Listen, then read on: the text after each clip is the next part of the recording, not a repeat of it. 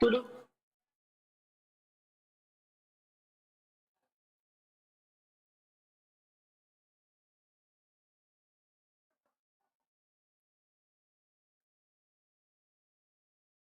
Hola, Tania, ¿cómo estás?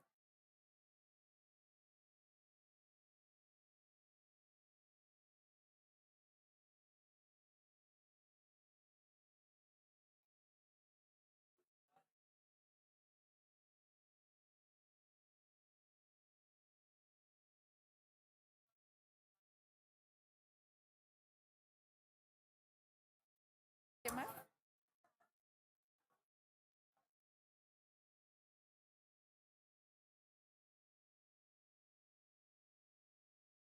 Les agradecemos a todos y todas ir tomando asiento. Please, everybody, take a seat. Take a seat, everybody. We thank you. If you please take a seat. Yo sí escucho que ya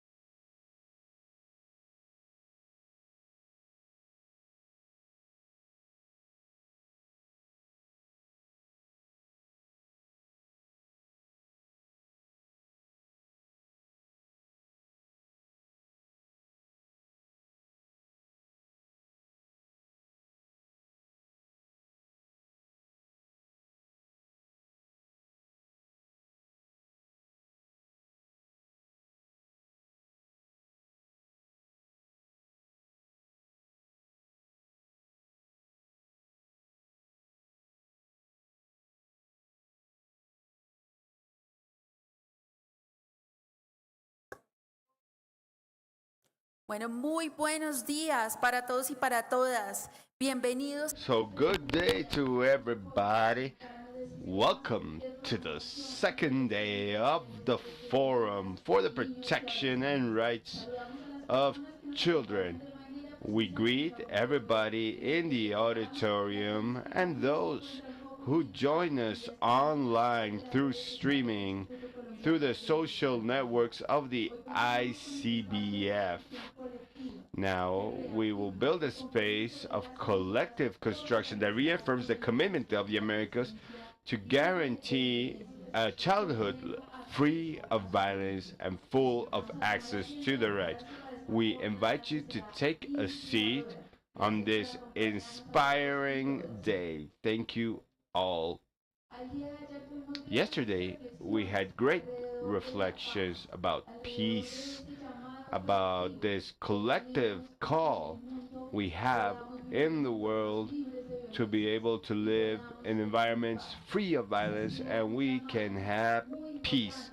This has been an important call. I would like to begin the second day thinking about a reflection of one of the children yesterday.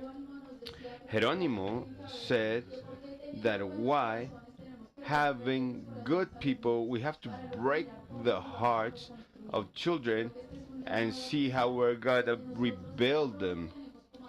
So we must think of our role as adults and local authorities to think, why do we have to get to that point of breaking hearts to see how we're gonna repair them? So with this reflection, I want to begin today's panel with a forum dedicated to a crucial subject: protection against abuse. This forum would not be possible without the voices of children. So today we're going to dedicate a huge space to listen to them and evaluate those reflections, because they've had some spaces and generating important reflections on and the immediate need of investing in programs, the work with communities, and later the analysis of community work, that it has to happen and has to be built with children. In this forum today, to begin the second day, will be led by Camila, who is here with us in the main table, also as a panelist of different countries. Camila is from El Salvador. Welcome, El Salvador. Also from different countries, we will have Alexander from Costa Rica. We also have Rawan from Brazil. He will accompany us through the transmission. We will have Facundo, 16 years old, from Uruguay. Who else? Valerie from Mexico. And before beginning this space, I also want to introduce you Karen Chapuzay, UNICEF representative for Colombia. Welcome, Tanya. Please give us some welcome words before beginning.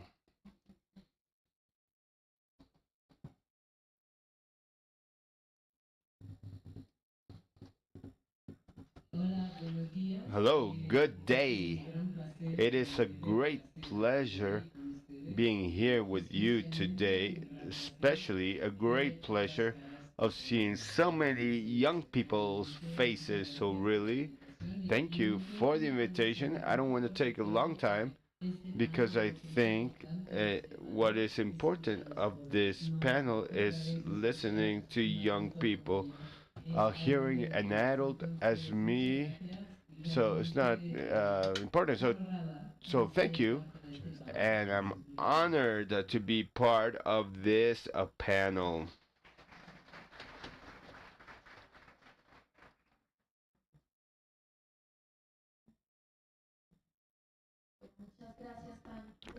Uh, Thank you, Tanya, for those words. I'm going to make some corrections because I'm going to correct. Valerie is not Colombian, she's Mexican. So thank you all, and please let's go ahead, Camila, with the moderation of this space.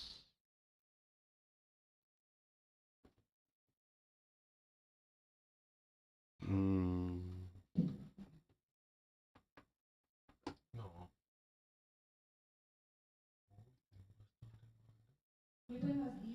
a good day,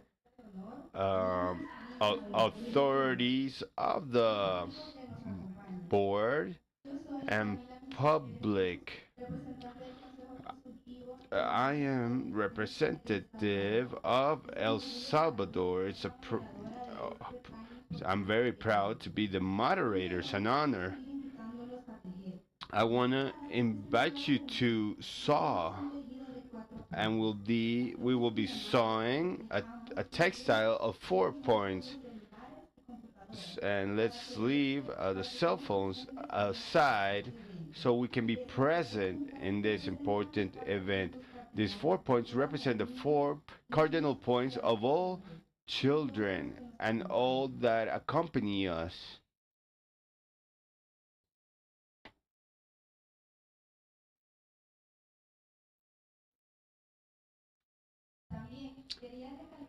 Also, I wanted to highlight that everything here was painted by children of first infancy.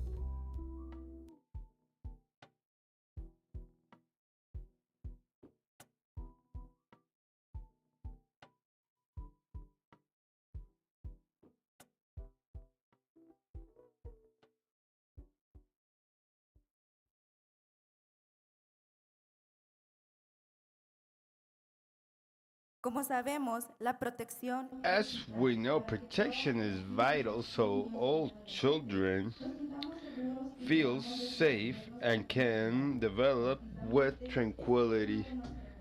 This subject that gathers us, and I want to begin presenting the panelists.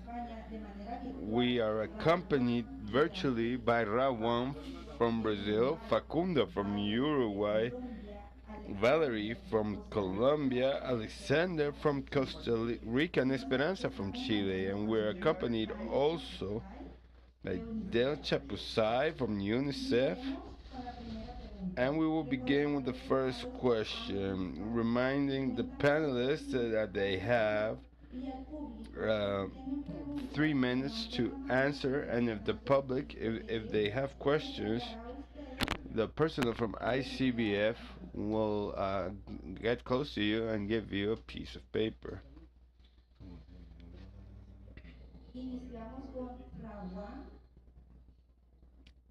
We will begin with Rawan.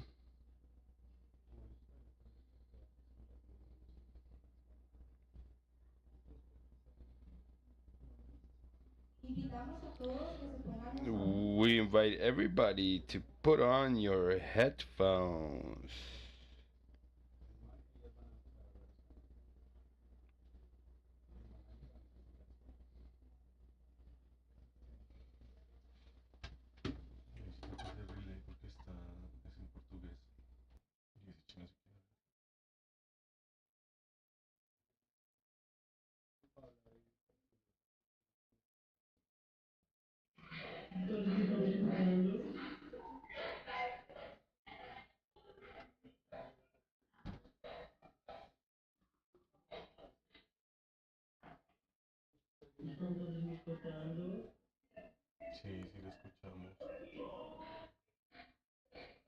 Rawa, tu pregunta dice así. Cuando hablas de sentirte protegido, ¿qué cosas en tu vida diaria te hacen sentir seguro y cuidado?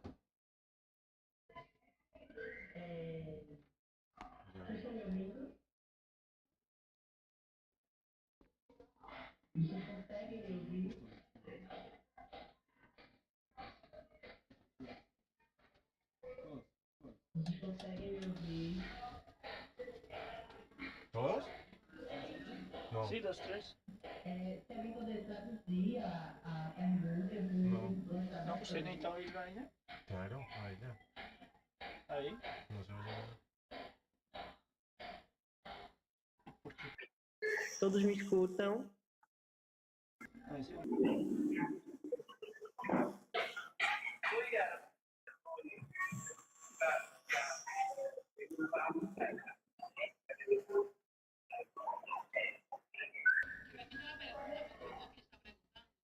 Ahorita, cuando hablas de sentirte protegido, When ¿qué you cosas talk en about tu feeling vida protected, diaria te what hacen things in sentir your life seguro y make you cuidado? feel safe and taken care of?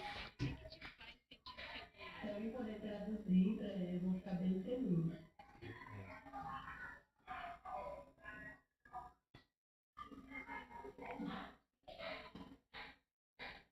No, esa no se botó,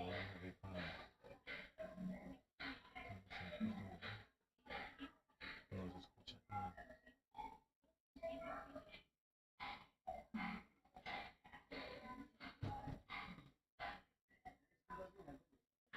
ok.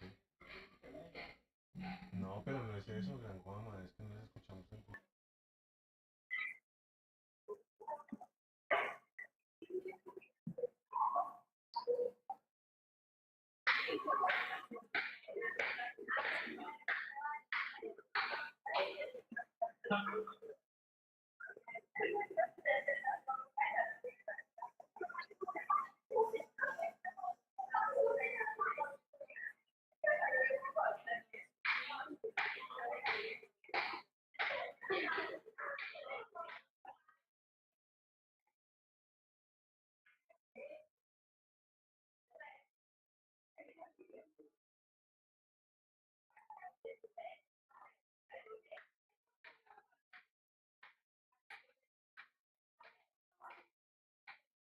Vamos a seguir con las preguntas en los que logramos comunicarnos con... We will continue with the questions. La pregunta es para The Facundo. question is for Facundo from Uruguay. When you talk about feeling protected, what things in your life make you feel safe and taken care of? Good day to all. Before answering, I wanted to take a minute to express the only words I have that are of gratefulness for this space, thanking the authorities, this beautiful country that opens us their door to participate in this marvelous meeting, and also the INAO Institute in Uruguay, that is a counterpart of ICBF in Uruguay. So thank you for making this possible. When we talk about feeling protected, and now I'm talking about adolescence and infancy of my dear country, I can see we're not talking about something abstract. For a lot of children, protection is felt when we know there's adults listening to us, when we go to schools at ease because we believe they are safe spaces, when we have good access to health and we're taken seriously. We felt taken care of when we can express ourselves without fear, when there is a trust to ask for help, and when the community gives us their hand to help us. If there's something I am certain of, is that the protection is built day to day. Every space where we can be ourselves, we are participating in a safe way. One of the other certainties I have is that its true protection is notable when all infancies can live without fear. Thank you very much. Okay, Facundo, thank you very much for your response. A very interesting answer. The protection is built day to day. Now we will continue with Rawan. Agora escuto. Você me escuta? Tá me escutando? Eu vou traduzir para você em português, tá bom? Presta atenção. Tá. Beleza. Ai, muito obrigada. Você tá emocionado? Fica tranquila, eu falo contigo. Quando você se fala em relação a estar protegido, que coisa na sua vida diária o que te faz sentir seguro e cuidado? Quando se refere à sua vida, né? Sim, sim. Antes de tudo, eu gostaria de agradecer. Primeiro eu gostaria de agradecer a Foro a Sara, a Leila, que estava com a gente nesse processo, né? E 70 adolescentes. Crianças, a quem eu saldo em nome de Camila Hernandes e Facundo e dizer que é bastante. It's an emotion to be here in this space. When we talk about feeling safe, I feel safe with my friends, with my family, with my circle of friends here in Brazil. According to national research, we say that 33% uh, is a population of children and adolescents that feel safe with their family. And I believe that with my family is the base to feel safe. We can be ourselves. We're comfortable being with friends. So when I feel safe with my friends. We talk a young language, and the sensation is inexplicable.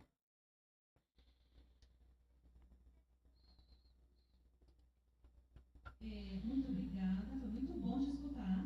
Obrigada pelo seu depoimento, tá bom? Aqui fizemos a tradução. Você... Obrigada.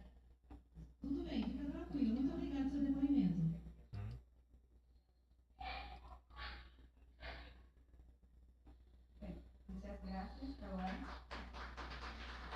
Thank you, Rowan.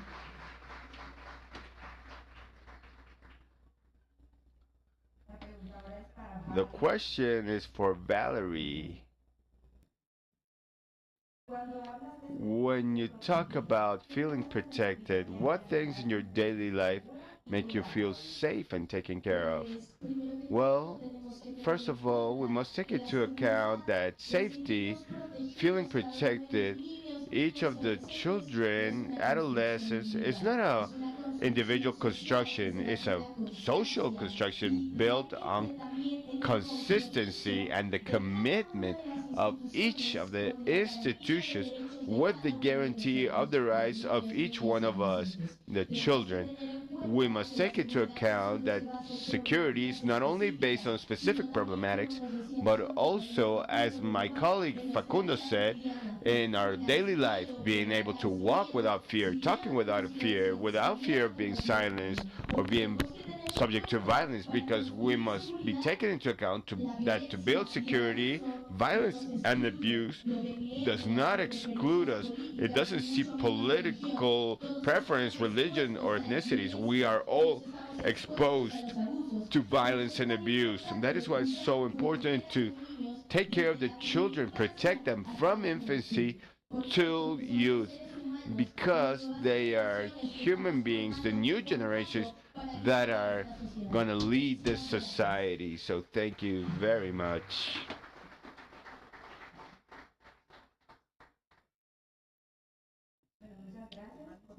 Thank you for your answer. Interesting. Now we go with Alexander from Costa Rica.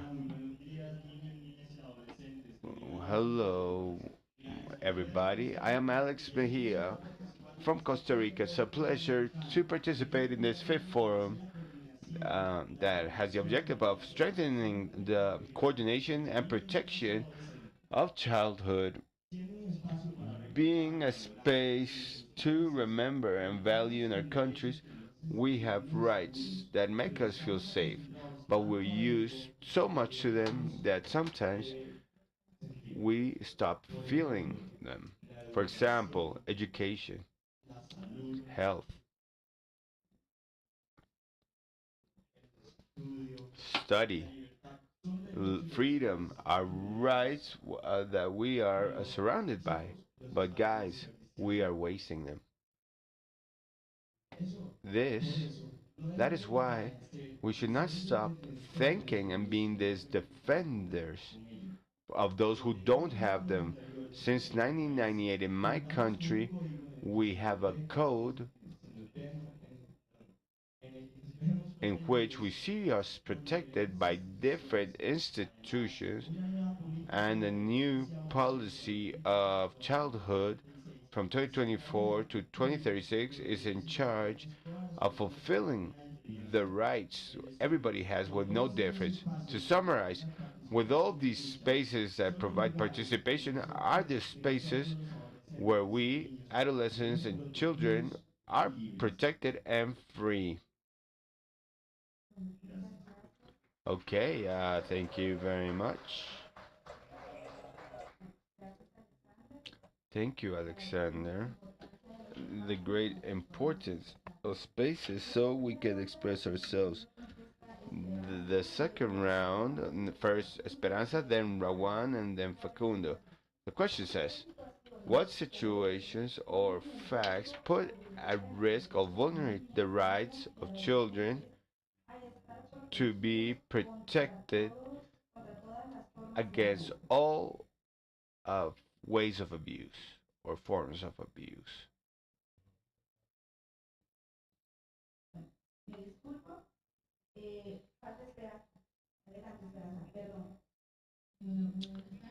Okay, good afternoon. First of all, thank you for giving me the opportunity to be here.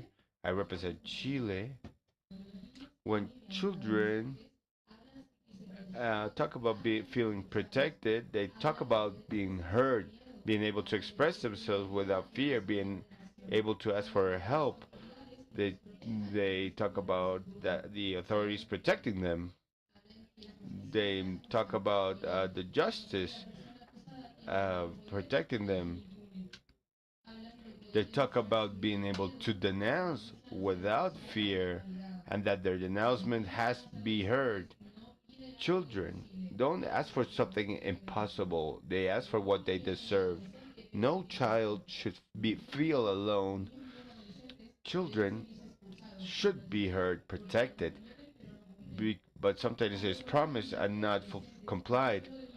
I'm talking for the children, not only of my country, but all these children that live without peace and are not heard, because children don't ask a favor, they ask for respect and protection of their rights. Thank you. Thank you, Esperanza. The importance of being heard, and a beautiful phrase. We ask what we deserve. Let's go for the second round. We have Esperanza, Rawan, Facundo, Valerie, and Alexander. The question is, what situations or events put at risk or vulnerate the right of children to be protected against all forms of abuse? Well, when the child is not heard, he's not only vulnerable, but he's also exposed to risk situations. When the child seeks help and doesn't find it, he's vulnerable. When a child needs help from authorities and they only minimize it, he's being vulnerable. When a child does not know his rights, he's vulnerable. When a child is vulnerable in such way that he feels not protected and goes through situations where a vulneration does not matter, when the pain is stronger than the will to ask for help. Because who will listen to me if I don't have a network and the authorities minimize it? I am alone. That is why it's important to listen, understand, and being there for children, because fear sometimes is greater than pain. Thank you very much.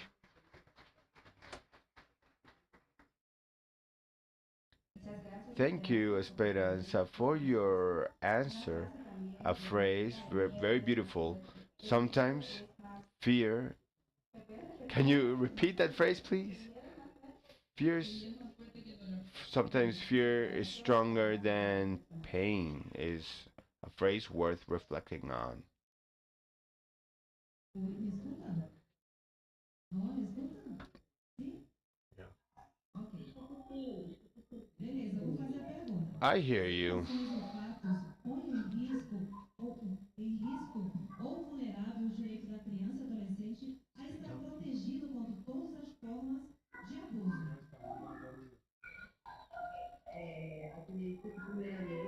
I think that first, when an adolescent suffers, be it sexually, psychologically, first, we validate the pain of the child. This is a way of vulnerating his rights.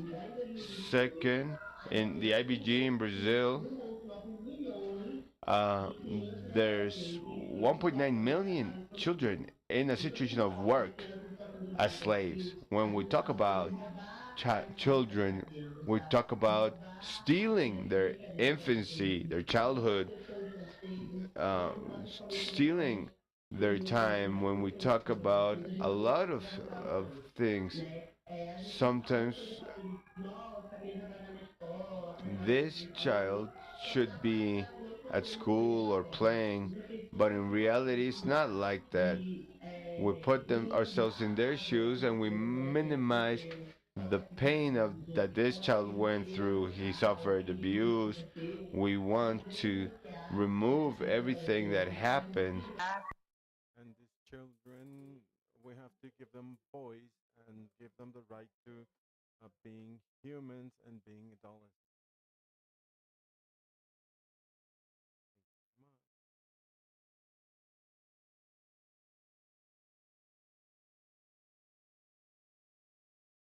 Again, one, thank you very much for your answer. And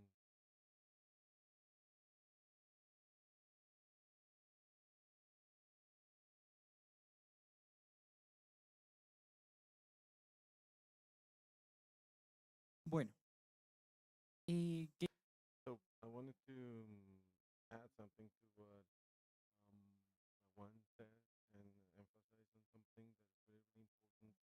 Most of the risks that we suffer during the early childhood and adolescence, we live them at home, places that should provide protection instead. But this family harassment and cyber harassment, I read about many numbers, and none of them out of 10 numbers, out of 10 cases, most of them take place at home. in their houses.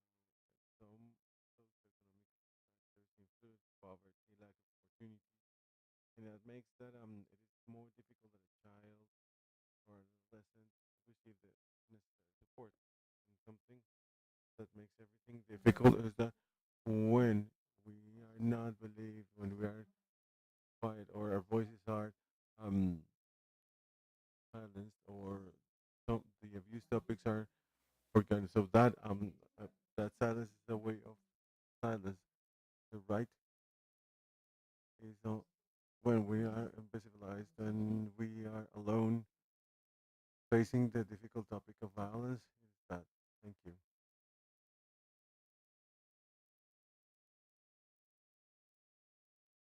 Okay, so when we talk about that, what are the risks for children and adolescents? We're talking about different problems, not only related to social, political situations or territorial situations.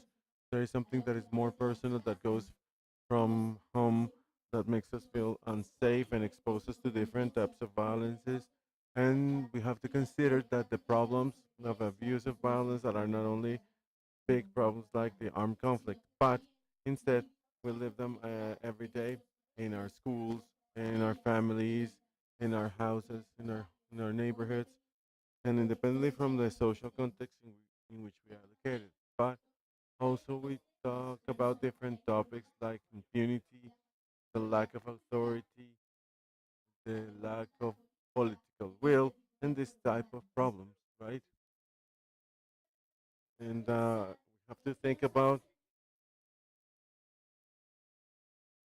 and we have to prevent these abuses, and we have to prevent these routes and how to prevent these cases of violence. And we have to consider that there are many children in different spaces in the world, mostly away from cities, in which they have different situations of violence, and they don't know how to manage this violence. They don't know who to talk to feel supported in this type within this type of violences, and they don't know how to identify this violence specifically because they don't know they are not aware of their rights as children. So that is why it's so important to promote prevention and routes so every child can access, can go, and can feel supported and safe, not only in a personal sense but also in a general sense, to help all of these children that suffer from violence. I think that it is important, and also based in the community of children, but also in the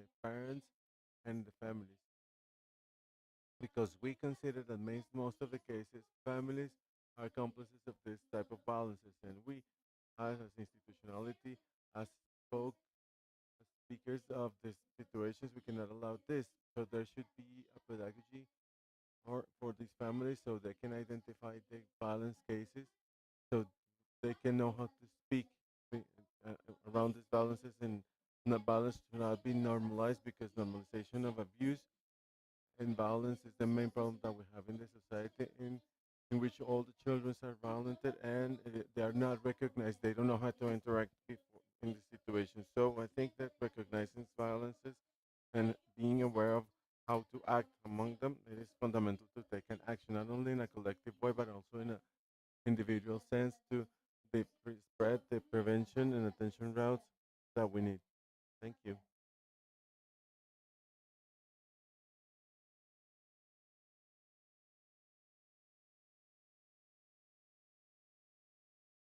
Thank you, Alex.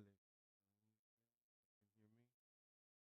Well, children and adolescents should identify where our rights are violated, because it could be from our homes, our education centers, or some other places in which we are in danger.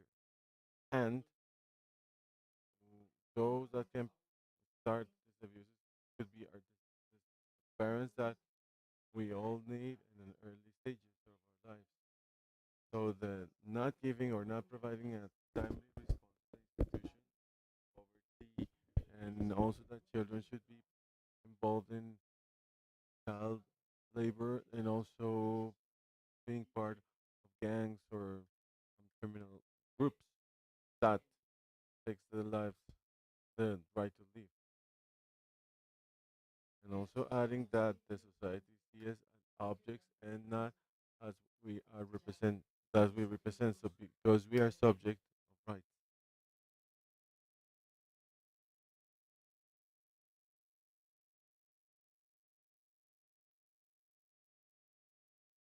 Thank you, everybody, for your responses. And it is really important to know how to prevent abuse and that we live in safe places. So it's also important to remind you, if you have any questions, you can raise your hands and someone from ICBF will take the question and take it to the panel. So the third round of questions is now. The order would be as follows. First, Valerie, then Alexander, then Rawan, then Esperanza, and finally Facundo. In their communities and territories, what actions institutions take or programs or persons that are part of the promotion system of children and adolescents to guarantee their rights to be protected in well, facing abuse. Well, mainly in my territory, we have different projects and programs like the participation boards, dream catchers, in which we can take part of them, and when the right to participation is recognized, because this right allows us to um, know ourselves as a society, as children and adolescents. The right to participation is deeper because the voice of every child and adolescent is not away from the social construction. It is the first step in which we have to start to build peace, because it allows to find a way experiences and problems, and according to that, we can access to different proposals with public policies that can be a response to those emergencies and problems in different communities, in different territories, and different points. So think that participation mechanisms are something fundamental that is um, really useful in the city and in my territory. There's also the presence of a public authority that I acknowledge that should be strengthened more, and there should be a priority to children and adolescents from their early childhood up to their adolescence, to guarantee dignity from the start until the end. So I consider that the participation mechanism is something fundamental and something that we shouldn't um, forget about as a society, as an institution, of course. Thank you.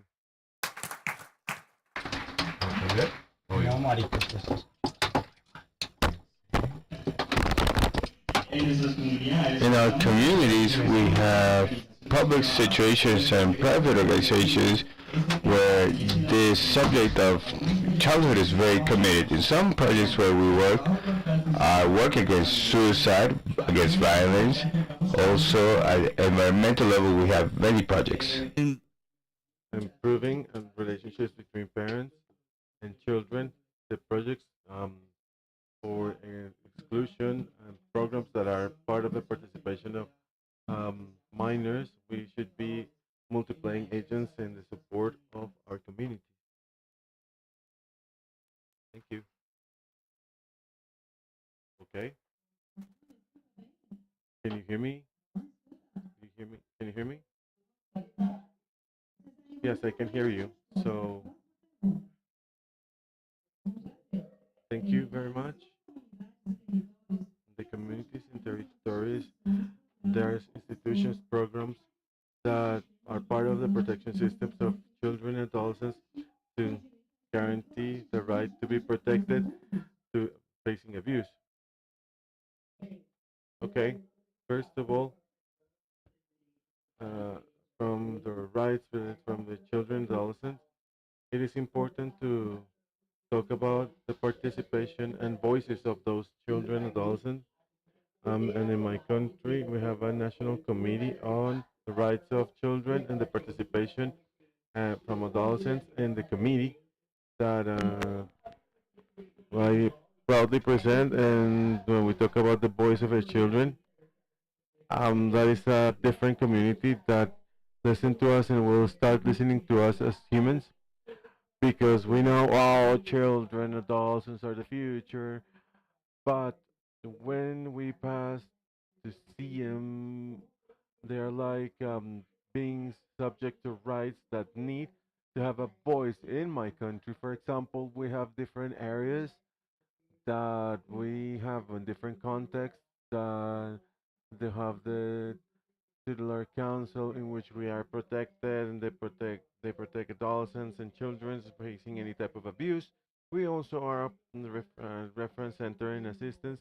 We have programs of the government from the federal government and that allows us to provide education, and also we have national campaigns, and mm, we also have campaigns against sexual abuse, also laws that forbid the aggression towards adolescents.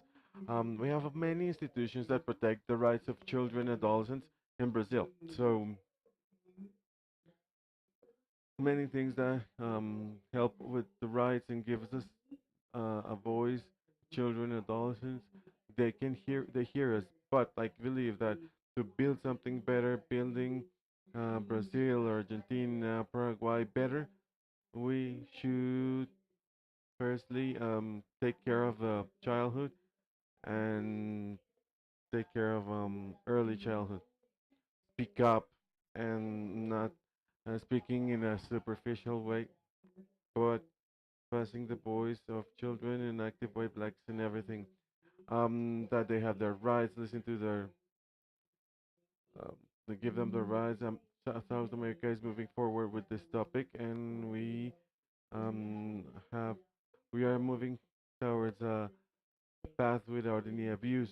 So when these children have voice, when we um, help the children to get to their rights, they will be subject to rights, and we will have a better world. Thank you very much.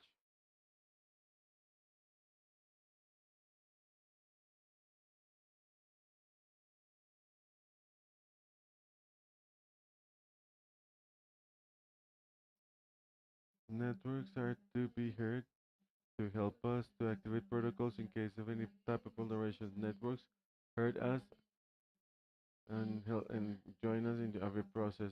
They will help you and to give you tools to grow. It, despite that the pain is not going away, they help us to face that pain. And even if it's difficult to heal with help, with listening, it is better.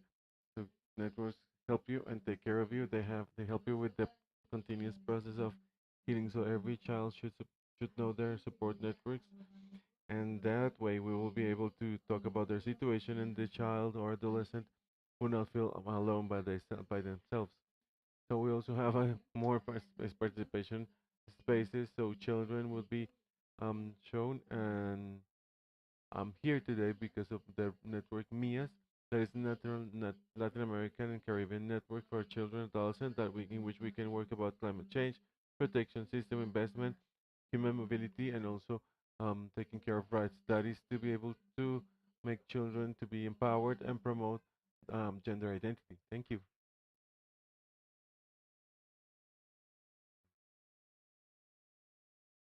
You.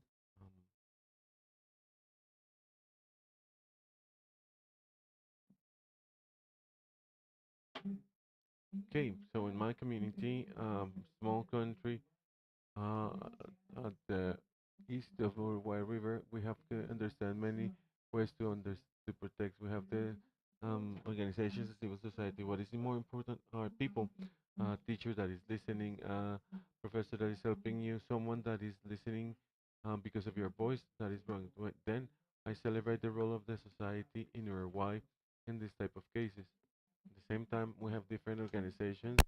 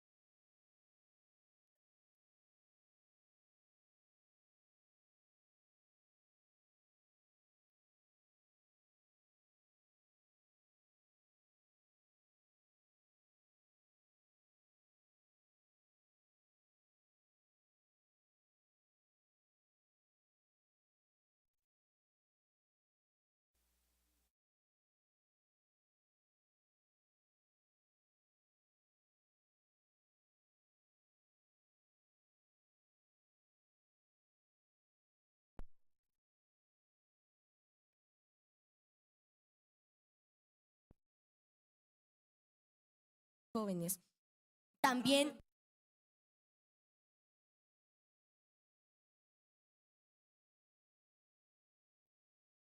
en pro de la garantía de los derechos, no solo hacer una rendición de cuentas para estos proyectos, sino que es fundamental la constancia de estos proyectos. Que se haga un ¿Ya? seguimiento para que Ok. se pueda comprobar el Hola. cumplimiento.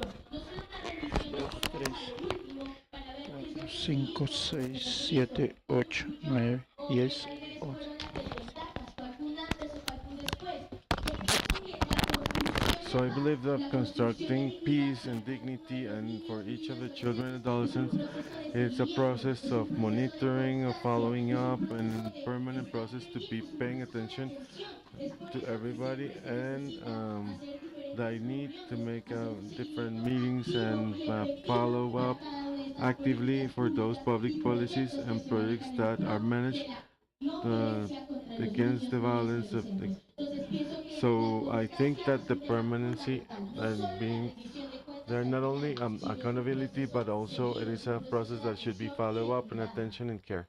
Y pues And well, básicamente basically, que se that fortalezca they should las be strengthened. The instituciones institution should be strengthened gubernamentales y at a nacionales para los governmental niños, level for niñas y children and adolescentes. Que adolescents. haya muchas más So there should reuniones, be que more se meetings incrementen las than cifras y more than también paying tenemos attention que to tener en numbers, cuenta and we que should los casos de consider that abusos y abuse cases violencia and violence están cases perpetuando la are problemática de salud promoting mental, the que no solo es un problems of problema de mental uno health. It's o not a dos niños y problem of one adolescentes, or two es un children. problema It's a global que nos global ha afectado problem todos. that Tenemos affected que us in seguir topics related to construyendo suicide niñas y jóvenes for que children and están adolescents. deseando. Es una They are cadena que killing desea themselves. que They are combatamos la violencia y el abuso psicológico, because we donde find actualmente no abuse se da de and manera psychological fija, abuse that pero is el not only feminicidio y los physical porcentajes but del suicidio mentally as actual well, but the es el percentages are resultado the de que result no hemos puesto of we haven't atención al paid abuso attention y a to la abuse violencia and psicológica que se está psychological violence presentando that en los we colegios, have en las in familias, en los schools, contextos in sociales. Y esto es contexts, and also it is responsabilidad the de las responsibility of instituciones, del institutions, Estado, the por la state, falta de compromiso, and the por la lack of atención, commitment, and por what is the oportunidades. attention and ¿Qué hemos care hecho that por mejorar esta we take situación? for Es una to improve pregunta the que las situation. instituciones, And el that is a Estado question that the y cada institutions, the representante state, and every debe hacerse representative should cargo en pro de ask construir themselves y to cambiar esta build situación, and porque change esto the no es situation, because una this is not problemática que se a debe problem that should be solucionar a largo fixed at a plazo, long term. It debemos should be fixed solucionarlo de inmediato, right porque now, las leyes, because los derechos laws, no se rights quedan en un papel, are no not se in the quedan en paper, un are not in a mandato, se debe mandate. actuar, We es un have to act. It compromiso, is a es una commitment. acción, It's an y action por that should eso be también taken, se deben and hacer that los is planes why de acción action de manera plans inmediata, should be no a taken largo care of plazo, right now, not on a porque long las term, because soluciones the que solutions that necesitamos we los need niños, now niñas y adolescentes hoy en día son are inmediatas. immediate. Es la So that generación is que the está creciendo, regeneration que that va a we're liderar esta living sociedad. Es por eso to que es lead tan this society. fundamental este tema. That Los is why niños, this niñas topic y is so adolescentes important. no Children and somos adolescents segundo plano, are not somos the primer second plano thing. en We are. It construcción is the social first y la topic dignidad in para cada uno de construction for nosotros. everybody and dignity Muchísimas for everyone. gracias. Ah, ok. Hola, hola, hola, hola. 1, 2, 3, 4. ¿Listo? Bien. Algo seguido. ¿Más seguido? Seguro.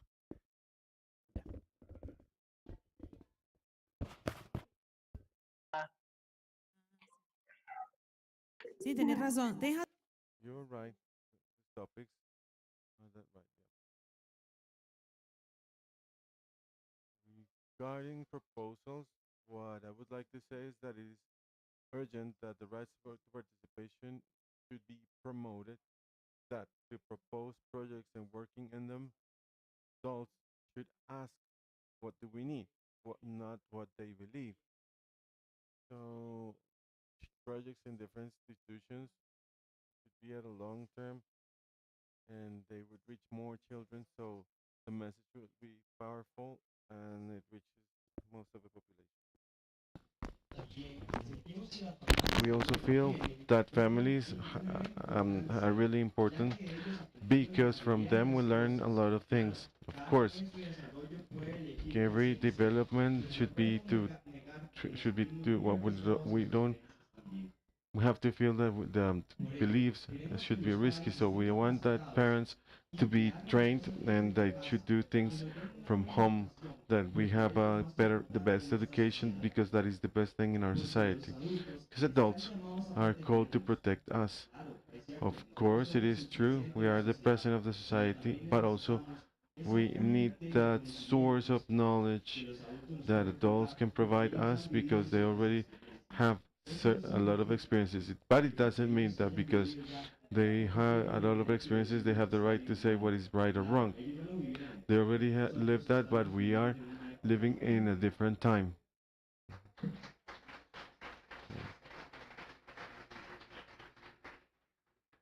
Agora sim. Preparado? Are we ready now? Prepared? Yes?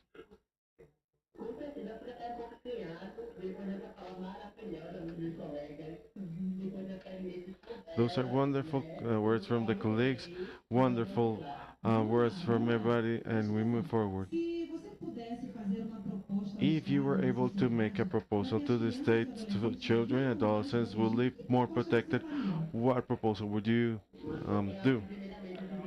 First of all, and before everything, I will give voice to adolescents and start recognizing them as present, as citizens, subjects to rights that have a voice. And when we talk about that, it will be better for children and adolescents to.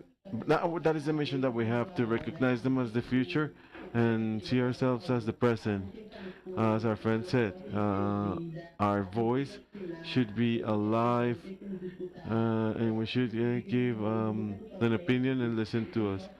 We live in a self-centered world, and since we have that voice, it is the start of a great path to remove concepts that were rooted in there. When we give a voice to our ideas, everything changes. The politics changes, and we recognize that everything that is happening. And in the end, when South America will start looking at children and adolescents as being subject to rights, that we can provide an opinion, that we can make plans and we can give our opinion.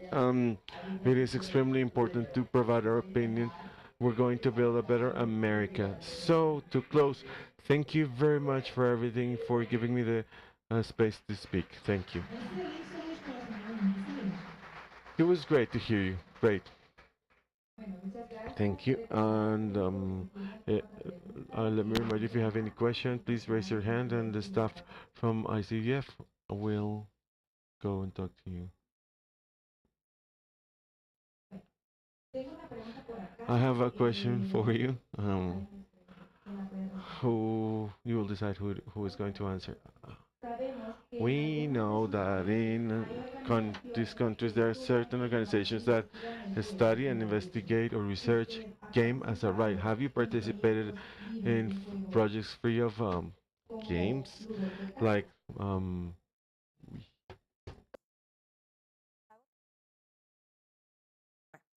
Sabemos que en algunos de sus países we know that in our countries there are organizations that study and investigate the games or as a right. Have you participated in games like in playrooms? Sim, claro, eu vou traduzir para Sure. você. Sabemos que em alguns, presta atenção, sabemos que em alguns de seus países há organizações que estudam e investigam o jogo como um direito. E se você já participou de algum projeto livre de jogos como ludotecas? In fact, I did. There is a perfect project that we have, and that is the right plan for human rights for children and adolescents, and where we update our state when we talk about the rights of adolescents, and we talk about that way in a playful, better way in which children and adolescents can play, and we can take this vision so every age can contribute through playing. So we have to face the dragon and make proposals so we can improve, and those children analyze the problems and how they contribute to improve that, and moving forward together. And we work with this document in which we deliver, and we are going to share in the national conferences the results of this project and this game and the lessons. And when we talk about the participation of children, we can prioritize adolescents. But when we talk about children, it is a little bit difficult and different. But when we talk about a dynamic way or in a kind way, children participate more. So they want to participate because it is a language that they understand in the right way. So we say, wow, this is something for children. We are playing with children. That is great. So after that, you can try to find plans to teach games, and you can participate on that on internet. So you can take a look on how this project would work. That is wonderful, marvelous, and I invite everybody to be aware of this game that has a live language for adolescents.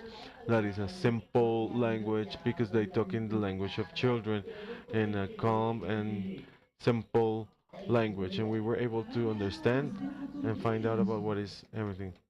You have a brilliant future. Congratulations. Thank you.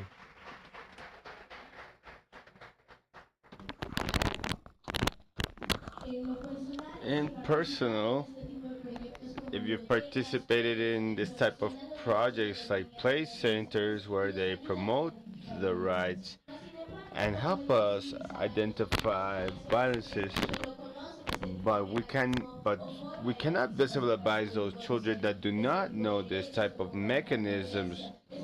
That is why that I'm saying that these processes or mechanisms are friendly with youth because they are not boring. That is why we should keep strengthening, and because if we want to build peace, we should not be a conformist society. We should get to the most or deepest parts of society so every experience is told and we can build this peace that we need so much.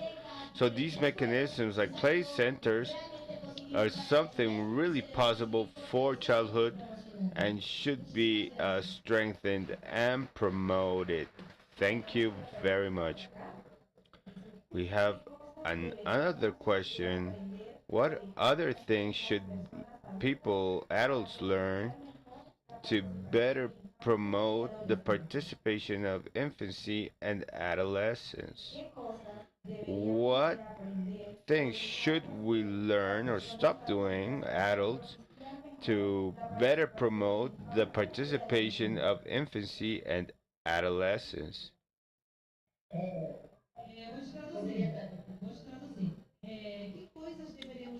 What things should we stop doing or unlearning as adults to better include the participation of infancy and adolescence?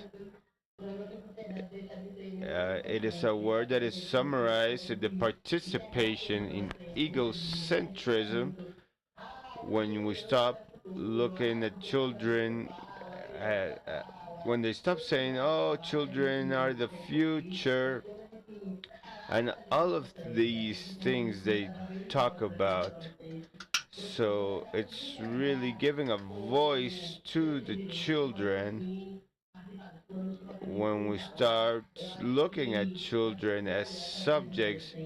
It's going to be a much better world when our voices are truly heard. Thank you very much.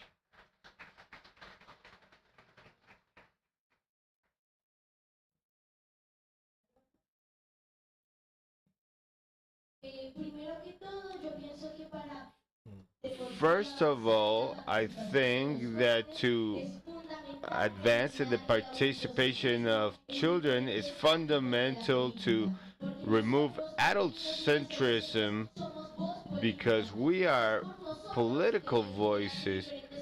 It's because of us that we should have different policies and different proposals in the uh, development plan.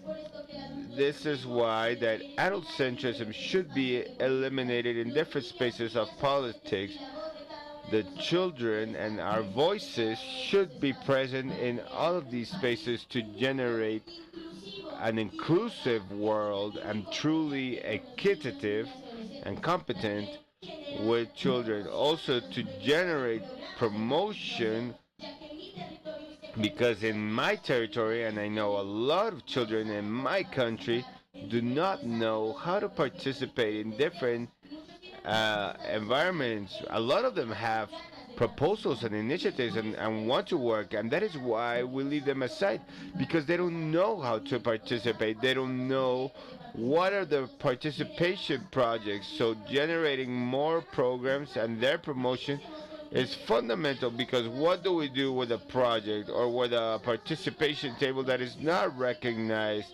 We need that each child knows about these programs to guarantee their voices. Also, that the participation spaces are friendlier and more frequent. We know that the majority of these territories in Colombia, the participation, these tables happen 4 times a year. So we put our hand in our hearts.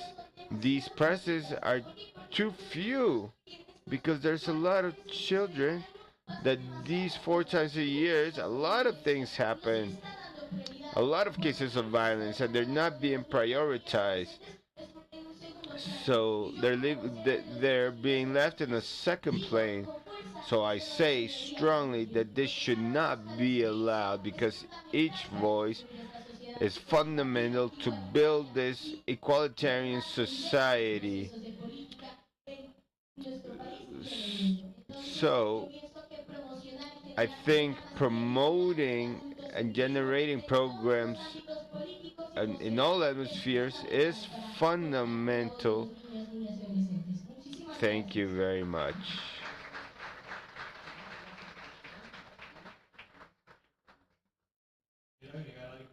I want to add something very brief.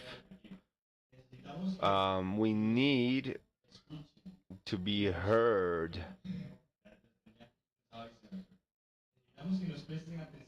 We need to have attention, because a lot of adults and they say, hey, we will listen to you, but this goes in one ear and leaves out the other. It's not the same listening and paying attention. So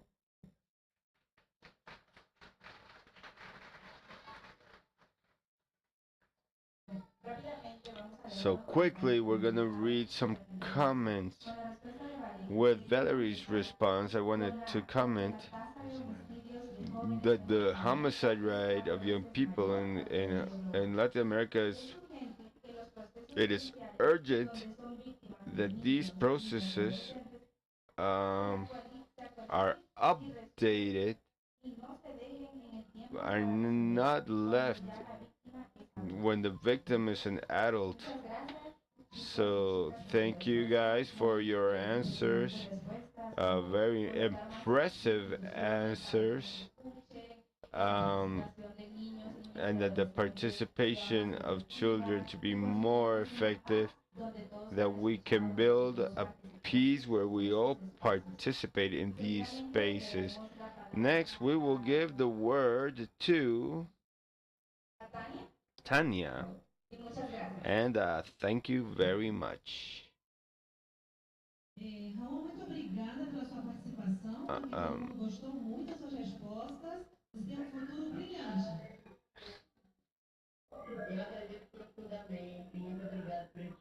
I thank you all for the space. And SIPPINNA, it's a space to listen that gives us a voice and lets us express everything. A very warm and Brazilian hug to all of you, and thank you to remember we cannot construct plans, so a big hug to all of you.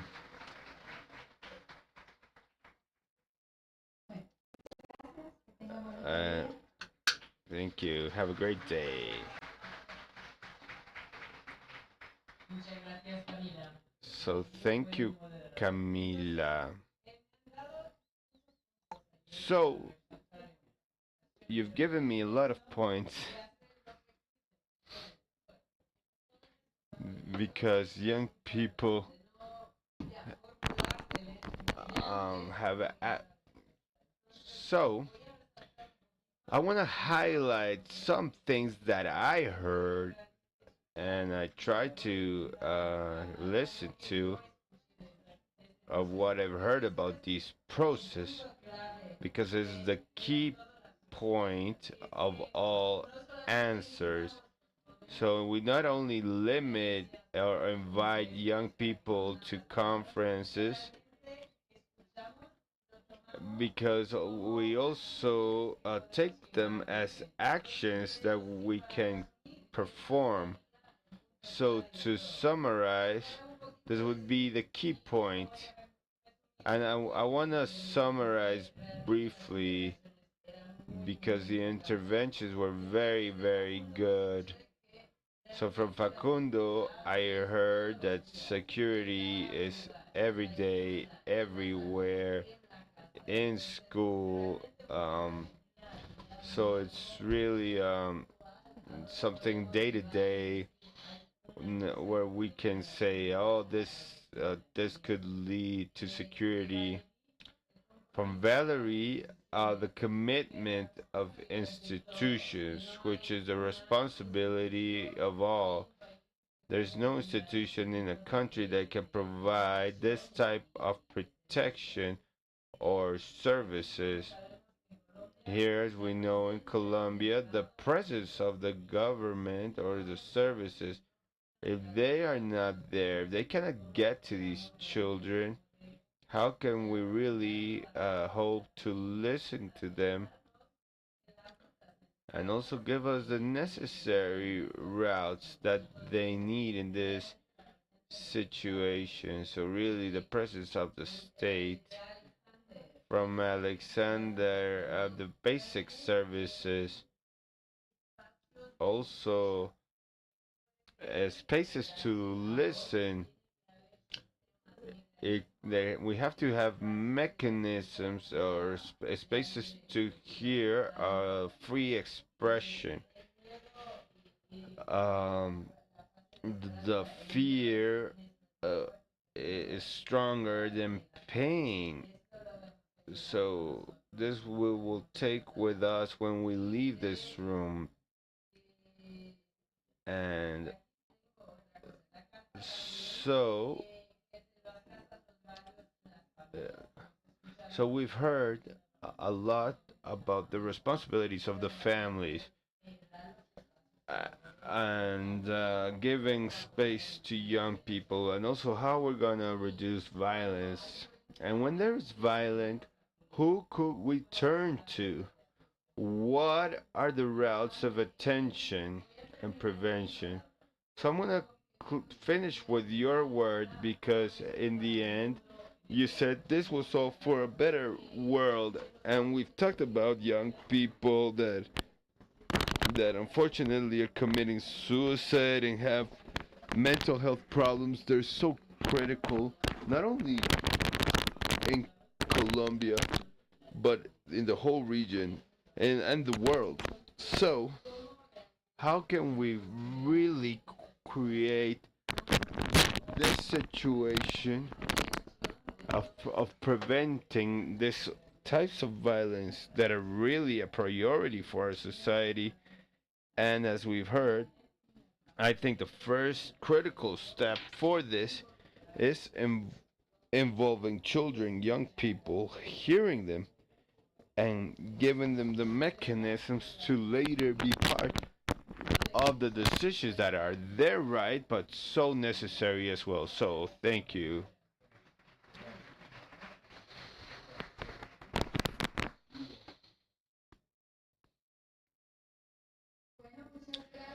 So, thank you, our panelists. Thank you, Camilo, for your excellent moderation. Thank you, Tanya, for that summary that gathers precisely what we wanted from this forum that is knowing what do children want regarding attention, regarding the programs. What are the main worries they have, and they have to work articulated manner. So show me those eyes. How are they going? Some are quite advanced, and I have an expert here. Valeria is going to show you how to do one of these.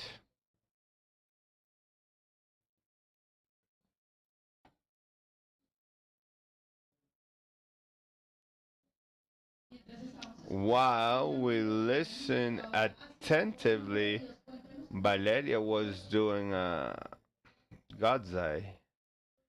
How do you do it? You have to put some strings and you put them to the other side. Everybody clear? That is precious. Why did we choose that? Because I like these colors, pink and purple. All of you learned? Let's see those.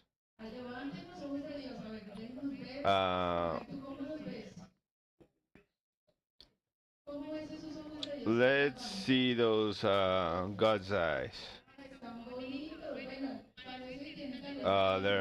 It seems they're talented. So thank you, Valeria, for this explanation. Please go ahead.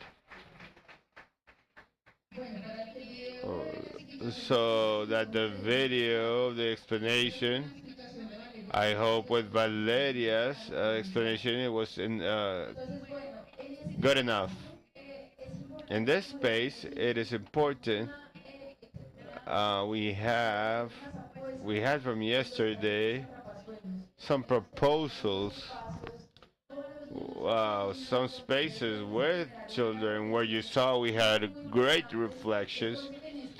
That is why we want to move from this space and we're going to go to those spaces. In one side, we're going to have the adolescents, and it's going to be facilitated by the Institute. On the other hand, we're going to have 3 Dreamcatcher spaces and the golf room, which is the Museum of Hope. So, in the Esmeralda one, to facilitate life.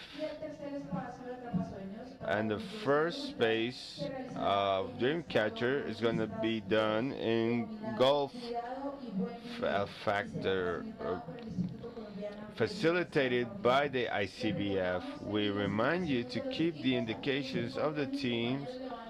Here are my colleagues who will guide you to these spaces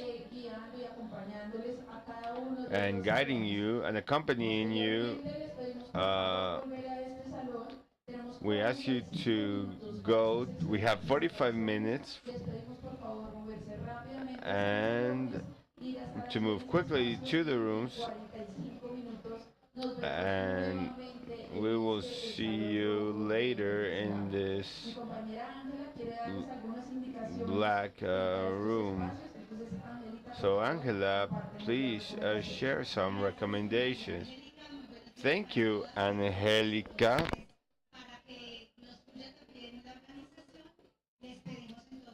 So we ask you that adults that want to participate in the Dreamcatcher space, please go with Carlos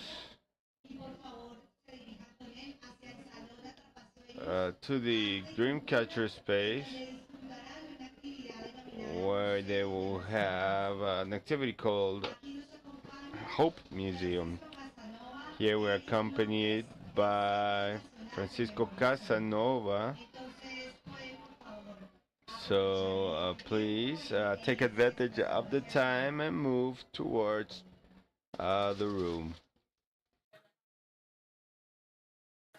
Hay otro salón atrapasueños. There's a room called Dreamcatcher. The activity is called Aware Body to Take Care of Life. So we thank you for your participation in this space. We're accompanied by Liliana, who's raising her hand. The adults.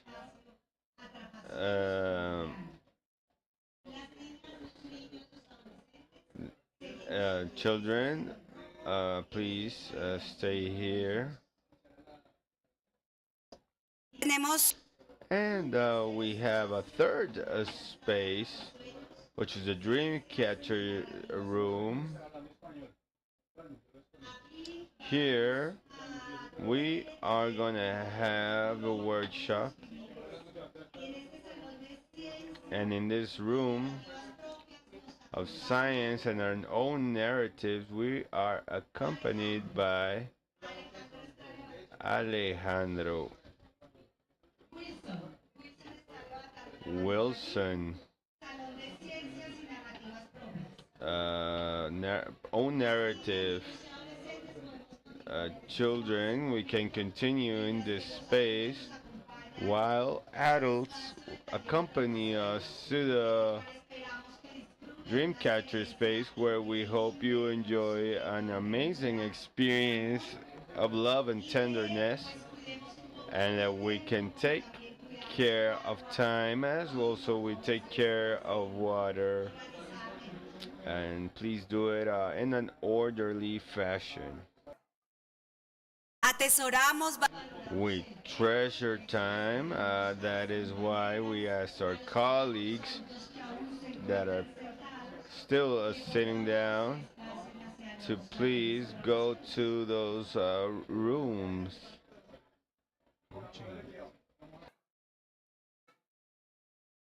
Luego de este espacio, after this space, we will continue and we'll have an intergenerational dialogue. So that is why we ask you your support and solidarity with the adults that are still sitting down to please go to those Dreamcatcher spaces.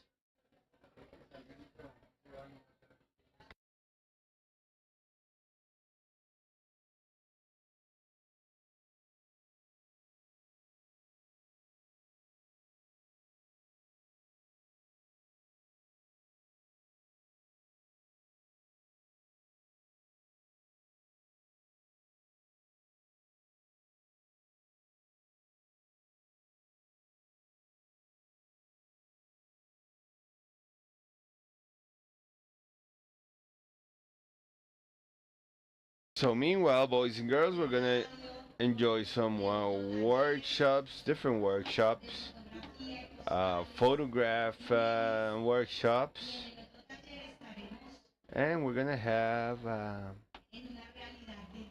virtual reality.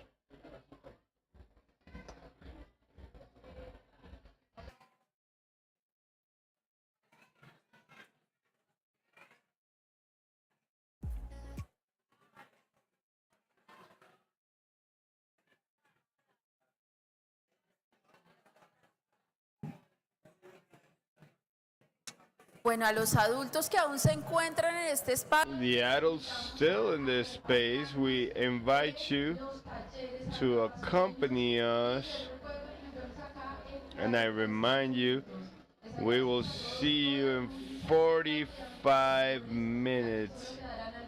So here we only have some children left with some, so thank you all. And we'll see you in 45 minutes.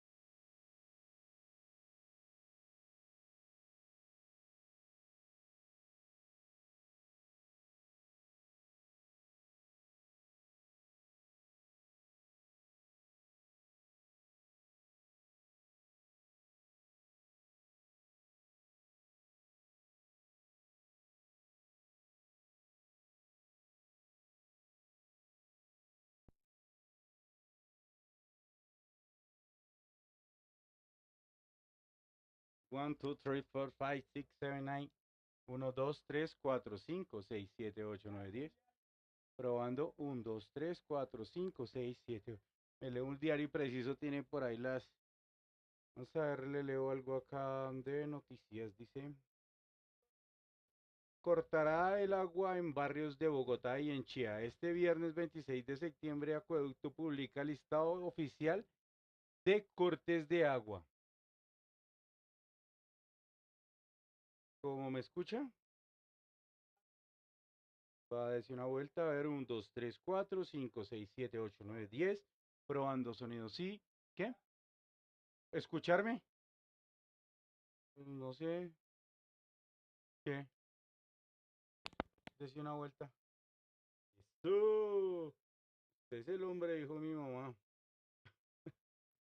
Cortarán el agua en barrios de Bogotá y Chía. Este viernes 26 de septiembre, Acueducto publica listado oficial de barrios que cortarán el agua.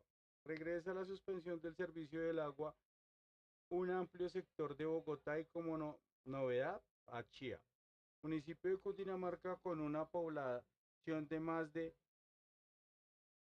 168.000 habitantes. Ya le marco el pupitre. 2, 3, 4, 5, 6, 7, 8, 9, 10. Viendo aquí, 1, 2, 3, 4, 5, 6, 7, 8, 9, 10. 2, 3, 4, 5, 6. Información importante, te informamos que nuestro sitio web utilizará cookies que recogen datos sobre la navegación, uso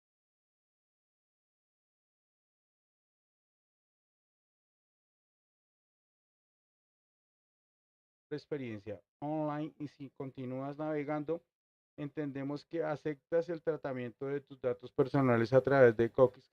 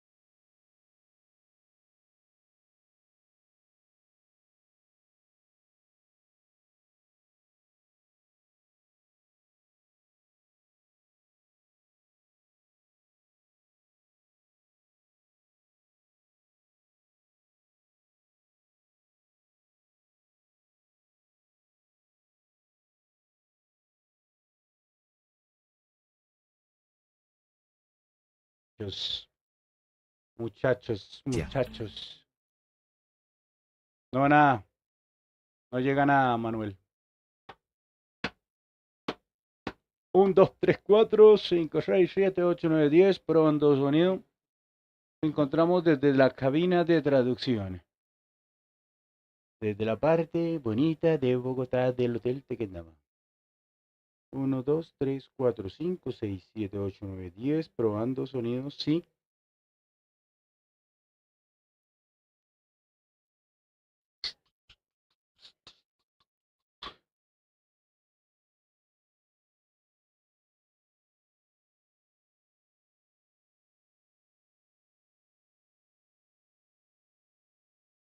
No los escucho.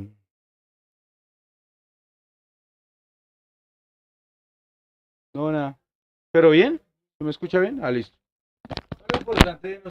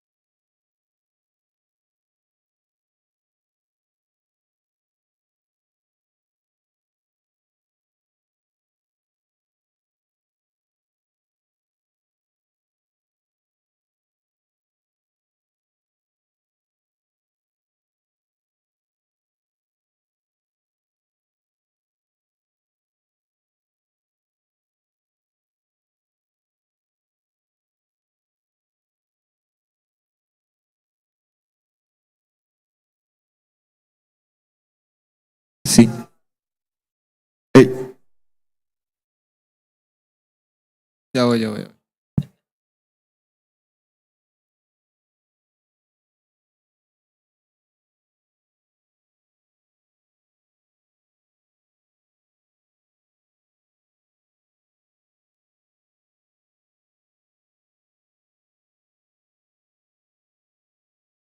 Bien.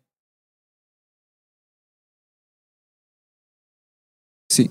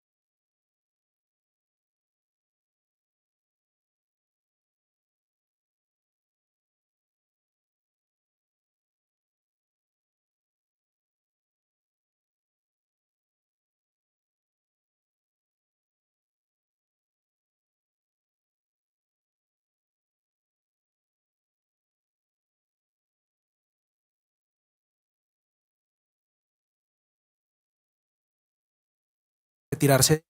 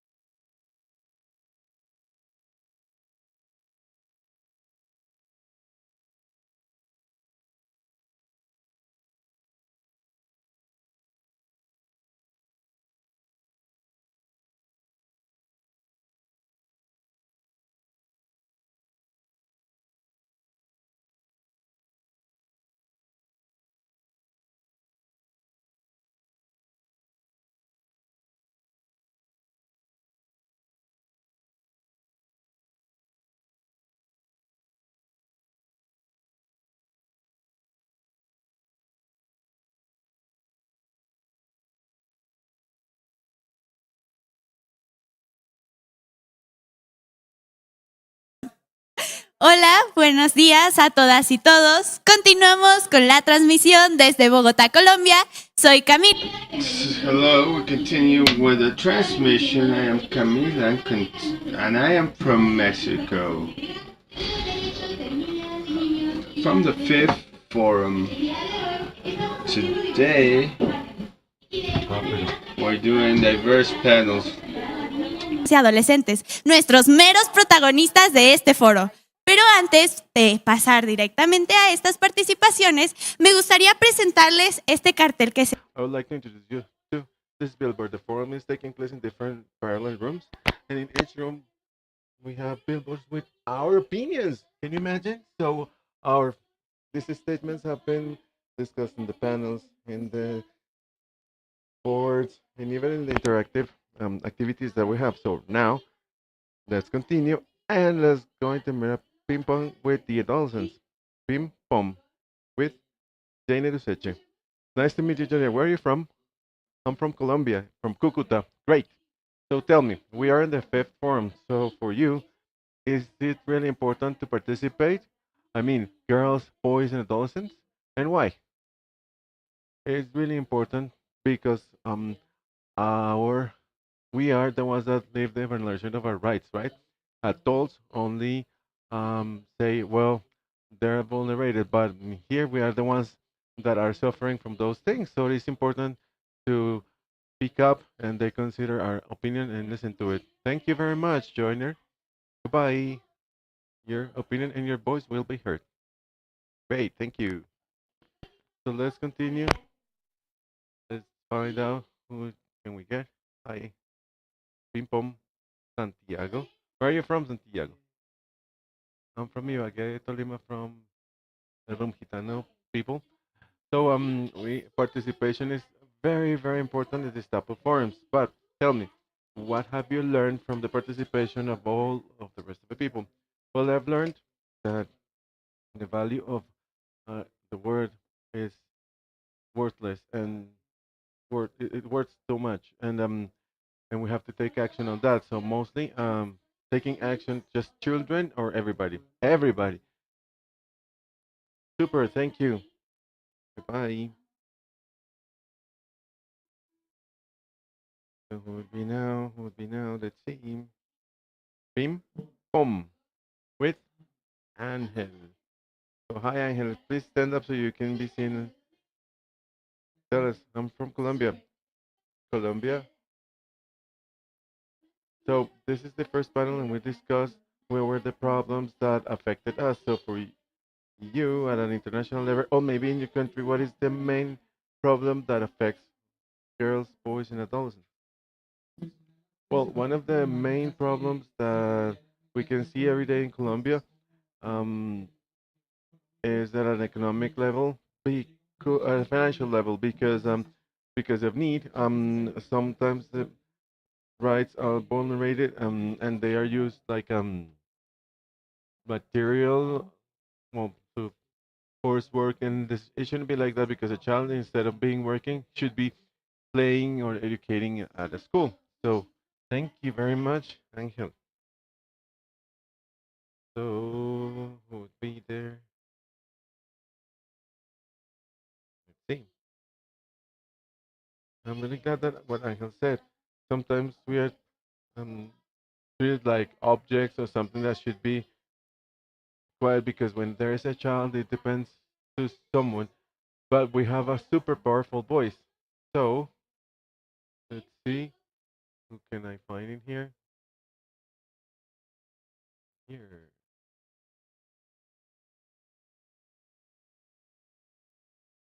Hi. Nice to meet you. Can we interview you? Pim Pom. Pom with? I was not here, sorry. What is your name? Tell me. Georgina Villalba. Where are you from? From El Salvador. Great. So in our first panel, and as we discussed before with other children, many problems that affected us. So at a national, at a regional level, or international level. So please tell me, what can the government do for these proposals that we have and these problems that we have? Lower down, the proposals will be complied with. Well, the first action would be listen. listen, children and childhood, and of course, giving them spaces to share their ideas, their lessons learned, their proposals. So the important thing is here to open these spaces of participation will allow them to be the main characters and also take part of the construction of their own lives and theirs and their history. Thank you very much. And now taking the advantage that you mentioned it, listening. This next question would be related to that. So Pim Pom with Cataleya. Where are you from, Cataleya? I'm from Colombia. Great. So we talked about many times about listening to the voices of girls, boys, and adolescents. But what is listening? Listening is paying attention to all of the things that children say and considering that and take actions on those things. And actions come from adults, yes, and come from adolescents as well, because we should take the first step and little by little move forward. So this could be an action that could that is big. Thank you very much, Cataleya. And many days that we have to take this step, because if we don't speak about what we suffer, who else will do it? So we'll continue with Pim Pom with Naya Gutierrez Pinzon. Where are you from? From Colombia. I mean, from Bogota, from the Colombian Welfare Institute. I like it. In Colombia, right? Ah, great. This is the main office. We are the host. This is great. So it is important. And thank you very much, because we felt really welcome and also listened to. We have a really important question for you. In this problematics, we talk about what governments can do, that we are not heard, and actions are not taken. But we as children can do something. What would you tell those children that think that they cannot speak up or they don't have that voice to do so? So, what would be your tips? So, adolescents and children of the continent, and if you can tell the rest of the world, participate and defend their rights. So, telling everybody in the American continent. There are subjects of rights that their voice is have a lot of it is precious, and they have better decisions and better words to say than us adults, and we need that strength, that capacity of to be a main character and transform these states and these governments, and being able to go back and make the practice in relation to the protection of children and adolescents and young people, so they will grow in a safe, loving, caring, and boosted. And this is our proposal, and we are present here. So it is important to have that. So following up on this question, ping pong with Kema, where are you from? From Mexico. I am here accompanying. So from Mexico, the country where I am. Well, great. So we talked about what the government's doing. So to help the children. So taking small actions, can we take big changes? Can you give us some examples? Of course. Let's say being with children with the positive raising, that is the best example that we can give nowadays. And we as children, what small or big actions can we take? Do you think we can achieve getting far in the future with your participation? It will be, you will give a lot to the world. So thank you very much. And this is absolutely important.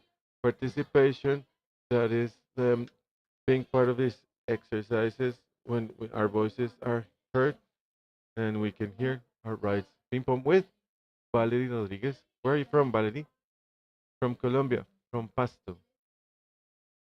She was one of the panelists in the initial forum of the second day. So tell me, from your perspective as a participant, you have a lot of experiences. So, what have you learned from others, and mostly, what was your experience that was the most impactful one that motivated you to continue defending childhood and adolescents to be heard? But by the way, she speaks in a really nice way. Well, in fact, I have a lot of experiences. Well, I think that all of them mean a lot for me, and every space give uh, children the inspiration and motivation and the strength to to take the voice of every child and adolescent to different spaces, because the most important thing is that we can provide the importance and all of the voices and experiences to be considered in the political decisions and different spaces in which we can act to guarantee the rights of children and adolescents. So now that you speak about politics, there is a term that is called justice. For you, what is the meaning of justice in terms of children and adolescents? Justice is actually the warranty and to recognize and assist children and adolescents that have different types of needs. And let's say an example of that, the different children that are victim of the armed conflict, that are victims and a violence and a problem that they are not responsible of, and they are not um, they cannot be blamed on that, and there should be a psychosocial reparation. And we should take care of the welfare from the early childhood up to the adolescence. Thank you, Valerie. Okay, so we invite everybody to enter the room and have a seat so we can start with the next part of the forum. So we will continue ping pong with Tari, Tarim. So tell me, where are you from? Which country? I'm from Colombia, specifically from the Department of Cauca. Great. So we, sorry for that. Um, we are talking about justice, and yesterday we talked about peace, but we also have a lot of questions. I know as children, what can we do when someone denies our right to participate? First of all, we have to report that, and if it is a person that is unknown to us, maybe we can report it to our mother or father.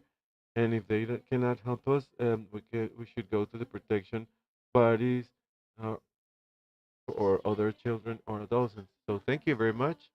We continue with hello, ping pong, pom with.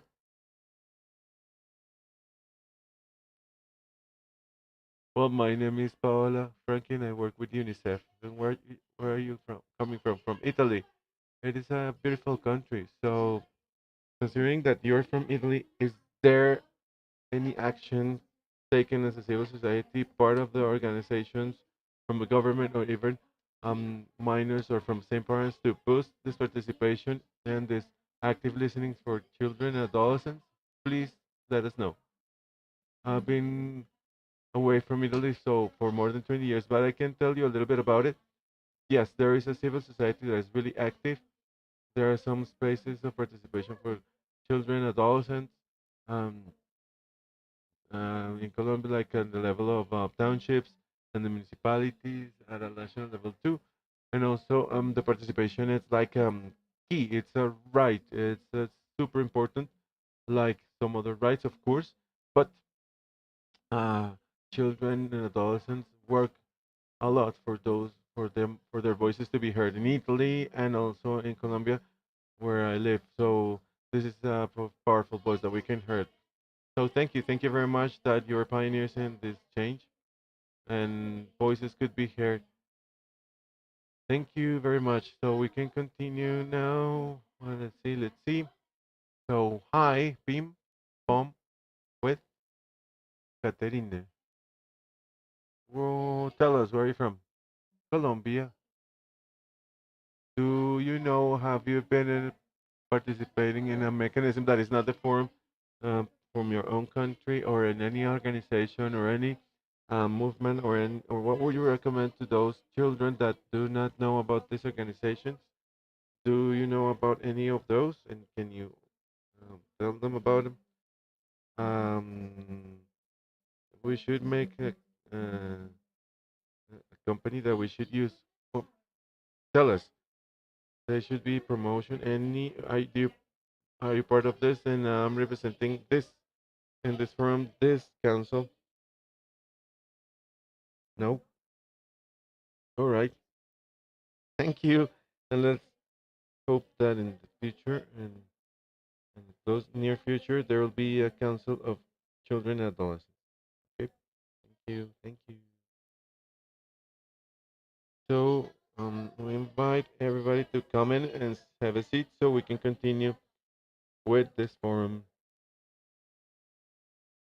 And here we first meeting from the fifth Interamericano Forum, and these are the opinions that we have from Bogota for the world.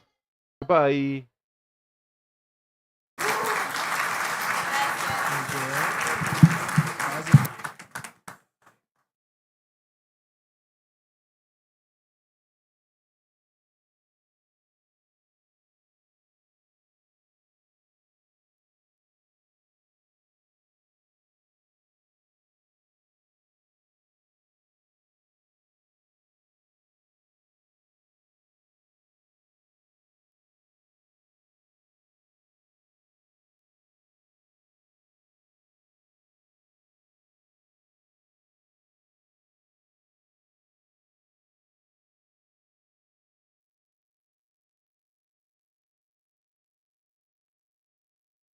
Le damos paso.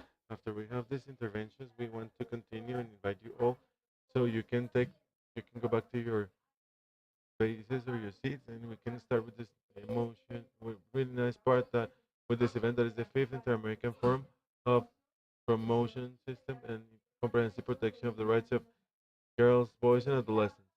We invite those that are still standing to find your seats, and we invite you to check where are the children and adolescents and find out their names, because we are going to have a different location. So, girls and boys that are in the auditorium will find your name and sit where you are designated. Please, and thank you very much, everybody. We are about to start.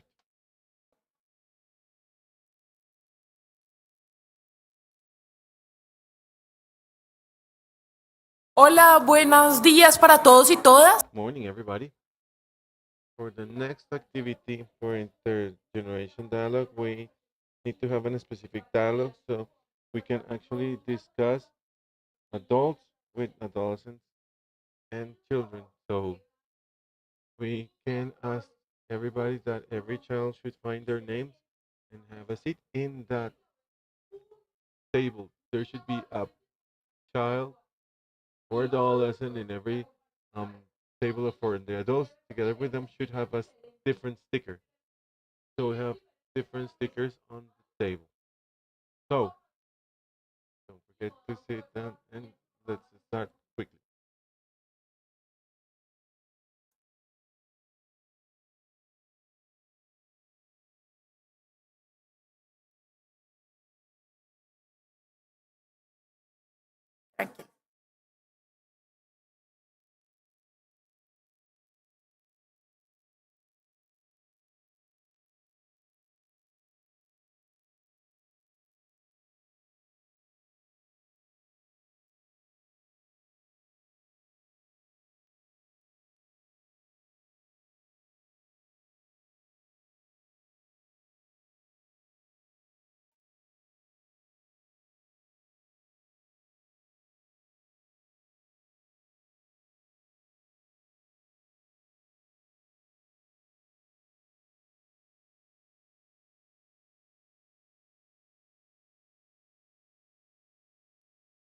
Bueno, mientras nos acabamos de acomodar.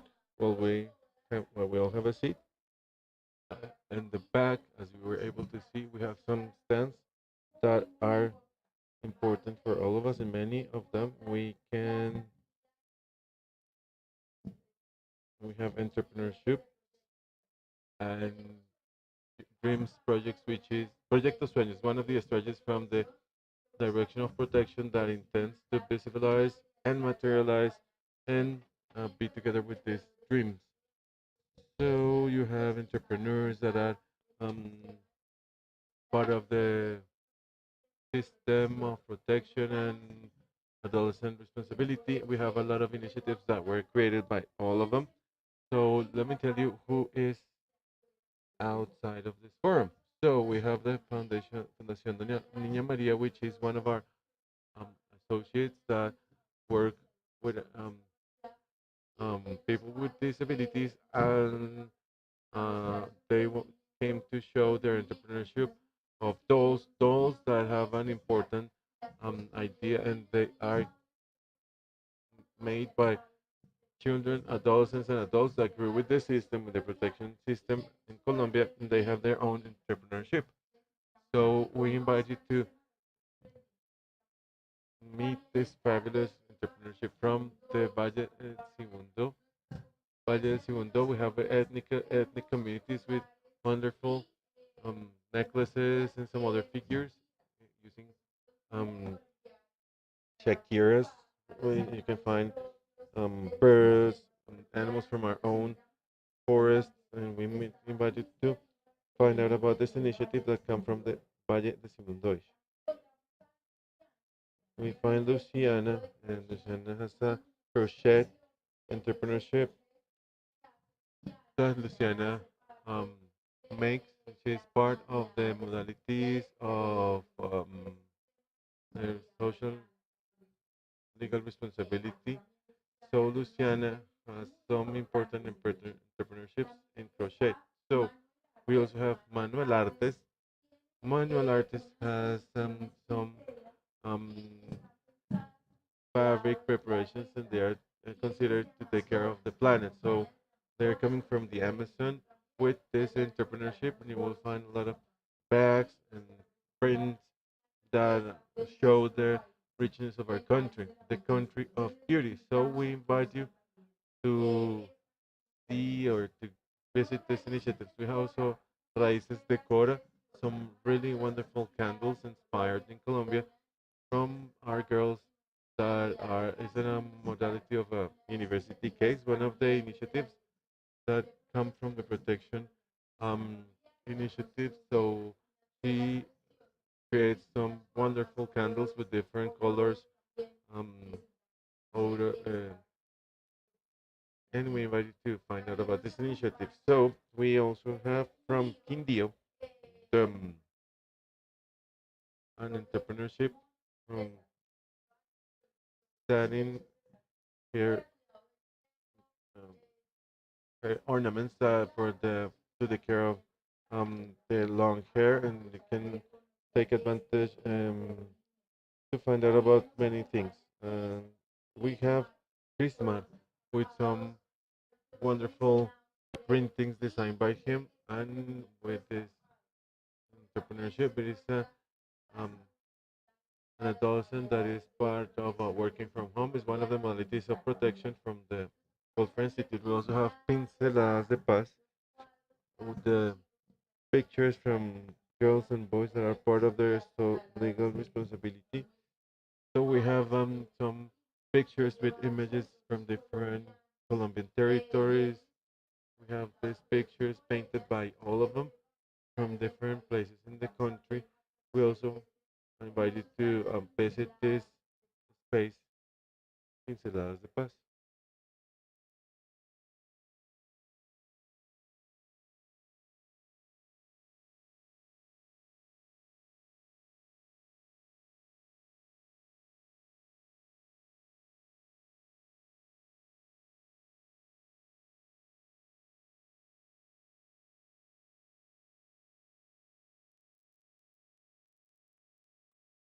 Bueno, se nos ha extraviado un equipo de traducción. Les pedimos a que si alguno lo tiene por ahí, lo ve por ahí, el código es A35.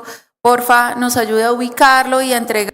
If you have found a translation device, don't forget to bring back the A35 translation device, please.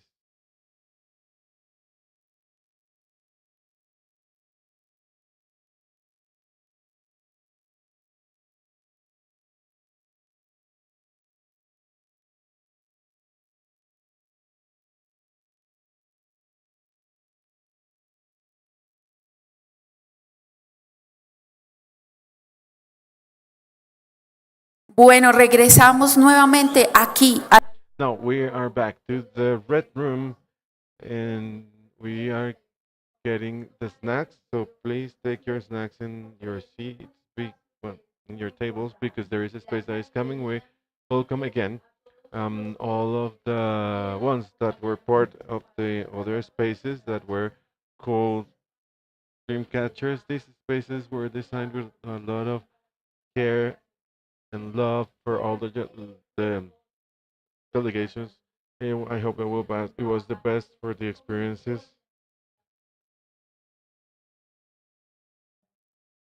So we hope that it has been a enriching place for everybody.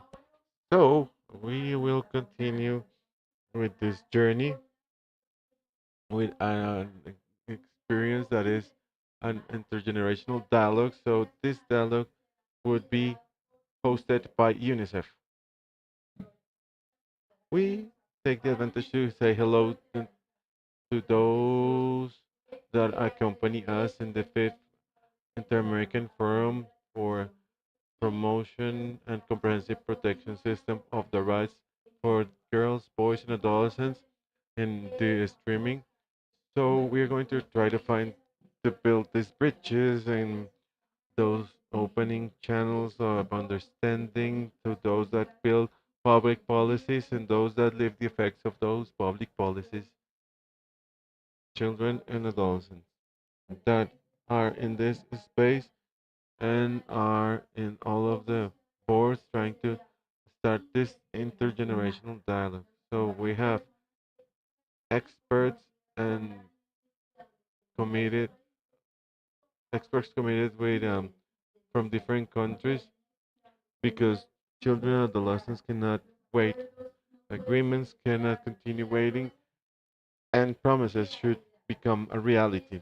In this space, in this moderation, we have Maria Camila Villar, official development official from participation from UNICEF.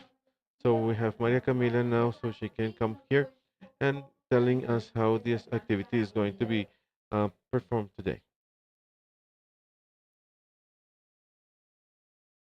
Thank you very much, and again, good morning, everybody. We have the honor to have arranged this space with the ICBF team, and so for it to work, being an intergenerational dialogue, we need the collaboration of everybody. We need that in every table that has 4 chairs, there should be a child, 4 adolescent, and 3 adults. So I'll ask you um, to have this arrangement in every table. Please do it quickly so we can start with the activity.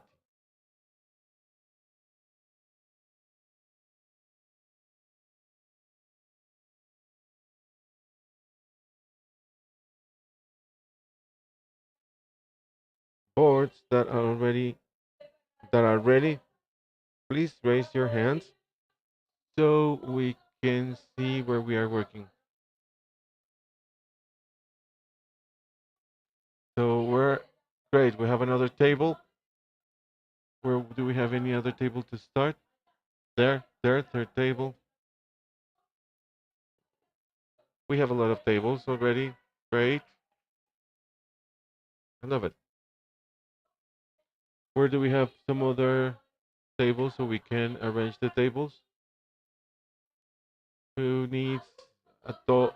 We need adults on that table. We have some other boards waiting for you. We have Facundo.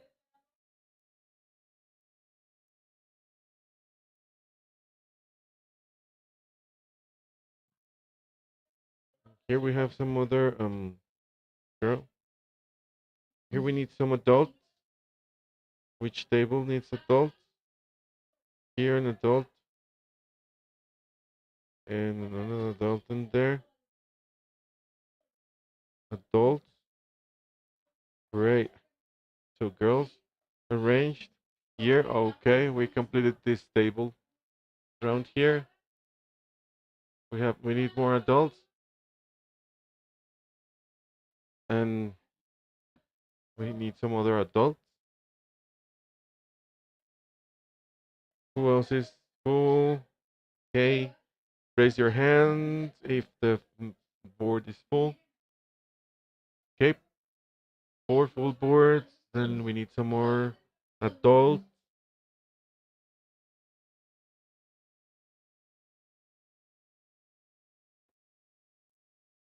Do we have some other girls?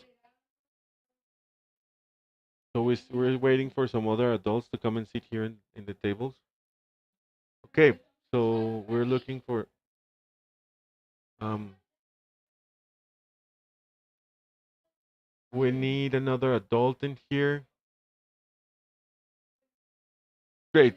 So we are complete. We are full. Some others that are already completing the task because it is full. Table here, adults, girls, boys, and adolescents.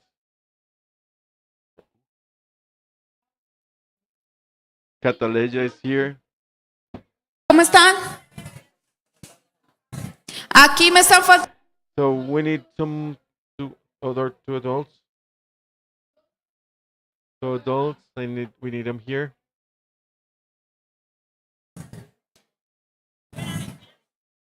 Aquí me están faltando 2 adultos. We need 2 more adults. Lucas.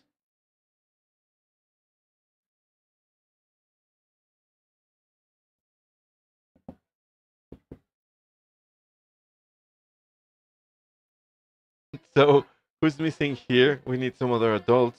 Great, another adult. Great, awesome. Who else is here? Around here, yeah.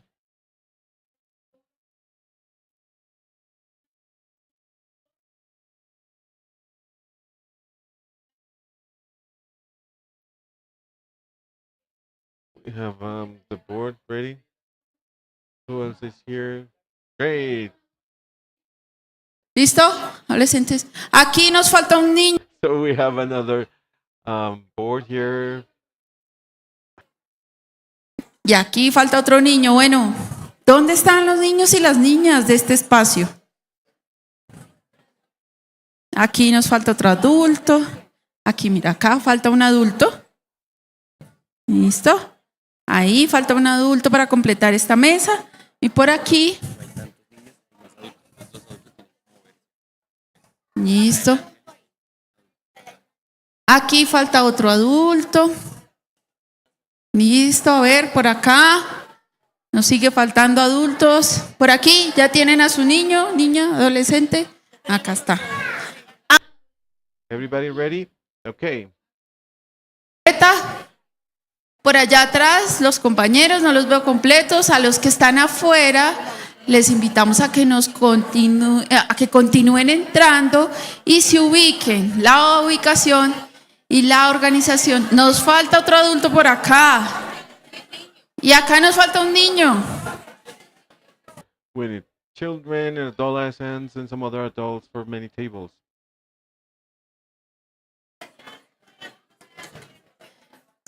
Los adultos que me hacen el favor y no se quieren mover, que se muevan para acá. ¿A qué adultos tengo que... I need to bring some other adults in here.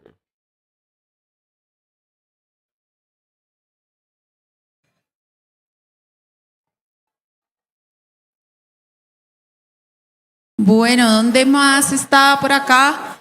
Vamos a seguir invitándolos a todos a que se unan a las mesas, a que ubiquen la mesa donde esté un niño, una niña, o donde falte un niño, una niña, poderlos convocar y poder estar aquí. Aquí nos falta un niño, una niña. ¿Aquí ya están completos? Bueno, que levanten la mano las mesas completas. Bueno, ahí hay varias, Camila. No todas las que quisiéramos, pero nos vamos organizando. Les invitamos a los que están entrando que sigan rápidamente. Ubiquen una mesa donde ya esté un niño, una niña y se ubiquen en estos espacios. Angélica, eres fantástica. You're fantastic, Angelica. Thank you very much for that organization. And quickly, who is listening, please? Applause. Great. We can improve that.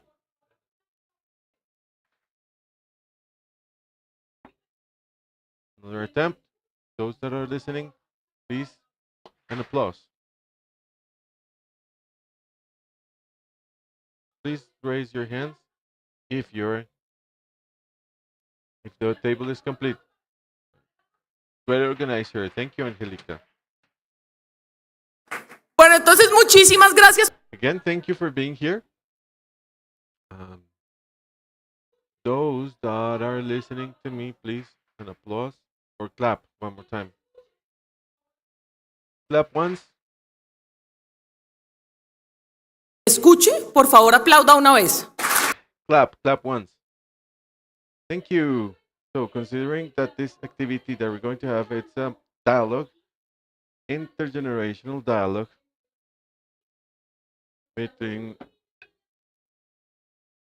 adults, girls, and boys, and adolescents. This is the main discussion about the dialogues that we have this morning. In all of your boards, you will have some threads with some small dots and some. Did you find them? Puzzles that you will have in there. If you found them, pero in the back we don't have the materials because I don't see any cans.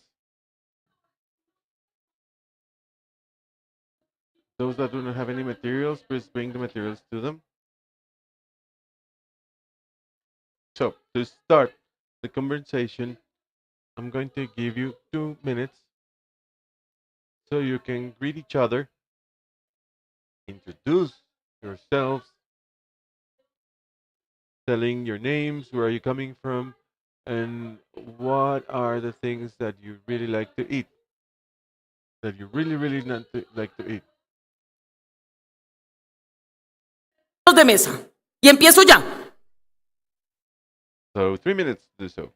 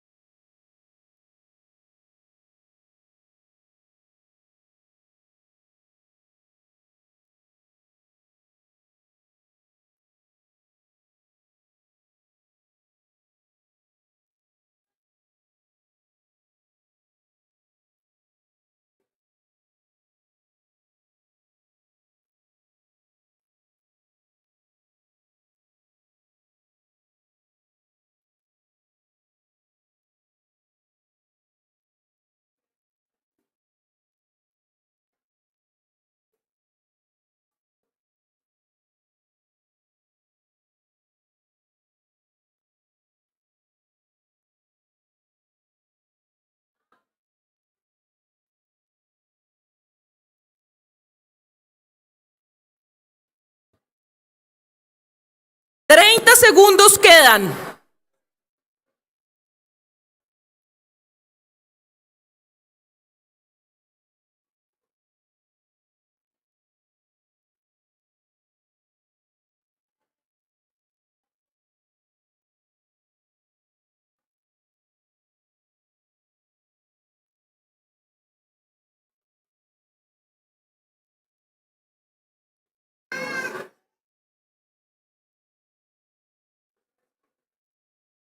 ¡Tiempo! Time. You finished this first conversation. So now I invite you to give an applause. I'd like to welcome to tell us how they did. So Angelica can help.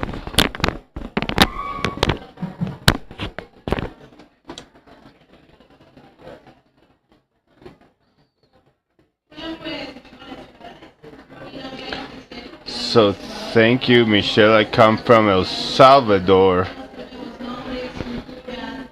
Names, culture. Thank you, Michelle. Whoever listens, please.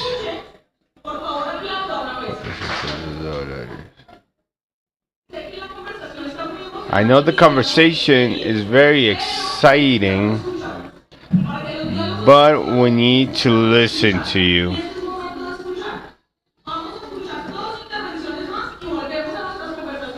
And we can come back to our conversations. Pues fue súper divertido porque también hablamos aquí sobre como las vacaciones y la comida.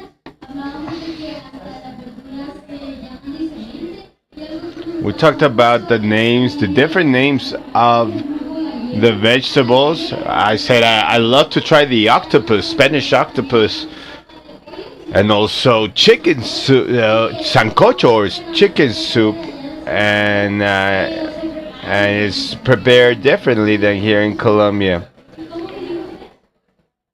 Brevas con arequipa.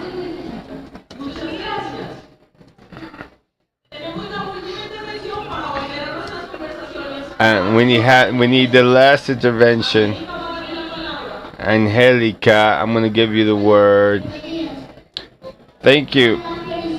The police. I like to eat fruits and vegetables. Great. It's good to know what the police like. That is great. So the next instruction is, please listen to me.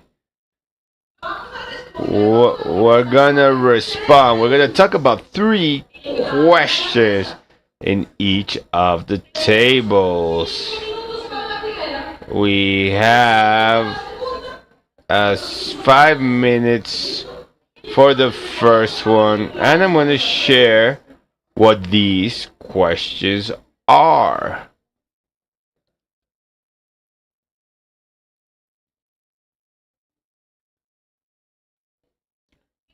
So, the first question, it says, what type of people have been a support in your life? So, who has helped you to be happy in your life? So, this is the first question. And boys and girls can tell us, but we as adults can also tell them. Second question talks about that network. Like the eye of God, it's a network. It's a network that helps us every day. The question says, how can you contribute to your family? That means, what can you do for your family's network and we feel more protected? And the third talks about those feathers that help us to see the future, turn that into reality, and think about the dreams that we could have. Thank you. What we would like to leave them for those that are coming. So we're going to answer the first question, and while we answer, you have some threads with some colorful beads. Those beads are magical. Very, very special and magical. So when you place them, and you can say, oh, the red one is my friend Angelita, who takes good care of me, and this way you create your amulet with a magical significance. So we're gonna begin right now at 12:06, and in 5 minutes I will return to you. So we're gonna talk about the people that make us feel at ease and safe.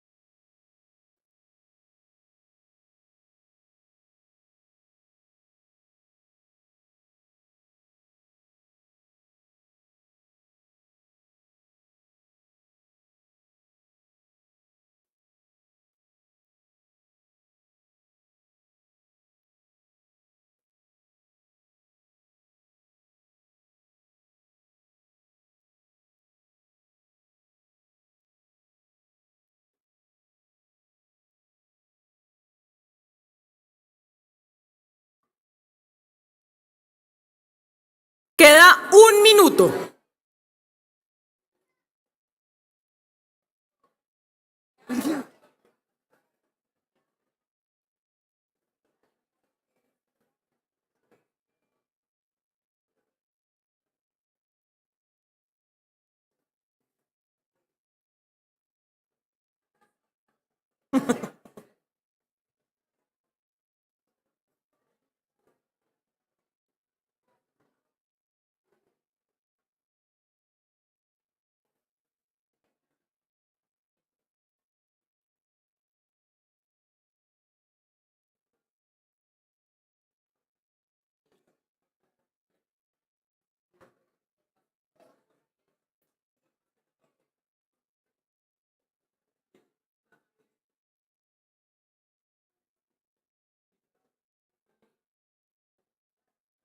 Bueno, terminamos. So, time is up. If you hear me, please clap. If you can hear me, please clap. So, I've seen very excited conversations that makes me happy. I invite you to do two things. One, please answer the second question that speaks about how can we think with that network so that network of care is stronger. And second is that you can also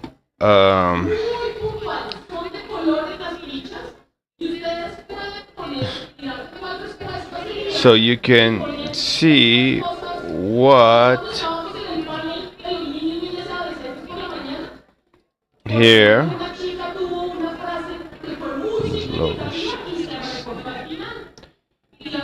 and at the end the representative said pain is bigger than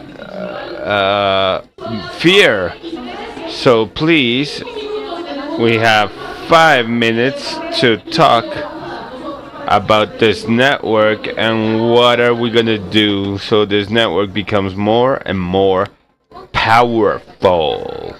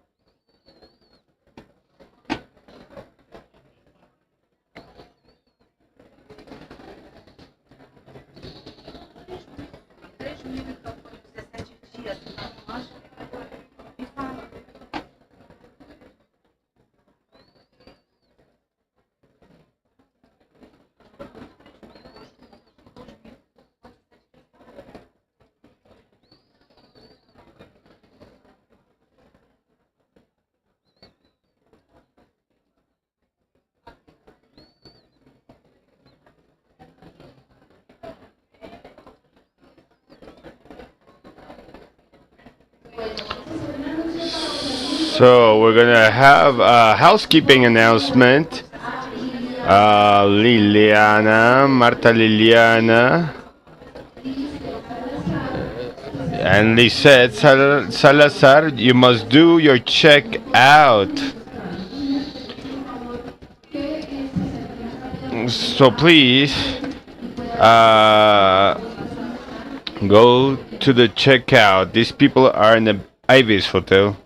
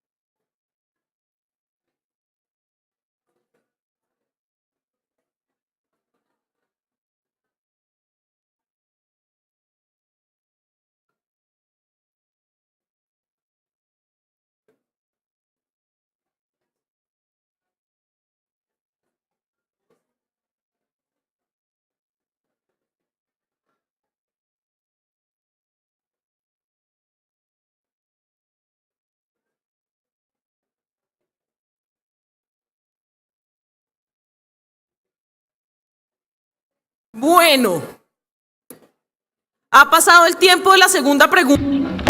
So, time is up for the second question.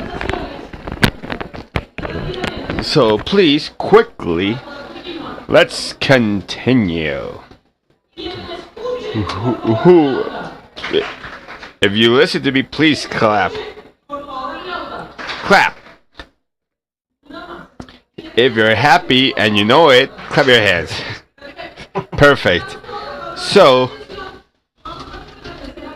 third question. These are these feathers, these dreams are going to turn into a reality. So please, I want you to talk about what are the dreams or those I want to leave to the younger generations, to those that haven't been born, or those that I want to keep on working with. So we have some time till 12:24, 5 minutes for this last round. So don't forget your amulets. Thank you.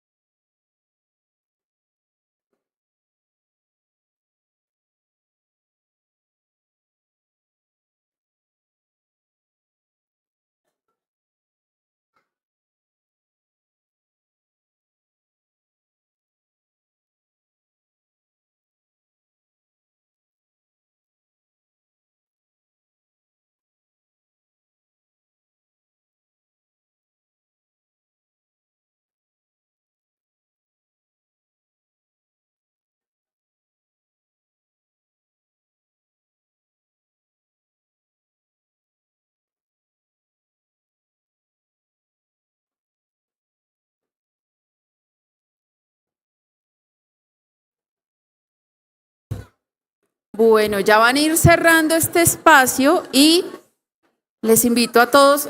Voy a utilizar la técnica de Camila. ¿Cómo es? ¿Un aplauso? Un aplauso si me están escuchando. Un aplauso si me están escuchando. Gracias, muchas gracias. Bueno, antes de seguir con este trabajo que es muy importante, nos acaba de llegar. We just got a reporter, a very special reporter specialized on childhood. So before continuing, we want to ask you if you agree that this reporter walks around to hear you. It's a very special reporter, and we want to welcome that reporter. If you think that reporter is around here. Por favor, paso al reportero. Es un reportero. It's a star reporter. Where is the reporter? Where he escabullated. It's an important reporter. Where is he? He's hiding. We lost him. Whoa. It's report dog. Report dog. It's a report dog. Please, report dog. Do you agree that report dog is walking around there? Please introduce yourself. Who's the one?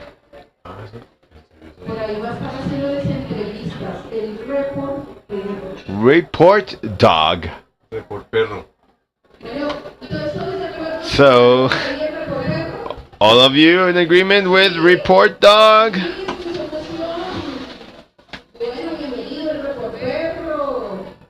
Report perro. Esa es una buena idea. No, yo sé que es lo que está buscando el report perro. Okay.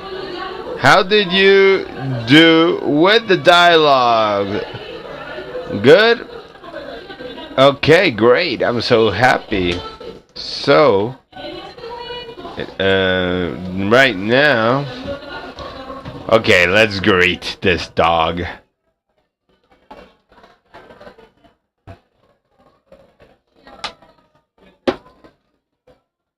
Report dog.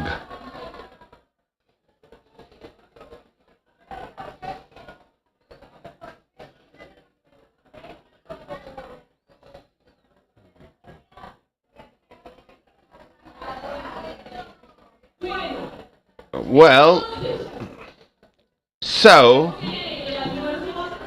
we know lunch is coming and we don't want to take more time. So we want to continue with the activity. If you can hear me, please clap. If you can hear me, please clap.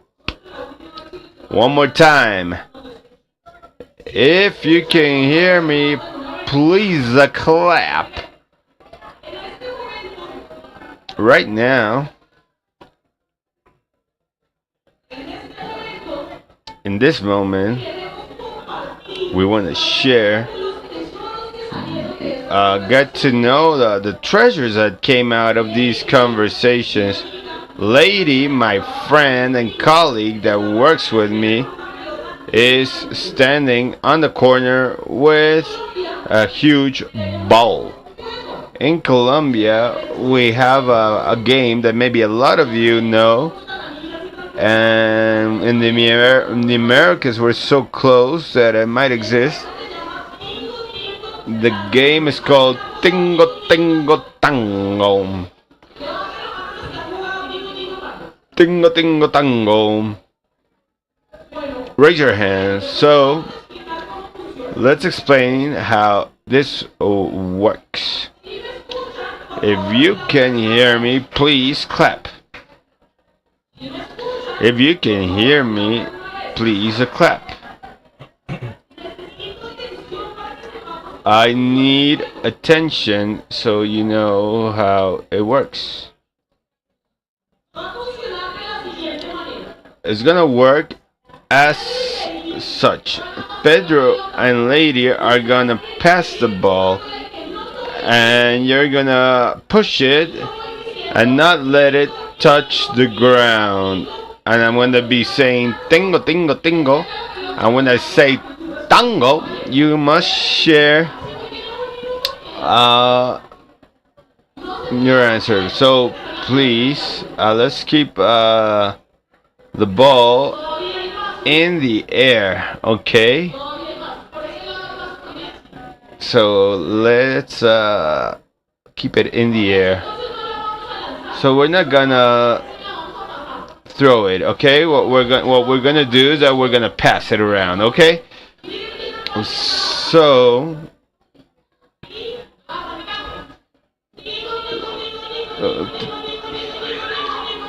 tingo tingo tingo.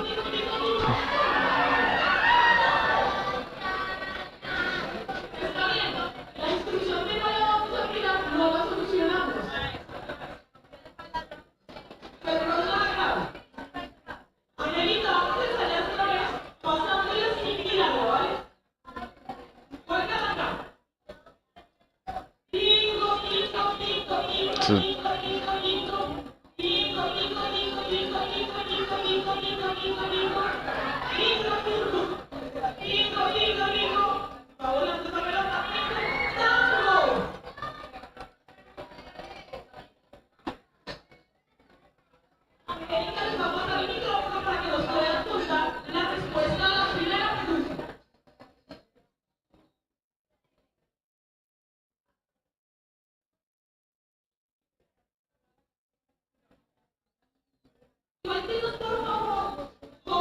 please tell us how did it go with the conversation with the people and your caretakers? Hello? So I was with Valerie and the girl from Pasta, but she had to leave because she's got a flight. So she left us. She made this.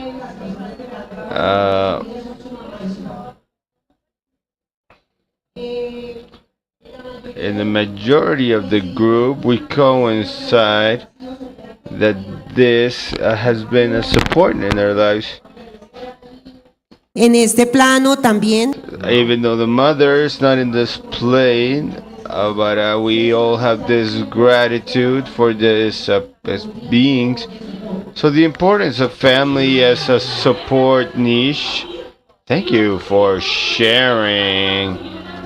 And let's see if we can tingo tingo tingo. Tingo, tingo, tingo, tingo, tingo, tingo, tingo, tingo, tingo, tingo, tango.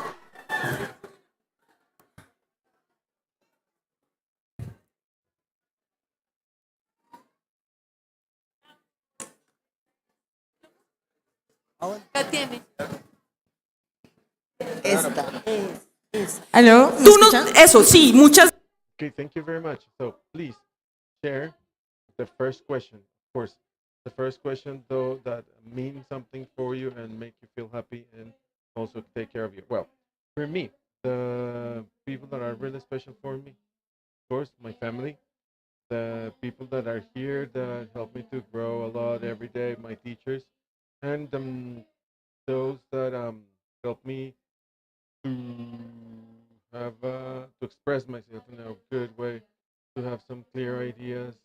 That is the group that I want to thank for that this marvelous opportunity that I got today, and those people that my friends, of course. I was able to move forward, and I learned to speak better and not to be afraid of cameras. Thank you. And what about your group? Did you agree with those people that were important? Did you have any these adult friends? Sure. Um, they told like really nice stories, like some stories that we're told by their grandparents that mothers help them a lot, and of course, they still do. Thank you very much for sharing with this other board and to answer the same question. Angelita, the ball is here, so let's do so. Tingo, tingo, tingo, tingo, tingo, tingo, tingo, tingo, tingo, tingo, tingo, tingo, tango. Okay, pass the ball. So, you are going to tell us a little bit about the second question. Second question was about, you can show the question in here on the screen. Right. How can you support that um, care network that will be okay for you and for these important people that mean a lot to you? Well, in our board, we consider that many work with children, and they face a lot of different problems. P is part of ICBF and morality. So for us, it's really important to associate with respect, um, respect, education, love, accompaniment, protection, education, actions. We can help them a lot. Thank you. So now that the poll broke like some kind of things, like let's propose that we can raise our hands and you can get the microphone to those that want to share how to that network can take care of you. Is there any table that would like to share their conversation? Yes, we have some hands raised here. If you can help me with the mic. Mira. Listo, entonces primero So, first, we have the corner over there, and then in here. Okay. Hi.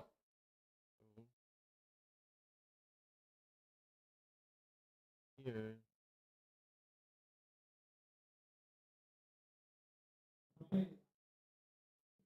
Well, for the well, together we gave some ideas, like some important points or some important ideas that, for example, in my case, I started for Colombia, and like in my community, I would be able to share um, that thanks to the learnings and everything that I were able to collect here is to understand that children will continue living their dreams, that they would not surrender, they should continue. Um, so the protection of children's rights in their communities, and that's it. So thank you very much. Um, someone was asking for the microphone in the police table. Well, love from my father. He gives me love. He takes me to the amusement park. Um, when someone hurts me, they take care. They take care of me and hugs me. They hug me when someone. That is great. That is a loving parent. And what about your friends from the colleagues from the table? Yes, they do have parents that love them. Thank you very much for sharing.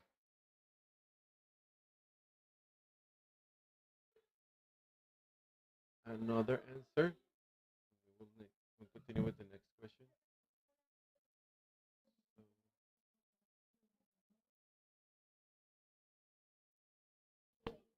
Hola. Se oye durísimo acá. So, my children have also that they have children, and we learn how to um, take the children. I'm really attached to my sister. When my sister has an issue, I'm the one who help them, and I also cousin, and I am the one who helped him, and well, guide him. And well, that'll be all. Thank you. Thank you very much for sharing. So I would like to invite the next table so they can tell us about dreams and the things that that they need for young adults, children, adolescents that are coming. Well, in our case, like everybody's ideas. Well, the first thing is that they could find families, uh, peace in their families, and they can express in a proper way that all the children, adolescents have their own voice, a generation with access to opportunities and decisions, and mental health, and also the first person wanted to leave a legacy that they feel safe and peaceful in their own homes and institutions and schools, so they can express themselves in the right way. Because usually, as an adolescent or as a child, it's difficult to express what we think. And the thing is that children and adolescents have their own voice, and we have 70 people around that we can speak on behalf of others. So, but I believe that the children, adolescents have their own voice, not that any other person have their own messages, but they can express themselves like another person that can tell that some other children that don't like to speak, but they express in a different way, singing, dancing, drawing, knitting, doing many other things that an access that a generation with access to mental health rights, people would recover their rights, and if we pay attention to that, uh, their access to health, they don't have that access like we are here, and they should have that access. And actually, everybody would have that access, not only the adolescents, but also mental health is one of the pillars that we should consider to be okay. Sure, after having these opportunities and decisions. And nowadays, thank you. And nowadays, um, we have opportunities, of course, and decisions, but not everybody. And and adolescents and being an adolescent child, or even adults that have a narrow mind, don't allow us to do things. And they say, "Well, you're going to get this," but they say it, and words are in the air, and they won't take any actions, and won't allow us to make any decisions for ourselves. Thank you very much for the support. Um, we are providing two interventions more in the back, and we're closing this activity with three important guests that are going to share some words. So, good morning or good afternoon. We discussed our dreams that we had. One of our friends told a really motivating story that framed that marked her in her life. She said that the peace in dreams it was peace, but not more, no more recruiting. My other friend says that we should support the construction of peace, and I said, if I can see my sister as a leader, and no one will hurt her, and she would be happy as a child and as an adult. Thank you. And the last answer in the back, please. That is something short, but I would leave like a legacy the participation, teamwork, and companionship. Thank you. Thank you very much. Now, I would like to ask you to save your amulets and take care of them and include them in the eye of God that you're going to need because some others finished them and some others didn't. That should be so important, and won't forget those people that you do for to take care of people, and these dreams would become a reality, as in the panel was mentioned. it would be a better world where we are taken care of and you are listened to, and they are being protagonists of your lives, and you can transform the world. So we will have three important colleagues for this forum. So they will give some short interventions. We will have a person that is coming from Barbados. Her name is Roxanne. Then we will have Diana Veronica that is coming from Paraguay. Finally, we will have Andrea Paola that is coming from Chile. So I'll ask you to please applaud, give them an applause, and then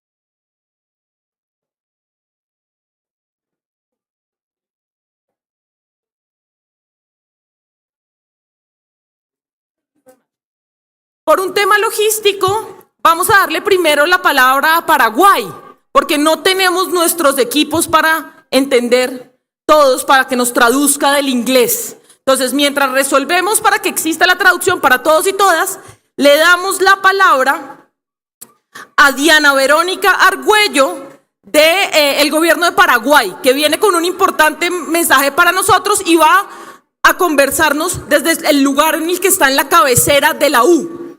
Por favor, el auditorio es tuyo. Hola. Muy buenos días. Baeisha Papendeco Paraguay, país bilingüe. from Paraguay, this is for us, Spanish and Guarani are official languages in our country. So it is a pleasure for me to be here in this important space. So we can thank the organization, the Family Welfare Institute in Colombia. It is an excellent idea. Since the moment we stepped on the Colombian space, it was great. So thank you very much for the great team that is making possible the organization of this international event. So I'll be with you from Paraguay, and those that are listening to the YouTube channel, and also greetings to boys, girls, and adolescents from the consultative committee that are online, especially online. Berenice, Agustin, Julio Cesar, Ainara, and Fiorella that were part of this preparation work for this forum. So thank you very much to them for representing Paraguay in an extraordinary way.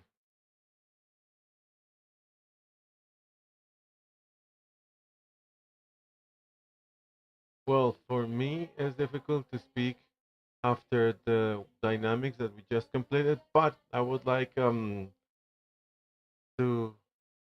help me to show the video.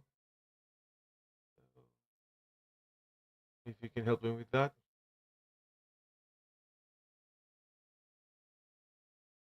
The presentation, the slides that we prepared for that. While we do so, let me tell you that in Paraguay, we are really happy to be part of this space after a long time, and again having a good presence. And it turned out to be really interesting about all the topics that we are discussing, dynamics, and this work with all of the children and adolescents, and also taking care of the minister Walter Gutierrez in Paraguay. So we have a ministry of childhood and adolescence, and me as a vice minister, I'm going to show you how do we work in Paraguay and the national system of protection and comprehensive promotion of rights.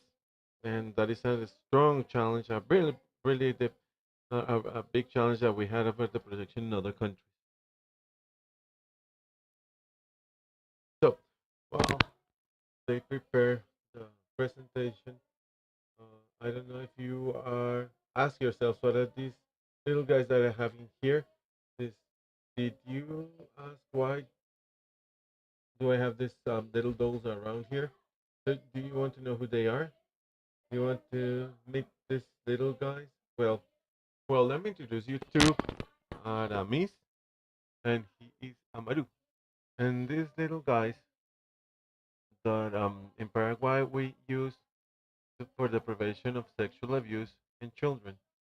So these little guys have some devices in sensitive parts of their body, and I'm going to push so they can introduce themselves, and you are going to listen that they speak in Spanish, but also they are going to speak in our national language, Guarani. So please listen to him.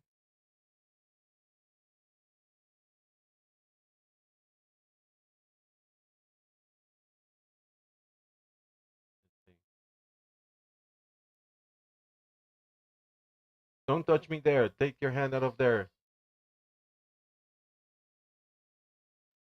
I touch this part of this doll in Guarani, and she says, "Do not touch me there. You're hurting me." She's speaking in Guarani, so don't touch me there. Take your hand out of there.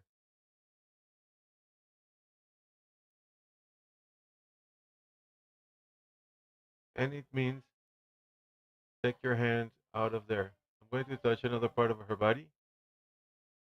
Don't you touch me. You're hurting me. I'm going to tell everybody.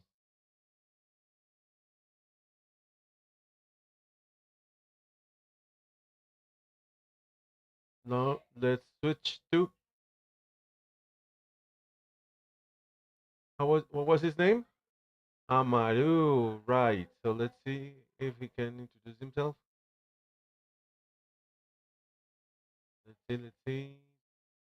Hi, I'm Amaru, and I want to learn the parts of a body that no person can touch.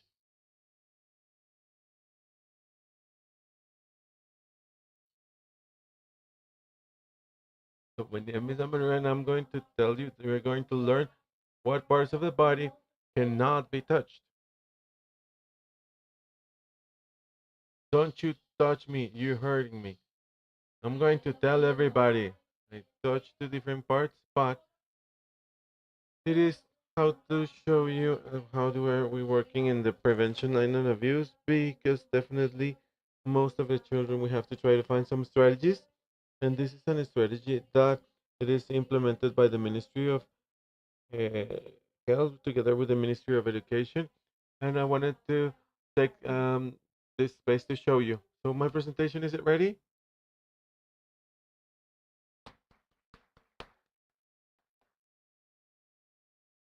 Did you like it? Joiner, what do you think about these dolls? You like them? I did.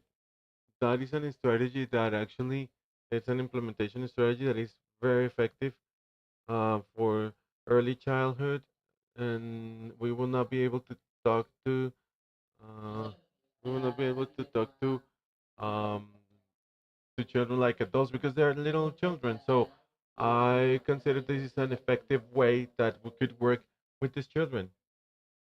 Right. So we also have another strategy.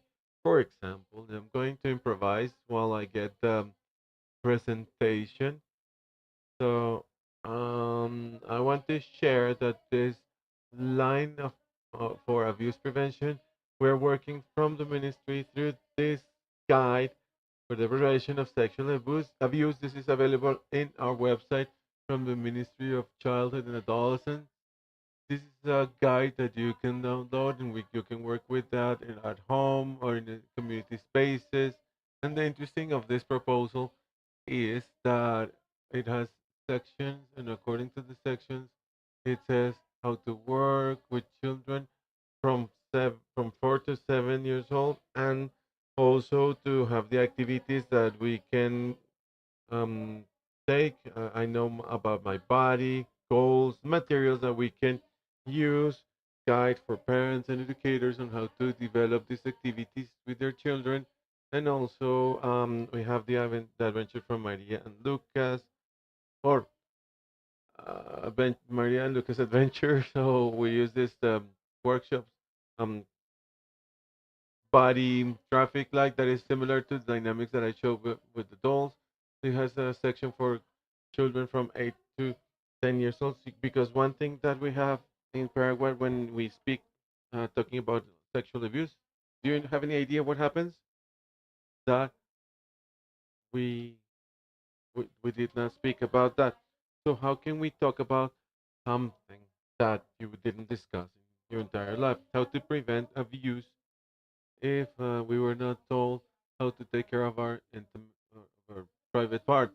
So what we did is this material and this friendly material is to present these activities on how to talk to children from an early age, even using the dolls and sections for children from 11 to 13 years old and adolescents. So the important thing or the interesting thing of this guide is that it introduces 40% information related to safety online. So we had an important meeting with authorities of childhood from different countries and how to discuss what is related to um, online and social media security or safety. So we have strategies to be able to work with adults that wanted to take advantage of this space, and I wanted to show you this. This is available on our website www.minna.gov.uy. So it is available for you. I don't know if the presentation is available. Is it ready? www.minna, which is MINNA .gov.py.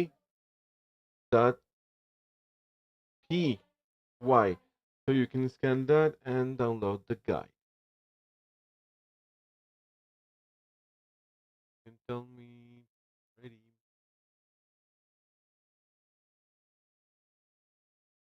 To join or make the questions. Sorry, because of the time, but I want to show you the presentation really.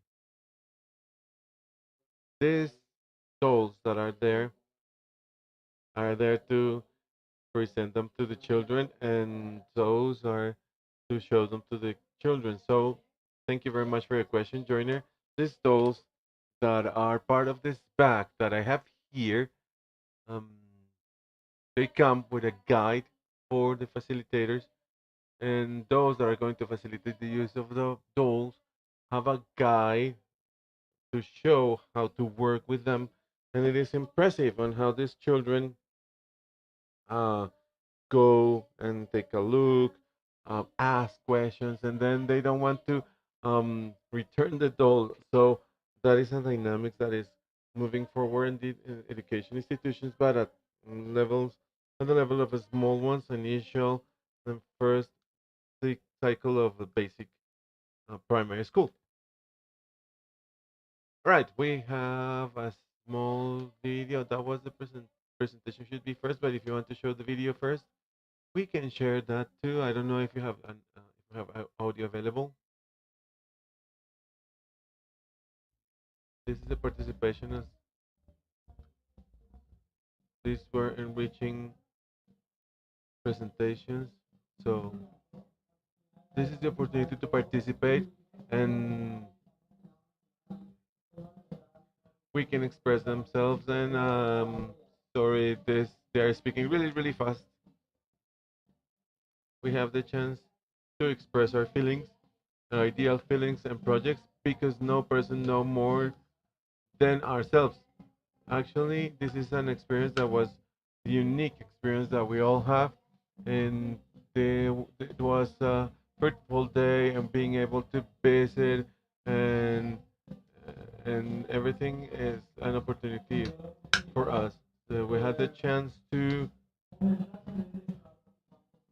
momentarily he occupies certain spaces to, well, it was a great tour. It is recreational and it was really nice, and we learned about us, and I want to be happy. So we closed the community center. Ricardo Brigada, this is an experience that without any doubts, an unforgettable experience for them.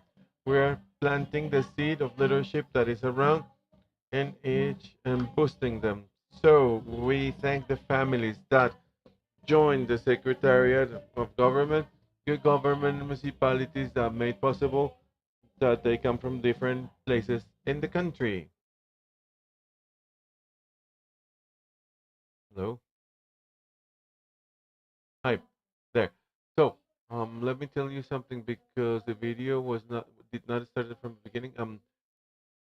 The group of adolescents and children is a consulting group that for many years we boosted the participation of children, adolescents in different spaces, and those children that you were able to see are part of a consultative group of childhood and adolescents. And the activity was part of an experience in which they were able to visit the three powers of the state: executive, legal, and judicial. So they are part of a consultative group for law draftings, public policies, and all the activities that we are going to develop because we don't only have these leadership spaces at the level of a country, but in also in international boards like the forum that we have in here, and also at the level of Mercosur. I don't know if we have the presentation available.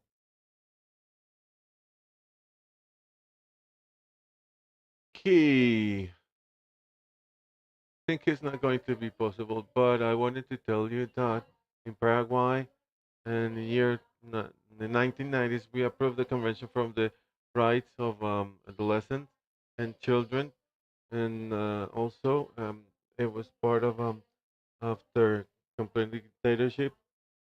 So we had years of a dictatorship. That is why, with the approval of the Convention for the approval of rights for children, one of the first treaties in terms of um, human rights that we subscribe, that we sign as a state, we moved towards the installation of the rights for children in the year 92 with our national constitution during the democratic time. And we included the principles of the convention to the national constitution, specifically in Article 54 that talks about the protection for children, that says family, society, and the state have the obligation to guarantee the rights of children and adolescents.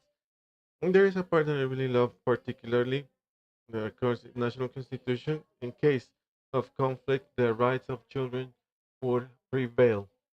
So that is the constitution, and that is the constitution says in Paraguay in the year 2001. We went forward with the Code of Children and Adolescents and Law 1600. That we had the reorganization of our organization and the state because that is where we create the national system for the protection, and the protection system in Paraguay is comprised by a national level, by departmental levels and municipal levels, and also the operation arm of our systems are the CODENI offices, counselors, councils for the prevention of damage for children and adolescents. Um, this is not only related to the installation of the protection system, but also with the creation of the Secretary of the Childhood, the Secretary for the Protection of Childhood and Adolescents as a public policy. And in the year 2018, this code it was modified, taking the Secretariat to what it is today, the Ministry of Childhood and Adolescence. So, as a ministry, we are in charge of promoting public policies that are not centralized through the different instances of the protection system, the code of childhood, going there. So we create next one, please. And I already showed all of that. CODENI because we are talking about the consolidation system of a system. Okay, here is the structure of the protection system in Paraguay. Quickly, I can show you that. The Ministry of Childhood and Adolescence is the guiding instance. The most important part is the National Council of Adolescence and Childhood. Then in Paraguay, we have 17 um, departments that has a departmental council of childhood. We have 163 municipalities, and they have the obligation to tell or to have a municipal council of childhood and adolescence. And the operation system of this protection system are the CODENIS, councils for rights of children and adolescents. Next one. Next one. But apart from the Ministry of Childhood is the guiding instance or the governing body, we have the option to provide direct attention, and these are the programs or services by the ministry, and we have 74 care spaces from the HUG program or Abrazo, that is the attention for vulnerability or risk for children, 22 spaces for there is children development center, specialized centers related to violence, one related to protection against treating and exploitation and sexual abuse. So they work 24/7, and we have 20 playing spaces and adolescent safe spaces, two regional offices, and a program that is going to be one of the biggest ones that the state is going to have seats for the future that intends to build 100 centers of comprehensive attention for the early childhood in different service with different services. It is going to imply an investment of $100 million approximately, because it is a lot of an injection of a lot of capital and resources that is going to um, give the Paraguayan state and for the prevention of um, violence against children. So I'm going to tell you that the Ministry of Childhood has Service 147, which is the phone line that is the hotline that works and telephone attention. It is articulated with the this device of immediate response, which are the red um, best in the ministry. They have green and we have the red ones, and that represents the ministry, and PINAC, which is the comprehensive attention for children in the situation of drug consumption and homeless, and some people that they need specialized attention. And Seeds of the Future, which is the program related to children and early childhood with Playing Spaces by Me, which is the attention program for indigenous children by me and victims of um, sexual exploitation, and that is related to PIVAS with the attention for victims of sexual abuse. And one is the BIMA program that is children organized, the safe spaces for adolescents, and working closely with the program of La Dicuida, which is the alternative care line from a ministry that works with the adoptions center and the families La Guarda, and related to the prevention of separation and foster families and international restitution programs that in this week as a state we were supervised with the Inter-American Court of Human Rights in sentence that condemned the Paraguayan state in a case of international restitution. And from that we had a lot of modifications in laws and in our organization as well. So in this instance we work with these situations, and in an office that is in charge of attention to risk and emergency situations, because in Paraguay we know we have natural catastrophes that mobilize many people and they affect a lot of children. So please go ahead. This is what our code says regarding the system, competent to prepare and execute the policy of SINAT and guarantee the full. Well, this is the definition that is similar in the countries. Next one, please. Next.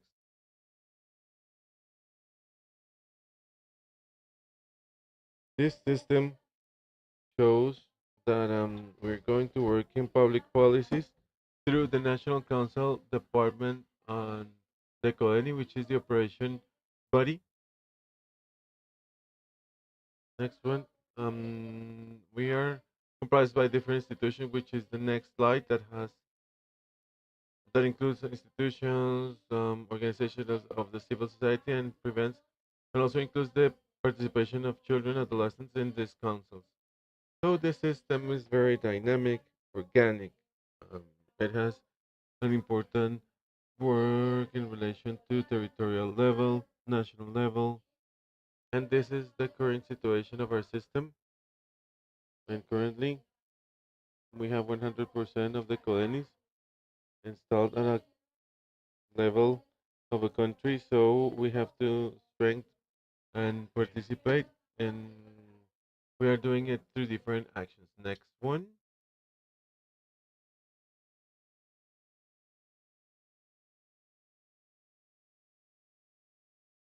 So there's a department that that makes easy the communication with the level that is not centralized, and through this we generate spaces for work with councils and colonies, and also these arrivals to the territories are super important. The accompaniment closely with the Ministry of Childhood as the guiding body, and starting from 2018 with the modification of this code, it has a competence of supporting and showing the work of the colonies. Bueno, una estrategia también. This is a strategy that we show to have a strong alliance with the Council of Governors, and starting from that council, we have all of the actions at the level of the country. Municipal councils, and actually we mobilize different stakeholders at the level of the country. And this mobilization is really important. So trainings and technical permanent support, we have an important challenge in our system, which is the construction of our new national policy for in relation to childhood and adolescence. So we are creating the new policy, and this process was made in a participative way and a dialogue that was with children and adolescents that gave something at all levels, and we are moving forward with the department for in relation to prevention of sexual abuse that I showed before. That how did we develop that, and we are working in a prevention line for the consumption of to prevent consumption of substances and prevention of suicide. And we developed a guide that states activities like the guide for the prevention of abuse. Next one.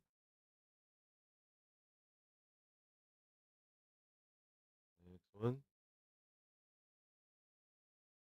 And this is the guide. These are the activities. Next one. So this is a campaign that we developed, and many people ask me what is the green bow that I have in my coat. So this is a campaign that we always do. This is the green bow. It is May 31. It's the National Day for the fight against abuse against children and adolescents, symbolized by the green bow. It mobilizes a lot of people, and this year we use the hashtag not everything is what it seems like, and the prevention of abuse in any context, because in Paraguay 95% of the cases related to abuse come from the family, so the close family environment. Now the campaign includes also mobilizations, forums, and so many other things, and also eliminating public spaces like the Palace of Government and some other important spaces in our country. Next one. Next one. Next one. I have no more time. And colony for us is really, really important. There is the Office for the Permanent and Free Attention for the Prevention and Defense of for Children. That is not a jurisdictional character, and we are developing programs to Colony 2.0, Council of Childhood 2.0, and Dialogue program 2.0. We have many goals and action lines, but in here, what I'm going to highlight is the following.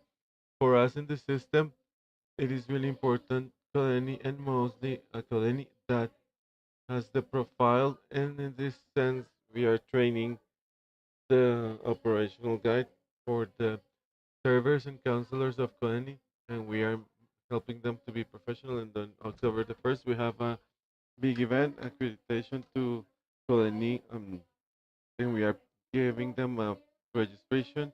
And also in this process, we're using technology and information systems to generate exchanges from all of the services. Next.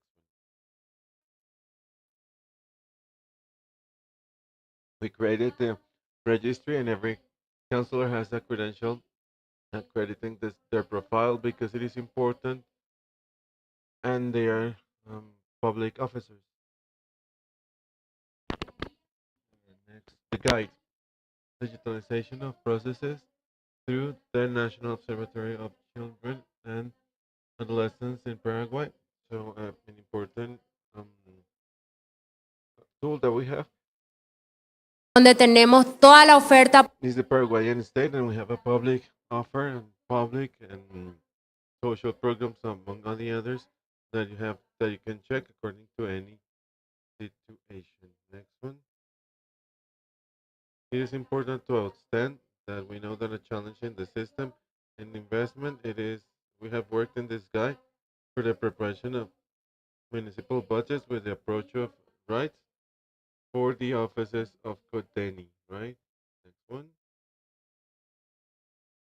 These are some of the actions that we can develop through a idea that we have the financial transfer to municipalities.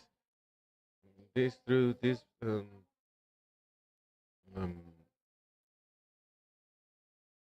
amount we equip the offices. Next one. Next one.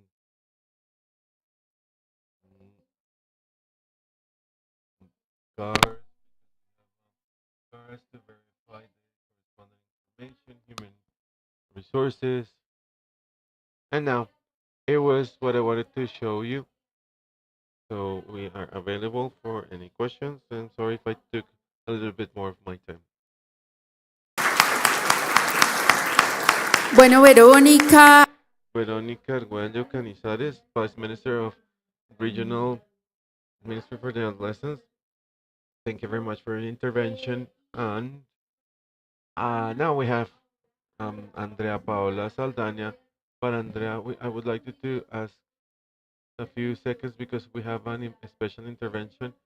This logo that you see here, designed by children and that are in different modalities of the National Colombian Welfare Institute, and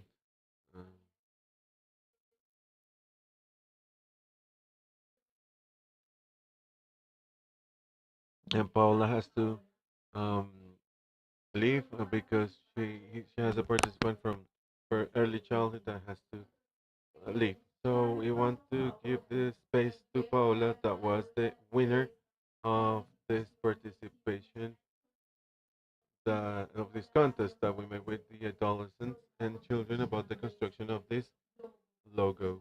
So Paola, please tell us a little bit about this space. I'm here, and I'll be here. Can you tell us a little bit about the inspiration for this space? Good afternoon, my name is Paula.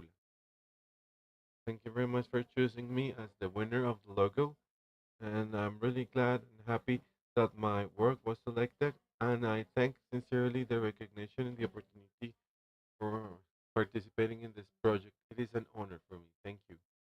And I chose this logo because it represents effectively the importance of rights for children, and it shows a clear and emotional message that I showed that as an element, and it symbolizes concept or value related to the children's rights.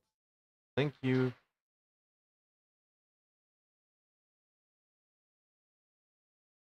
Paula, thank you very much for that intervention.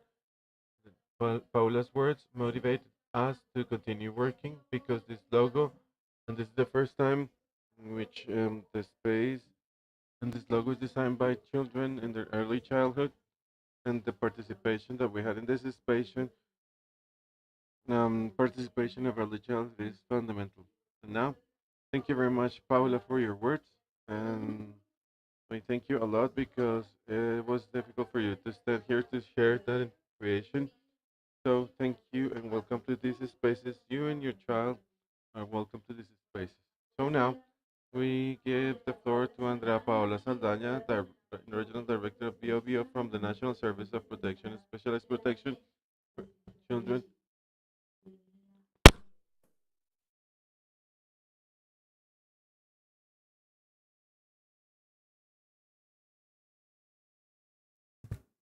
Hola, buenas tardes. Hello, good afternoon, everybody. Por la invitación, representando a Chile, muy feliz de participar acá. Voy a tratar de ser muy breve porque sé que tenemos muy poco tiempo. Yo solo quiero enfatizar en dos elementos de lo que estamos viviendo nosotros en Chile con una nueva institucionalidad. La siguiente, por favor, sí, es a propósito del cambio que estamos viviendo del marco de lo que estamos hablando en los sistemas de promoción y protección integral de derechos. Nosotros como país, gracias. Hemos estado viviendo una creación de una nueva institucionalidad en nuestro país a propósito también de una institución que tiene una larga trayectoria en Chile y que donde se vivieron situaciones muy duras y muy graves hacia los niños y niñas, que era una institución que se llamaba Servicio Nacional de Menores, el SENAME.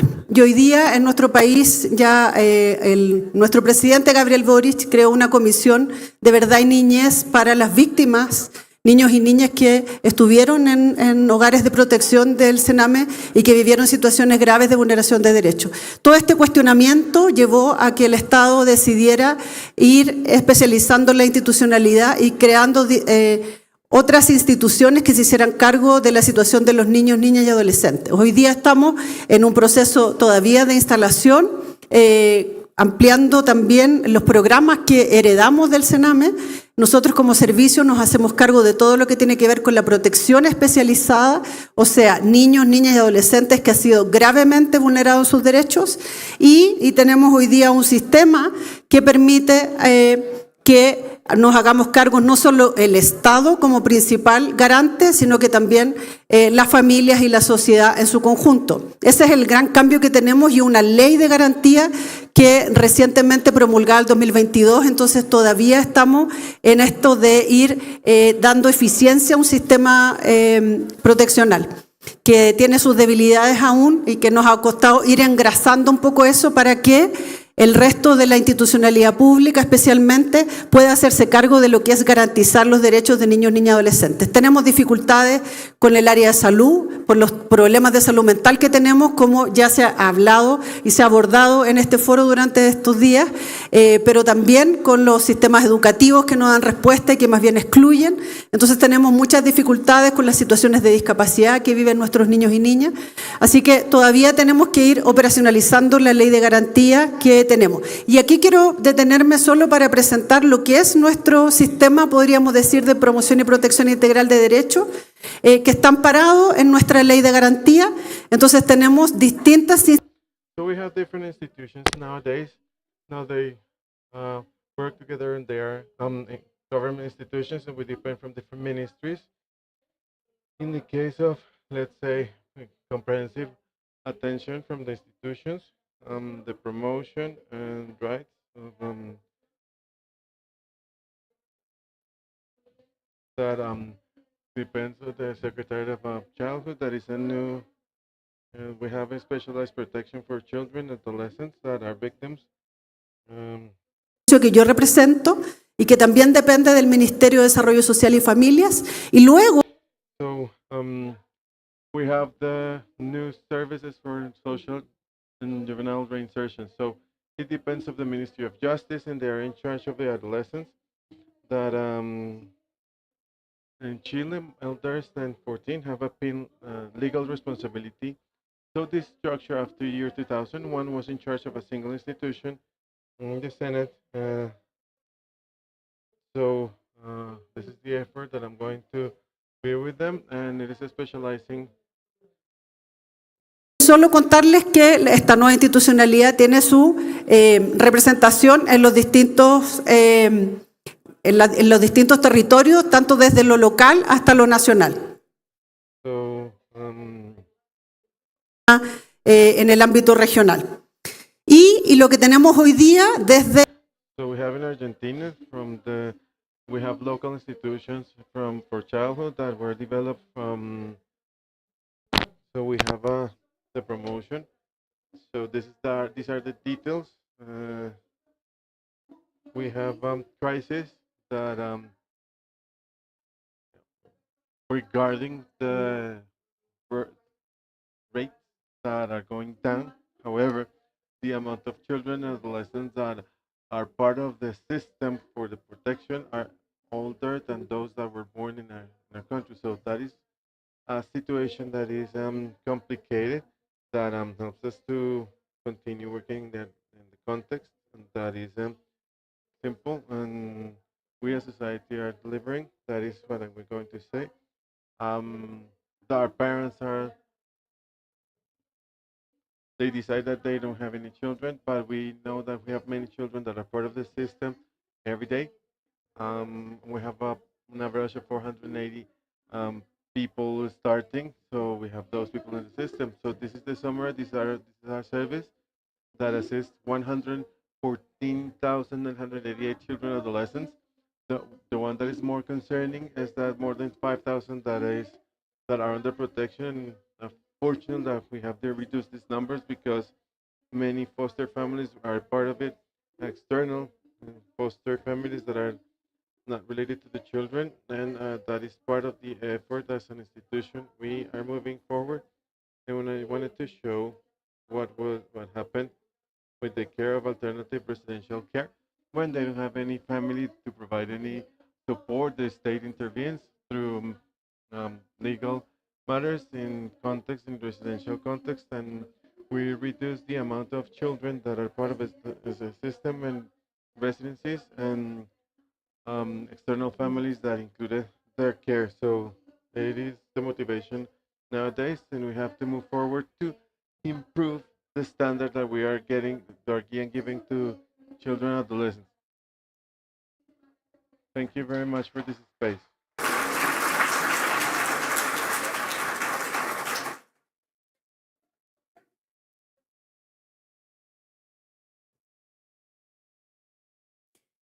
Andrea Paola Saldaña, te agradecemos mucho, directora regional de Biobío del Servicio Nacional de Protección Especializada de la Niñez y la Adolescencia de Chile. This is the specialized service, and thank you very much for telling the system in Chile. We have many matches, and I said like, yes, it happens to me here in Colombia. So that is what we try to work in these spaces, these coincidences that we have in our systems. So in these spaces, we invite you all to use your headsets, or if you have them, because we have the translation. We are going to be with Roxanne Sanderson.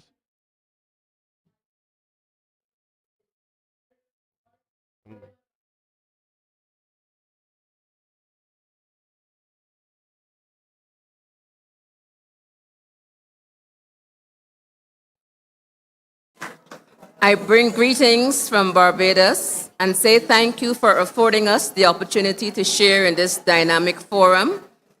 Listening intently yesterday, I can conclude that the issues are similar in all geographical spaces. Saludos a todos desde Barbados. Les doy las gracias por brindarnos la oportunidad de compartir este dinámico foro con ustedes. Escuchando atentamente ayer, solo puedo concluir que los problemas son similares en todos los espacios geográficos. Protection against abuse continues to be everyone's concern. For these children, there is no hope unless one of us realizes that our most important duty is protection, welfare, and the development of our children. As signatory to the United Nations of the Rights of the Child's Convention, Barbados has made a commitment to its citizens to guard the rights of all its children pursuant to the UNCRC. Therefore, the government of Barbados continues to put measures in place to protect the nation's children. La protección contra los abusos es la preocupación de todos. Los niños siguen sufriendo todos los días. Para estos niños no hay esperanza a menos que cada uno de nosotros se dé cuenta de que nuestro deber más importante es la protección y el bienestar del desarrollo de nuestros hijos. Como signatario de la Convención de las Naciones Unidas sobre los Derechos del Niño, CDN, Barbados se ha comprometido con sus ciudadanos a velar por los derechos de todos sus niños de conformidad con la CDN. Por ello, el gobierno de Barbados sigue poniendo en marcha medidas para proteger a los niños de la nación. The CRC regards children as legal subjects who are entitled to human rights and fundamental freedoms and provides children with forums such as this in giving them the right to be heard on all matters affecting them. Giving them a voice, meaning empowering children and young people, resulting in strengthening their socioeconomic situation and social safety. The National Committee on the Rights of the Child has adopted an advocacy approach to children's rights to support and implement actions that contribute to the realization of the rights of children. La CDN considera a los niños sujetos de derechos que tienen derecho a los derechos humanos y a las libertades fundamentales y les proporciona foros como este que les dan derecho a ser escuchados en todos los asuntos que les afecten. Darles voz significa empoderar a los niños y jóvenes, lo que se traduce en el fortalecimiento de su situación socioeconómica y su seguridad social. El Comité Nacional de los Derechos del Niño ha adoptado un enfoque de defensa de los derechos del niño para apoyar y poner en práctica acciones que contribuyan a la realización de los derechos del niño. Key in this regard is the meaningful participation of children and young people in actions which affect them. As the chair of the Child Rights Committee in Barbados noted that it is critical to include both boys and girls representing all strata of the Barbadian society, inclusive of persons with disabilities, religious ethnicity, and varying backgrounds. A este respecto, es fundamental la participación significativa de los niños y los jóvenes en las acciones que les afectan. Y como reiteró el presidente del comité, es fundamental incluir tanto a niñas como a niños que representen a todos los estratos de la sociedad de Barbados, incluidas las personas con discapacidad y los diversos orígenes religiosos y étnicos. The Child Care Board is the sole government agency mandated to provide care and protection to children and families considered to be at risk. For a long time, we functioned under archaic legislation. After a long struggle, we have now a new Child Protection Act. La Junta de Atención a la Infancia es el único organismo gubernamental encargado de proporcionar atención y protección a los niños y familias considerados en situación de riesgo. Durante mucho tiempo, funcionamos con una legislación muy arcaica. Tras una larga lucha, ahora tenemos una nueva ley de protección de la infancia. The new Child Protection Act clearly defines the types of abuse, and we have included cyber abuse and child labor and financial abuse. The purpose of the act is in keeping with the CRC and the Universal Declaration of Human Rights and all other international instruments to which Barbados is a party, with special regards to those which afford a child the necessary protection and assistance. La nueva Ley de Protección de la Infancia define claramente los tipos de abuso, incluido el ciberabuso, el trabajo infantil y el abuso financiero. El propósito de esta ley está en consonancia con la Convención sobre los Derechos del Niño, la Declaración Universal de los Derechos Humanos y todos los demás instrumentos internacionales en los que Barbados es parte, con especial atención a los que proporcionan al niño la protección y asistencia necesarias. The Act promotes the welfare of a child, provides care and protection of a child, protects the child from all abuse and neglect, and ensures that the best interest of the child is given paramount consideration in all matters.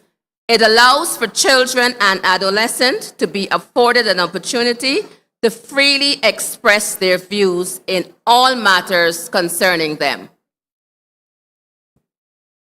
La ley promueve el bienestar del niño, le proporciona atención y protección, le protege los malos tratos y el abandono y garantiza que el interés superior del niño sea la consideración primordial en todos los asuntos. También permite que los niños y adolescentes tengan la oportunidad de expresar libremente sus opiniones en todos los asuntos que les conciernen. The Act carries a hefty penalty in that persons found in contravene of it is guilty of an offense and is liable on summary conviction of a fine of 100,000 Barbados dollars or imprisonment for a term of 10 years or both. La ley conlleva una fuerte sanción, ya que quien la infrinja será culpable de un delito y podrá ser condenado en juicio sumario a una multa de $100,000 de Barbados o a una pena de prisión de 10 años o a ambas.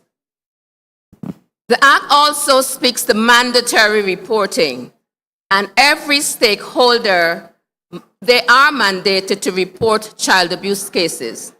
Failing to do so could result in that person being found guilty of an offense and is liable in summary conviction to 20,000 Barbados dollars or imprisonment of 2 years or both.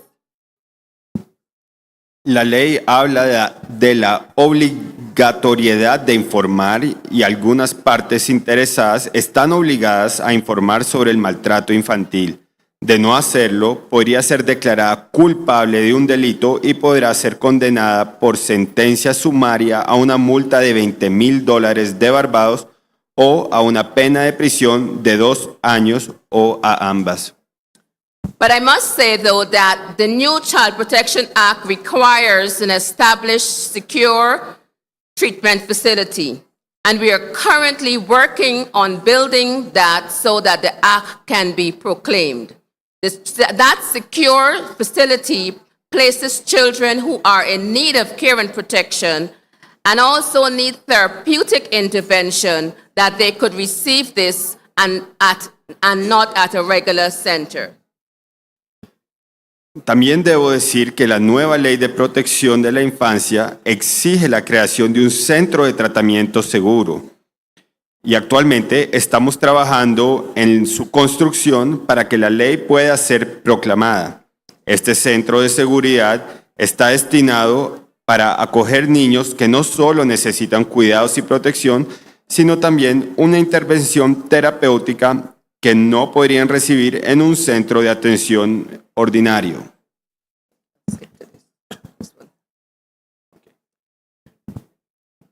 Article 12 of the UNRC states that children are capable of forming a view and have the right to express these views freely in supported environment, with relevant stakeholders listening, and that takes in us, to their views and considering their views when making decisions that affect them.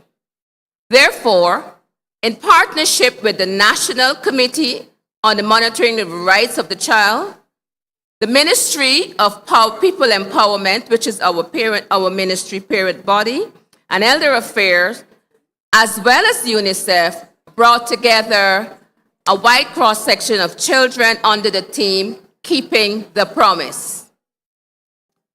El artículo 12 de la Convención de las Naciones Unidas sobre los Derechos del Niño establece que los niños que estén en condiciones de formarse un juicio tienen derecho a expresar su opinión libremente en un entorno propicio y a que las partes interesadas, eso quiere decir nosotros, escuchen sus opiniones y las tengan en cuenta al adoptar decisiones que los afecten. Por ello, en colaboración con el Comité Nacional de Supervisión de los Derechos del Niño y el Ministerio de Empoderamiento de las Personas y Asuntos de la Tercera Edad, así como UNICEF, se reunió a niños de Barbados bajo el lema Cumplir la promesa. The highlight of the symposium was Children Speak. During the sessions, with students had the rare opportunity to directly question a panel of government ministers. Students raised pressing issues impacting their lives, such as bullying, discrimination in schools, to the need for a more effective assessment framework for transitioning from primary to secondary school. They spoke about child labor, mental health issues, drug prevention issues, school security issues, and gender inequality. El momento más destacado del simposio fue la sesión Los niños hablan, durante la cual los estudiantes tuvieron la rara oportunidad de interrogar directamente a un panel de ministros del gobierno. Los estudiantes plantearon cuestiones acuciantes que afectan sus vidas, desde el acoso y la discriminación en las escuelas hasta la necesidad de un marco de evaluación más eficaz en la transición de la enseñanza primaria a la secundaria, pasando por el trabajo infantil, la salud mental, la prevención del consumo de drogas, la seguridad escolar y la desigualdad de género. I've heard in discussions this morning from the children's panel some of the very issues the Barbadian children raised. I'm hearing it raised in this forum across their various regions. Esta mañana, en la discusión que escuché esta mañana en el panel de los niños, escuché muchos de las mismas problemáticas que escuchamos en Barbados. The ministers listened and welcomed the forum and asked for a part 2 to address all issues raised by the children. And out of that forum, we got the Child Rights Ambassadors Program. Los ministros escucharon, acogieron favorablemente el foro y pidieron una segunda parte, ya que todas las cuestiones planteadas necesitaban un debate más profundo. A partir de ese programa se desarrolló el programa de embajadores para los derechos de la infancia. In conclusion, Barbados is working assiduously to protect the nation's children from all form of abuse. Currently, we are presently working on amalgamation of services, and that's social services, to decentralize and provide integrated and easy access to families. It is hoped that the amalgamation of the state social services with the decentralization enhance human dignity in accessing social services while protecting our nation's children. Thank you. En conclusión, Barbados trabaja asiduamente para proteger a los niños de la nación de toda forma de abuso. Actualmente, estamos trabajando en la aglutinación de servicios para descentralizar y ofrecer una atención integrada y de fácil acceso para las familias. Se espera que la fusión de los servicios sociales estatales destigmatice y mejore la dignidad humana en el acceso a los servicios sociales, protegiendo al mismo tiempo a nuestros niños. Muchas gracias.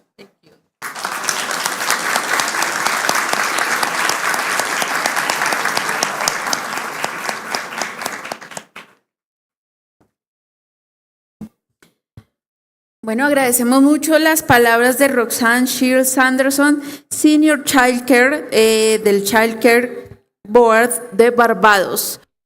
Well, thank you very much for your valuable interventions. And now, before moving to lunch, please come here to the front. We're going to take a picture the second day of forum.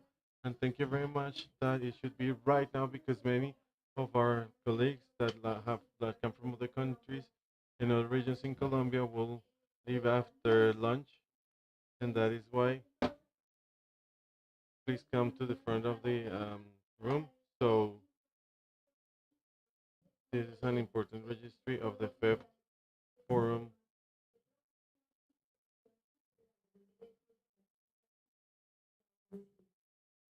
So thank you very much for coming here, and this is the scenario.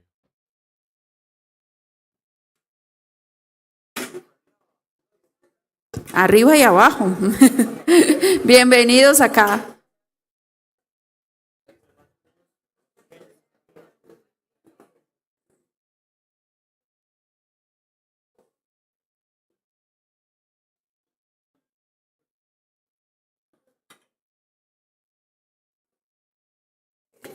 Bienvenidos los que también quieran subirse acá a la tarima. Aquí estamos tomándonos el registro fotográfico. Les pedimos a todos que se acerquen.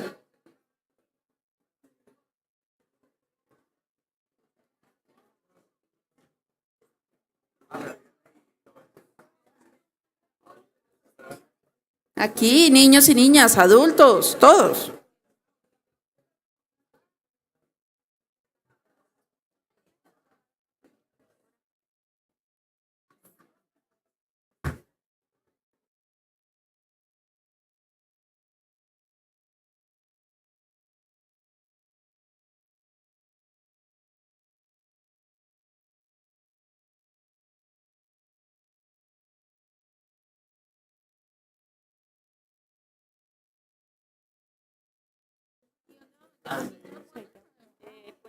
Grande.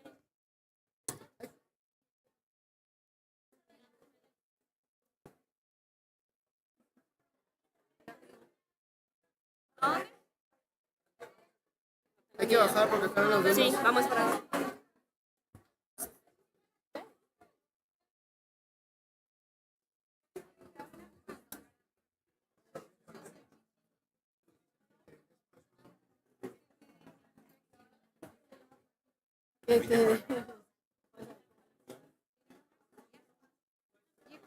Ah, yes.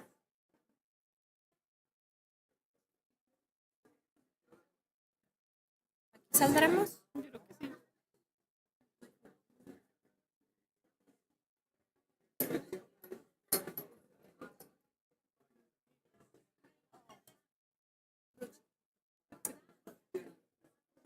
Y así como estoy alta en los lados y así no le estorbo a nadie. Ahora.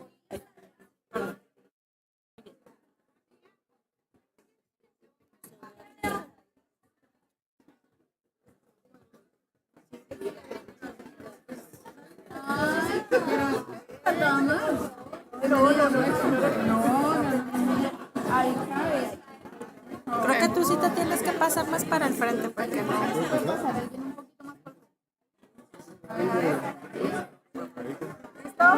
Adelantico, pero no se te confunda.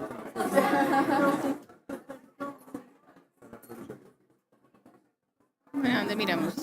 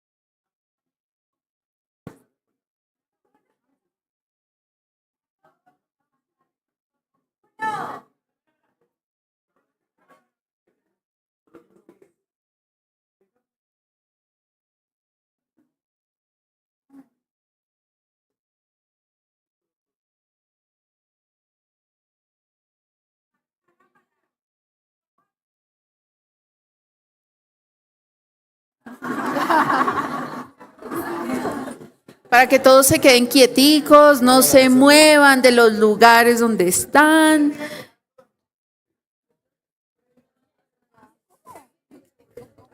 Cuando uno le dice dos, Listo, los niños ya van entrando por aquí, tranquilos. ¿cómo no los iban a esperar? Bueno, por acá van entrando, adelante.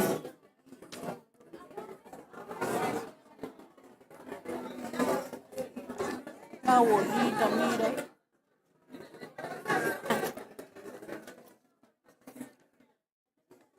Nos vienen acompañando Isabel, Lina, Matías, Samantha, Haider, Lucy, Shaylee, Amelia y Valeria, que nos han estado acompañando en este evento y quienes también nos enseñaron cómo se hacían los ojos de Dios.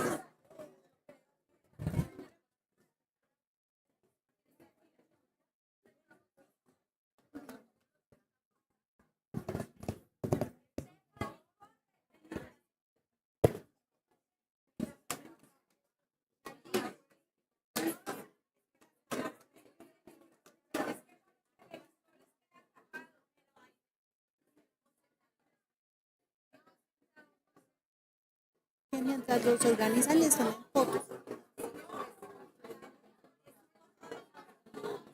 Pero muy lindos. Se dejaron cuadrar. Es que ellos a ellos, que además es con la cara de y ya. Pero además están bravísimos y se les dice foto y vuelven a casa. Ellos son los hipócritas. Ellos son los hipócritas. Cierto, como debe ser. Como es que nosotros hacemos un gran esfuerzo.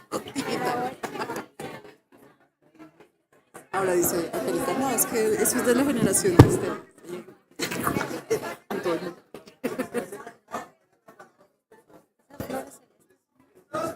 Agáchense, por favor, gracias.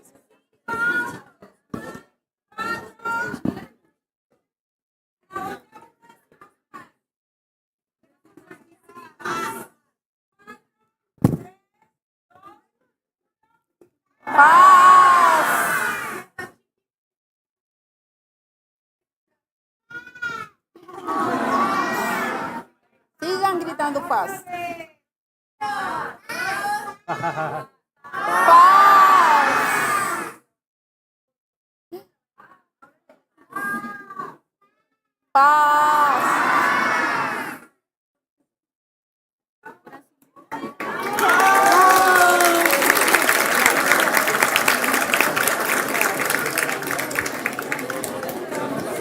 Bueno, muchas gracias a todos y todas. Les pasamos a pasar al hall principal al almuerzo y posterior.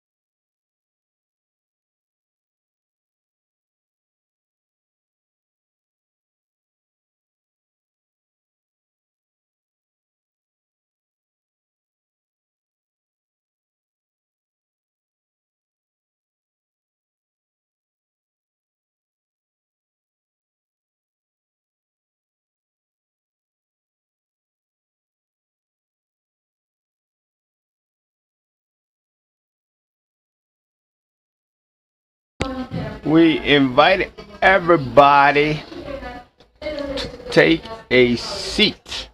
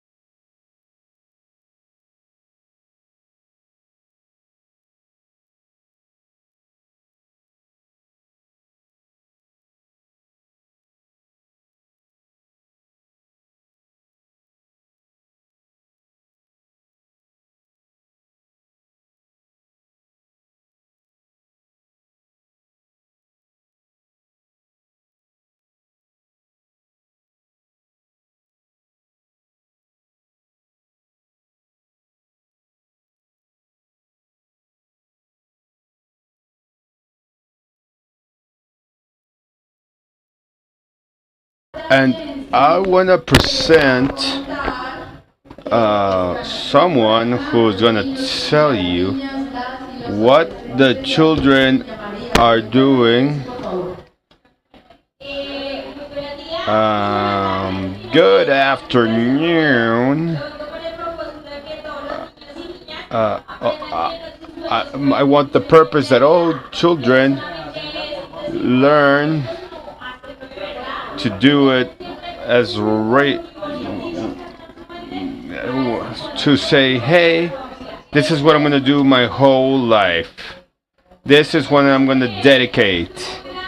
I can also tell you it's a very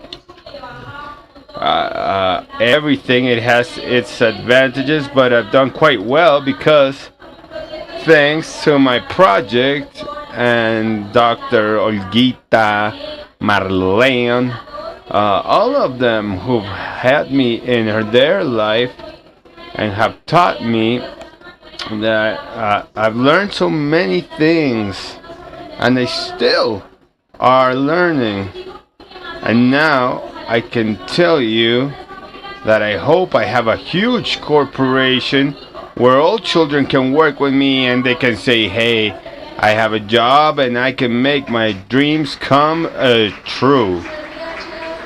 So thank you for listening to Jancy. Jancy is part of one of the programs of reestablishment of rights of ICBF, and they have this beautiful Manuelas.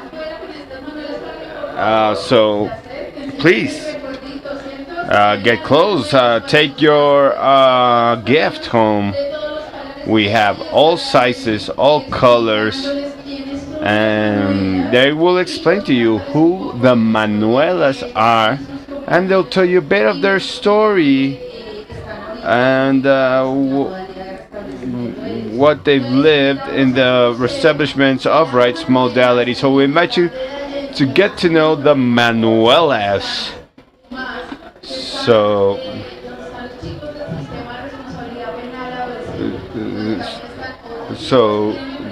where there's other boys that have their own projects. Thank you very much.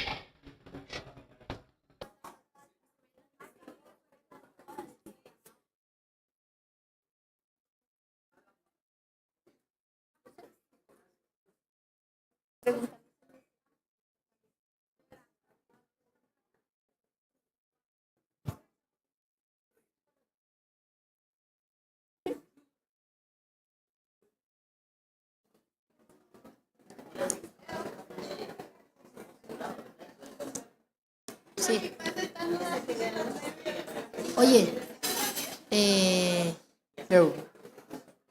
¿eu qué? Eu.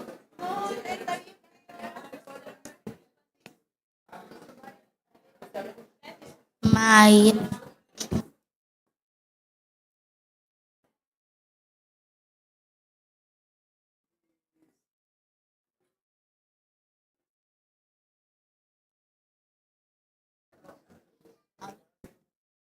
lo puse mute.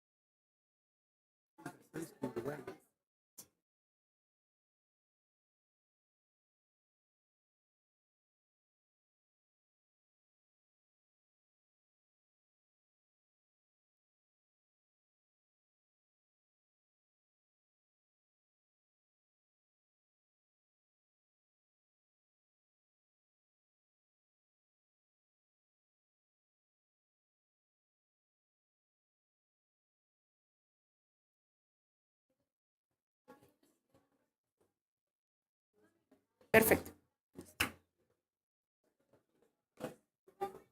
Bueno, a los demás participantes, niñas.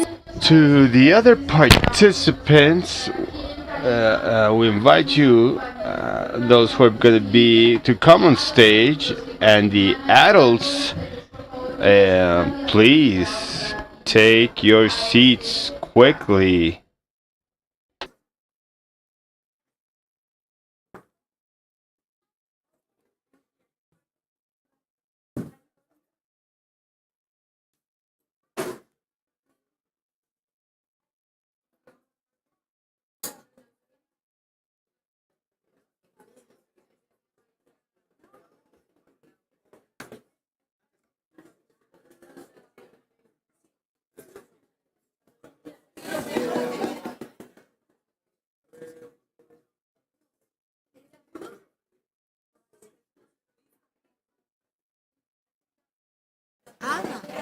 No se escucha.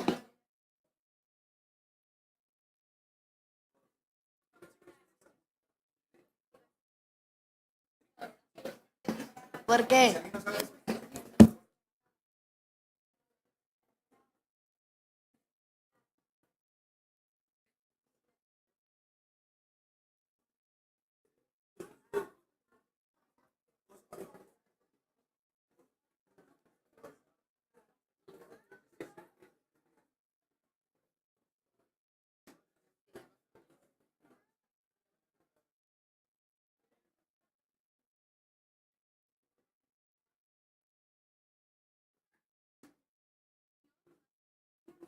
¿Sí?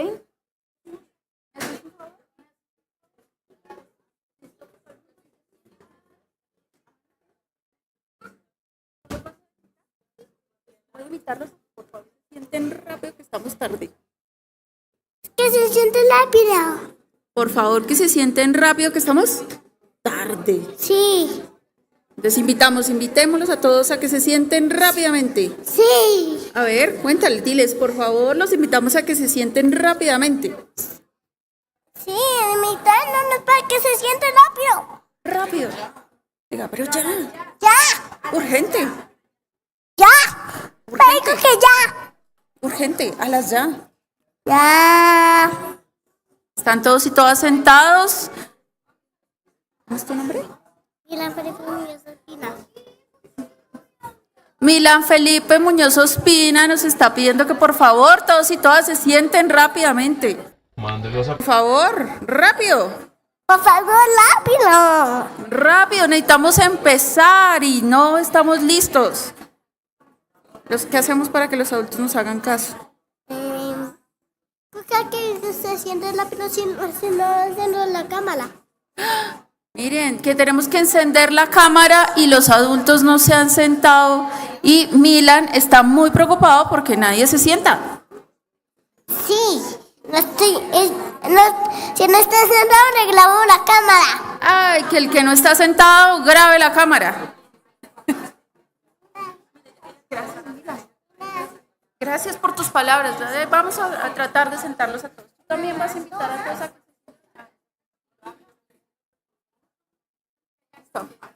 ¿Tú también? A ver, dígales, por favor, invítalos a todos a sentarse. Por favor. Siéntense todos. Siéntense todos. A sus lugares. A sus lugares. Rápidamente. Rápidamente. Listo. No nos hacen caso. ¿Qué hacemos? ¿Qué se te ocurre? ¿Cómo? A ver, pues cantémosles algo a ver si se sientan rápido. ¿Cómo funciona? ¿Cómo hace la profe en el colegio? Sí, ¿qué hace la profe para que todos hagan silencio y se sienten rápido? ¿Qué hace?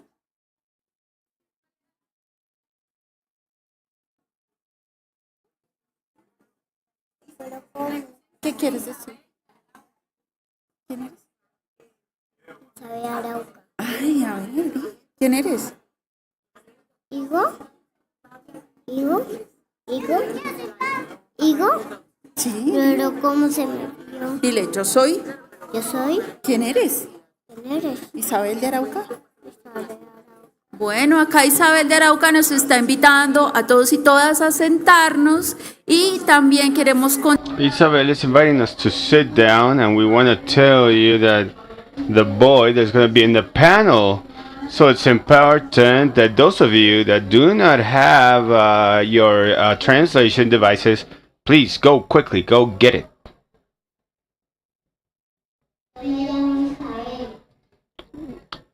My name is Isabel.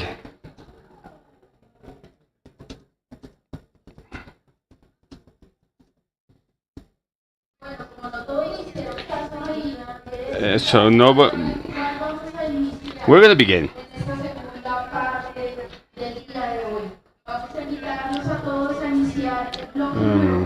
We're gonna begin block number 4 of the systems focused on access to justice. Adequate access to justice is an essential guarantee for comprehensive protection. Hearing the advances of other countries in this subject is fundamental. We're going to develop a parallel agenda in the Emerald Room where they are going to design the telescope of justice. So here in the Red Room, we'll have authorities and judicial systems for children in the region.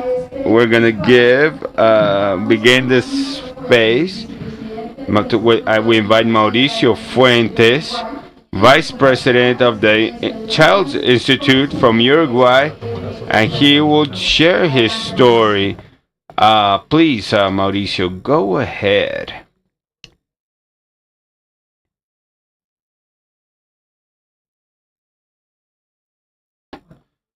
So, hello, good afternoon. Very short. The idea is not to tell huge advancements, but I'm going to talk about great worries or concerns and be able to hear what you have to tell us, to think what we can do regarding those worries, because talking about access to justice, for us, it implies to talk about what is the access to justice, how we can access, how does this process happen, for what, seeking what effects or results. And I want to share 3 quick stories. First is the story of Laura. Laura is 56 years old. I got to know her 3 years ago. She got to a neighborhood of Montevideo where I live together with her children after a flood. In that neighborhood, Laura was able to rent a very humble house, paying little money per month. However, short time after being her, a hooded man, went into their house and said they had to leave because it was her house. Laura did not understand, and later somebody entered her house, kicking down the door. It was 4 people with hoods that had weapons and started to take out her sons and daughters while she was trembling. Then she went to live in a container from a soccer club of her neighborhood. She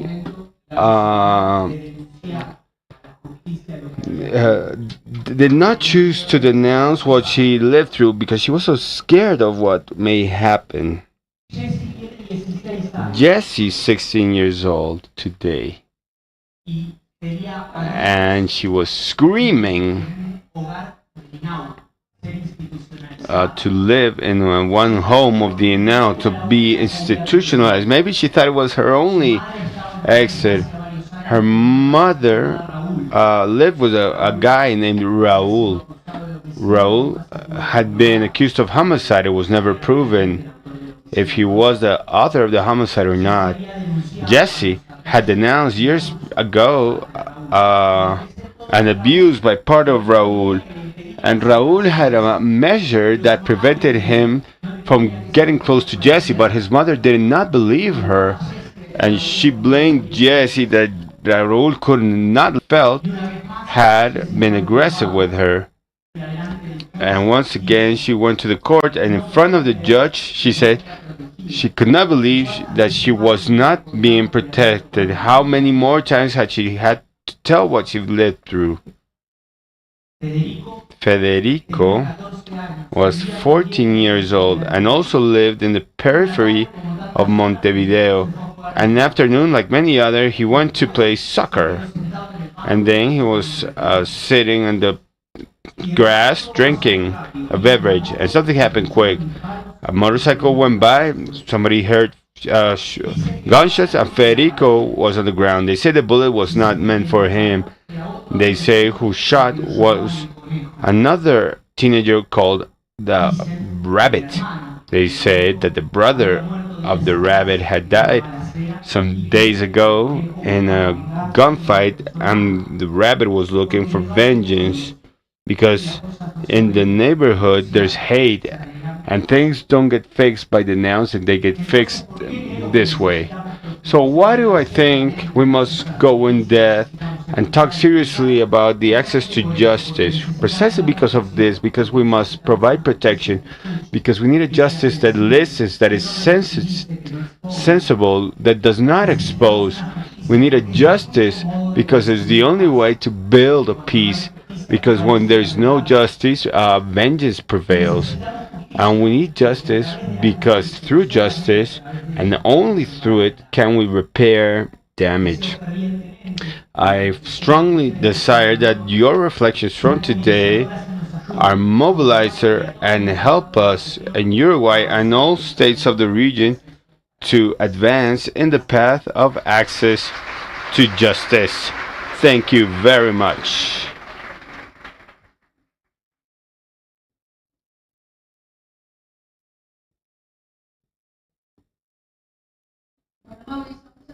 Thank you, Mauricio.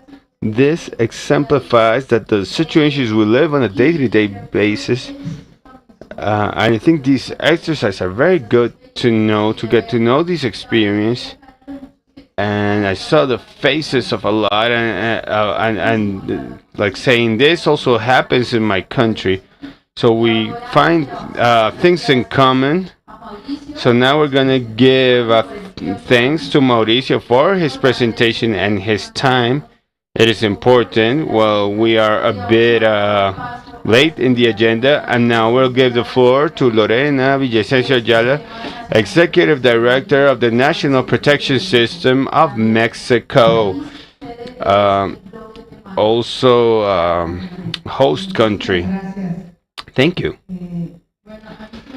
Well, I'd like to contribute to young people that are with us in this table, give them some elements that I think are important in relation to access to justice, which is a very important right to guarantee the other rights. And to say that in Latin America and the Caribbean we have 188 million children, and these a significant part of this population every day is facing violations to their rights without effective protection measures. So for many, this justice begins when they identify a situation that caused them harm, and they're waiting for somebody to listen to them and repair what happened. However, the children don't present denouncements, and you have to ask yourself why. A lot of times because they don't know their rights, or judicial systems are designed for adults and don't take into account their capacities. Access to justice must be understood in a comprehensive manner because it requires procedures adapted to their maturity, and it constitutes enabling right, because through it they can make effective all the other rights, like the right to health and participation.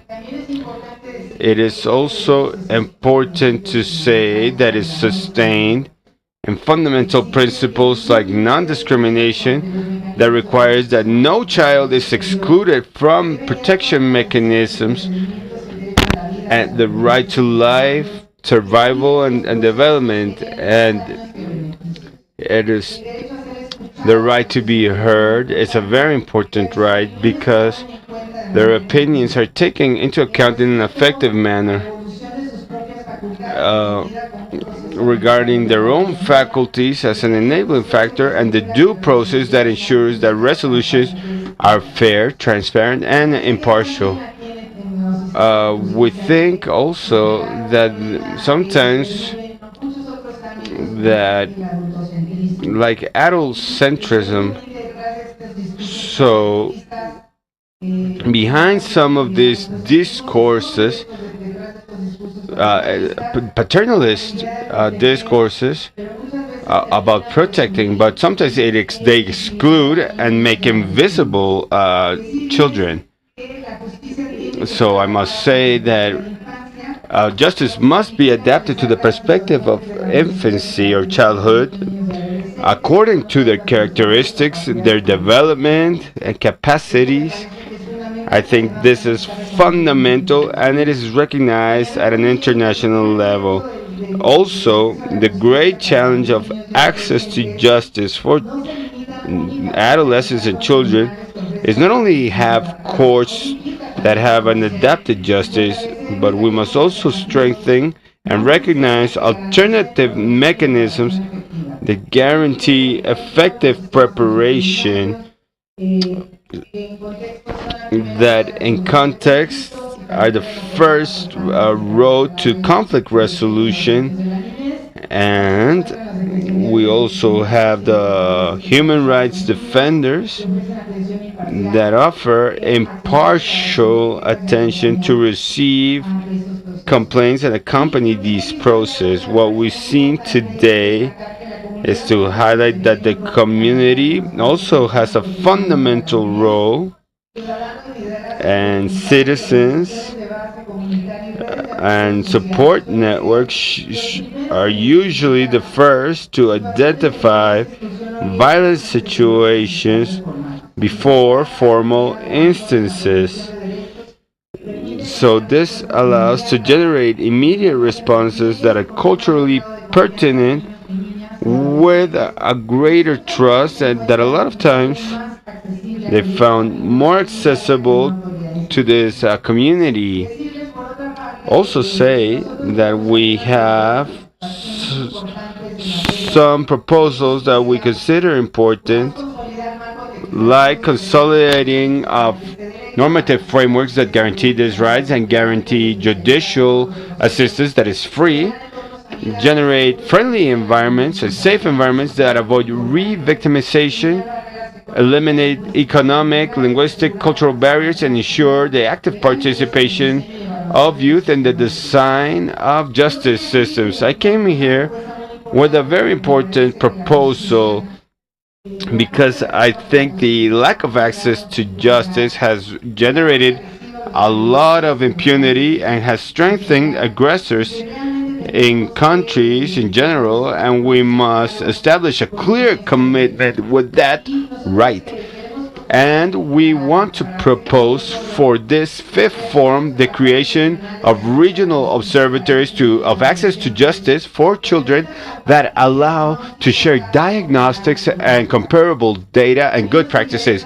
We're also interested in establishing the ombudsman offices in all the region with enough resources and give follow-up to complaints, and consolidate alternative mechanisms for conflict resolution that avoid re-victimization and enabling protection environments.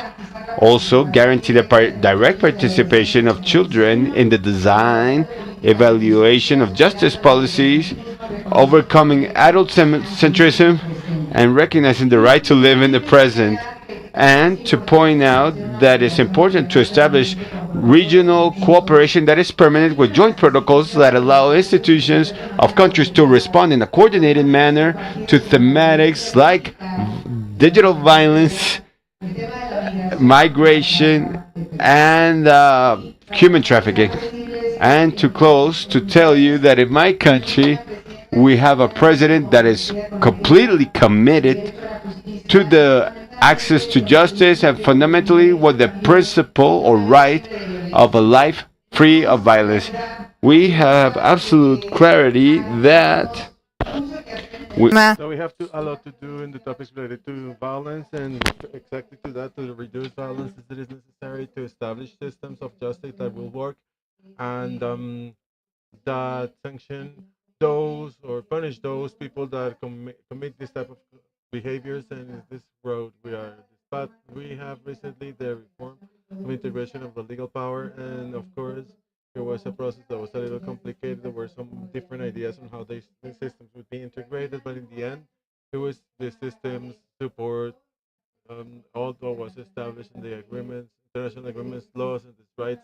That is a fundamental right, as we described, to enable and make other rights that are fundamental for children and adolescents. That would be my reflection. Sorry that it was so quick, but we are really interested that these elements would be available, and also we're interested to listen to your opinion about the topic that it is going to be difficult. I say most of the countries in Latin America, like topics related to who make um, laws, challenge districts, attorney's office, or the legal power. Thank you.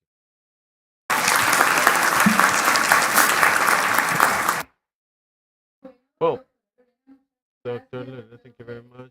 I think she expresses many elements, a topic that was transversal in many conversation spaces, and those were everything related to the digital situations, the social media, the importance of the articulation between authorities to make decisions that should be quick, effective, to guarantee the rights of our children in the region.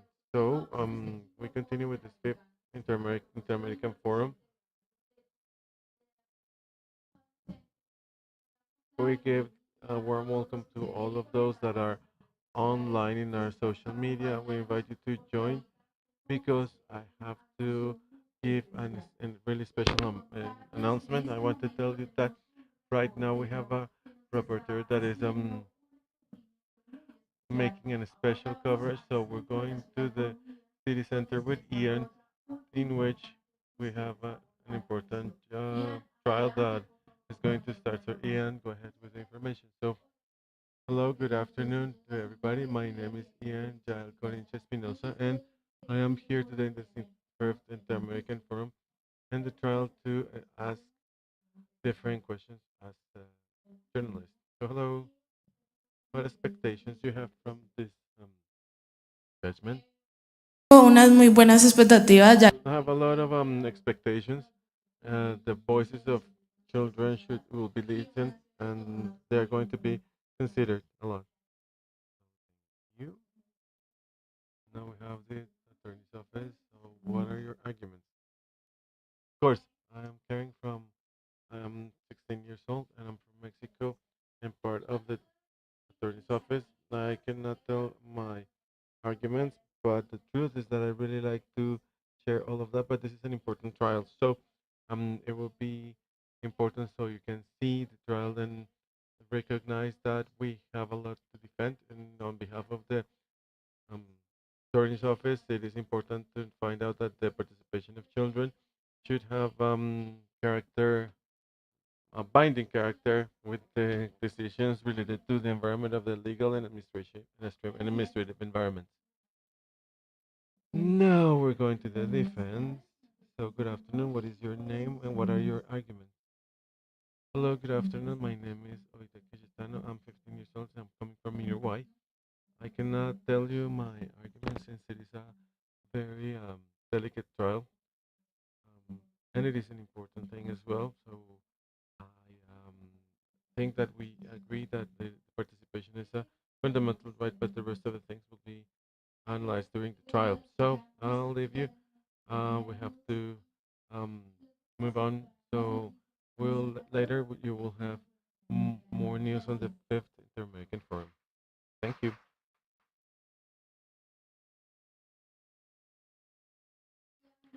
Yeah, and thank you very, very much and on the coverage of this space that is going to be really important. So Ian leaves the interviews a great expectation about what is going to happen in this trial. So we're going to give the floor to Junior Montes from the Direction of Protection, so he can tell the ideas of this trial. So we're going to cover with the media with this important scenario. Thank you. Thank you, Angelica, and it's an honor for me to start this special exercise within the Fifth Inter-American Forum of the protection for children and adolescents. So it is we have the opportunity to have a trial, which is a pedagogical tool that helps us to get closer to a creative and practical access to for justice for children. So this is not going to be any type of trial. It's going to be a debate about a statement that is focused for on the protection of rights, and that is going to have the participation of children, adolescents in any judicial stance. So it's going to be conducted by children, adolescents that will get the roles of judge, jury, and defense. And the head um, of the judge is Camila from Mexico, providing um, options and the view related to justice and rights. So with this exercise, we want to show you that this exercise is not learned in the books or in trials. It is built from the voice and the protagonism of children and adolescents. So this way, we're going to democratize this, make democratic the rights from the experience of the children, and we're going to invite you to join with this with respect to this space that without a doubt there's going to be one of the most inspiring um, activities in this event. Just, the floor is yours.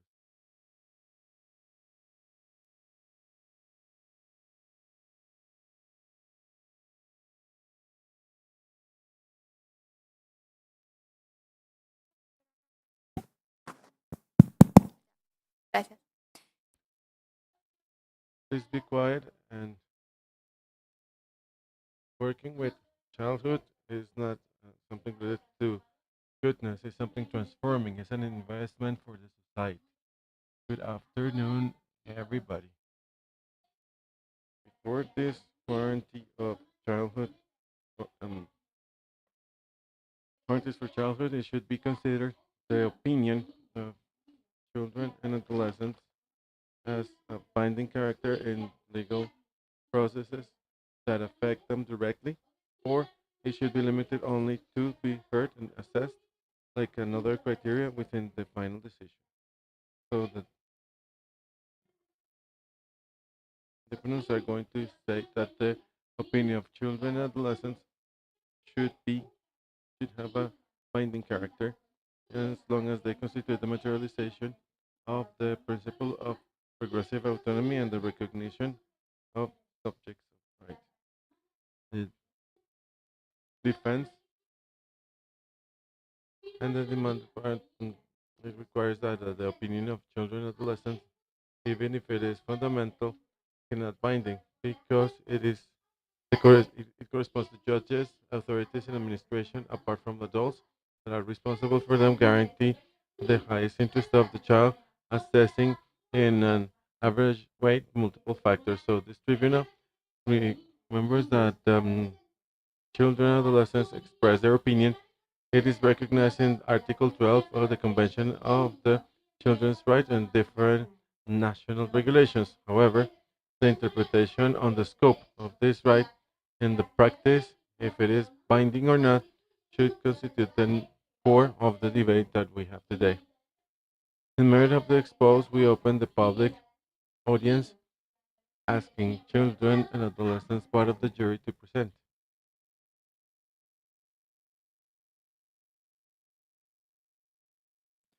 Hola, muy buenas tardes a todos. Hello, good afternoon. My name is Leonardo Cruz Juarez. I come from Tamaulipas, Mexico, and I consider that understanding and considering voices of children and adolescents is the first step that we should take to move forward as a society and grow as persons.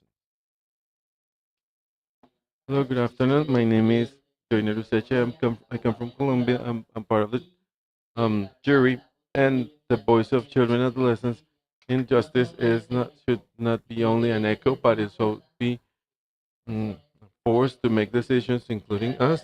And the true justice is considered when we are listened to as valued and protected. So thank you.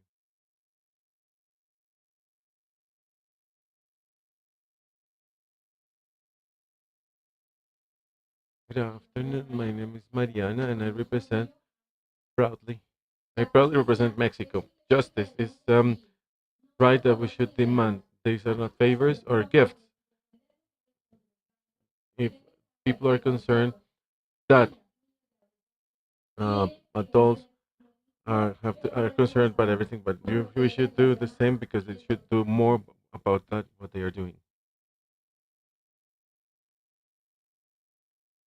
Good afternoon. My name is Malik Wilshire. True access to justice for children ensures that their voices are heard, their rights are upheld, and that their future is not left up to chance.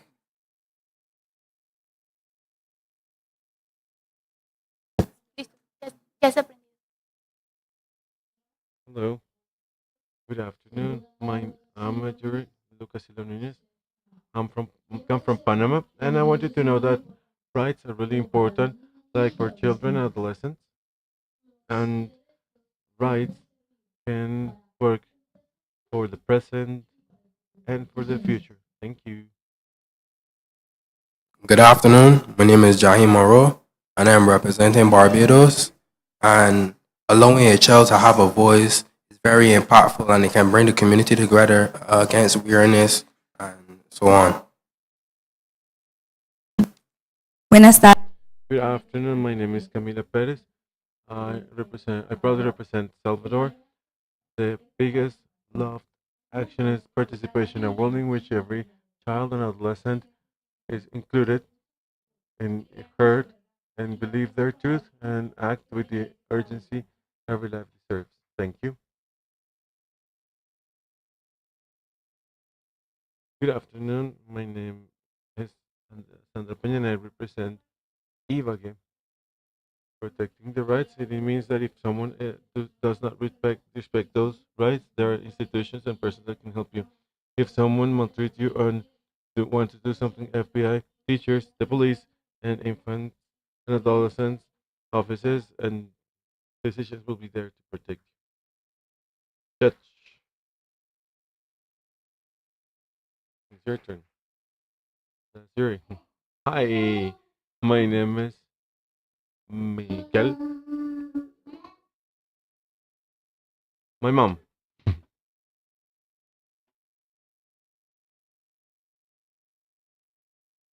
Hi.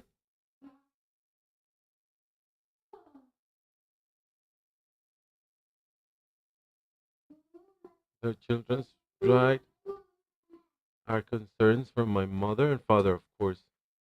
Thank you.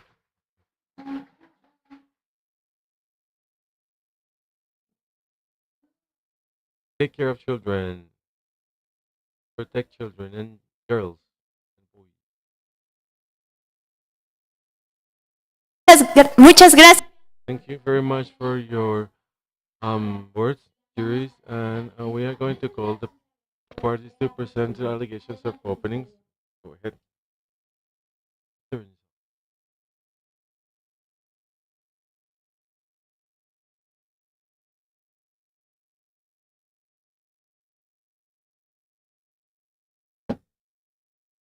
Thank you.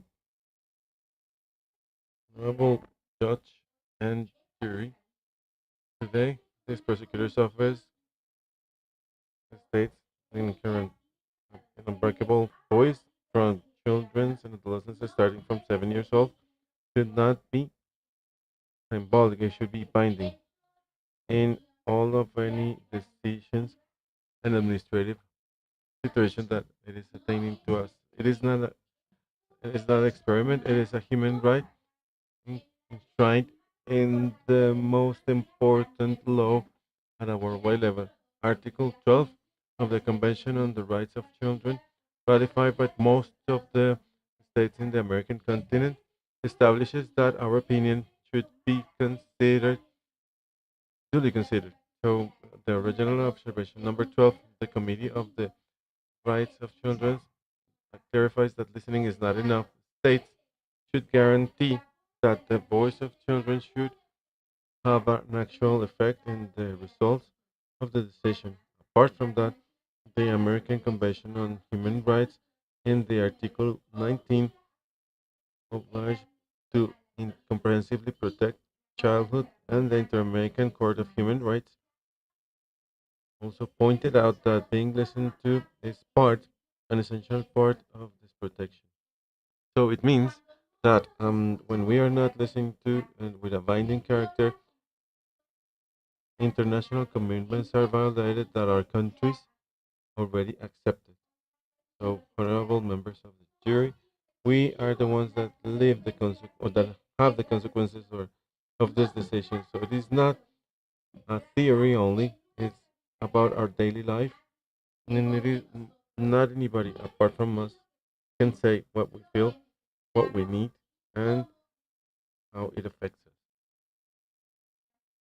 The decisions, even if they are related to custody, education, health, or justice, ignoring our voice is not only unfair, it's adult centric. A system that listens but does not obey, it is not justice, it is simulation. The region already took firm steps in Colombia, Mexico, and Argentina. Tribunals consider the voice of adolescents in case of custody, adoption, and medical treatments. What was the result? Decisions that are fair, human, and more effective. It is not a utopia. It is a possible reality. That is why we ask with our utopia. So it is not an echo, an empty echo. So they should understand that nothing that us and it is a slogan. It's a principle of justice, and it is binding. Our opinion is binding because that is the only way to guarantee that there shouldn't be decisions taken on us without us. This prosecutor's office would not defend an idea, will defend a right, an obligation, and a truth. So justice would only be fair when the voice of childhood would be the law, and when it is recognized that there would not be better specialists in topics related to adolescence and childhood than us, children and adolescents.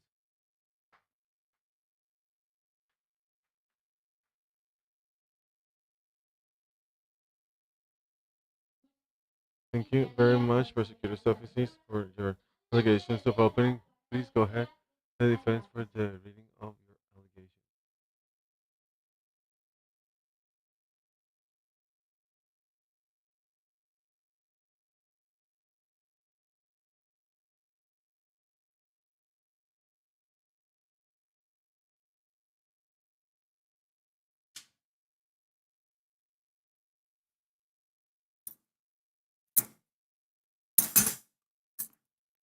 Muy buenas tardes, señor.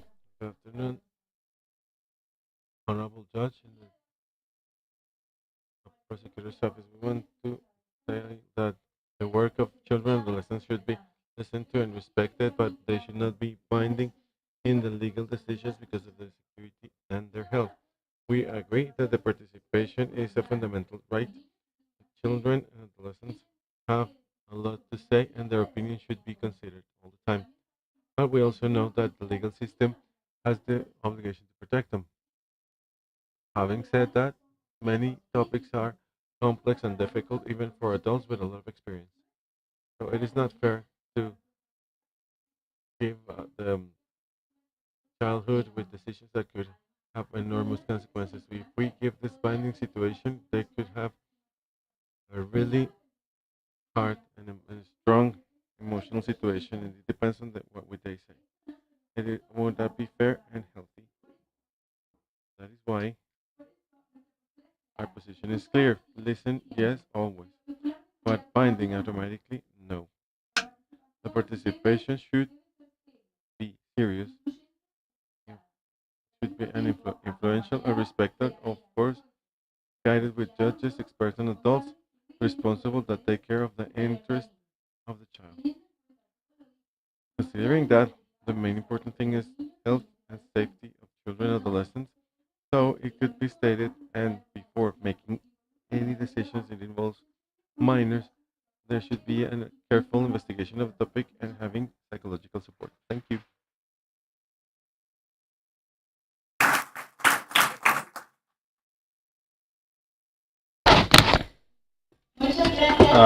Thank you for your participation. Once we finish the aperture statements, now we begin to interrogation and counter-interrogation phase. So we begin with the attorney's office. Please call your first witness. Good afternoon. We ask Dr. Marta Andrea Romero, who is a lawyer and coordinator, to please go to the stage and answer this. Why is it important the voice of children to be heard, but to have a real effect in decisions?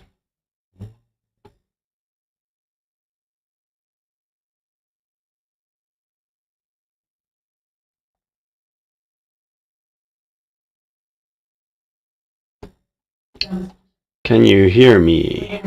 Good afternoon, everybody, for inviting me to this hearing. In this order of idea, the position that we take is the position of the attorney's office. We defend not only an idea, a right, and an obligation regarding that we will face. Regarding the law, the Constitution talks about the superior interests of children. Also, the Convention of Children's Services in Article 12 and 44 of the Constitution makes that states that ratify these conventions make it binding the superior interest of children. Regarding the obligation, the binding obligation, we're going to see two decisions that the Constitutional Court took into account to adopt this focus, where it should be, we're going to see a brief video of 2025.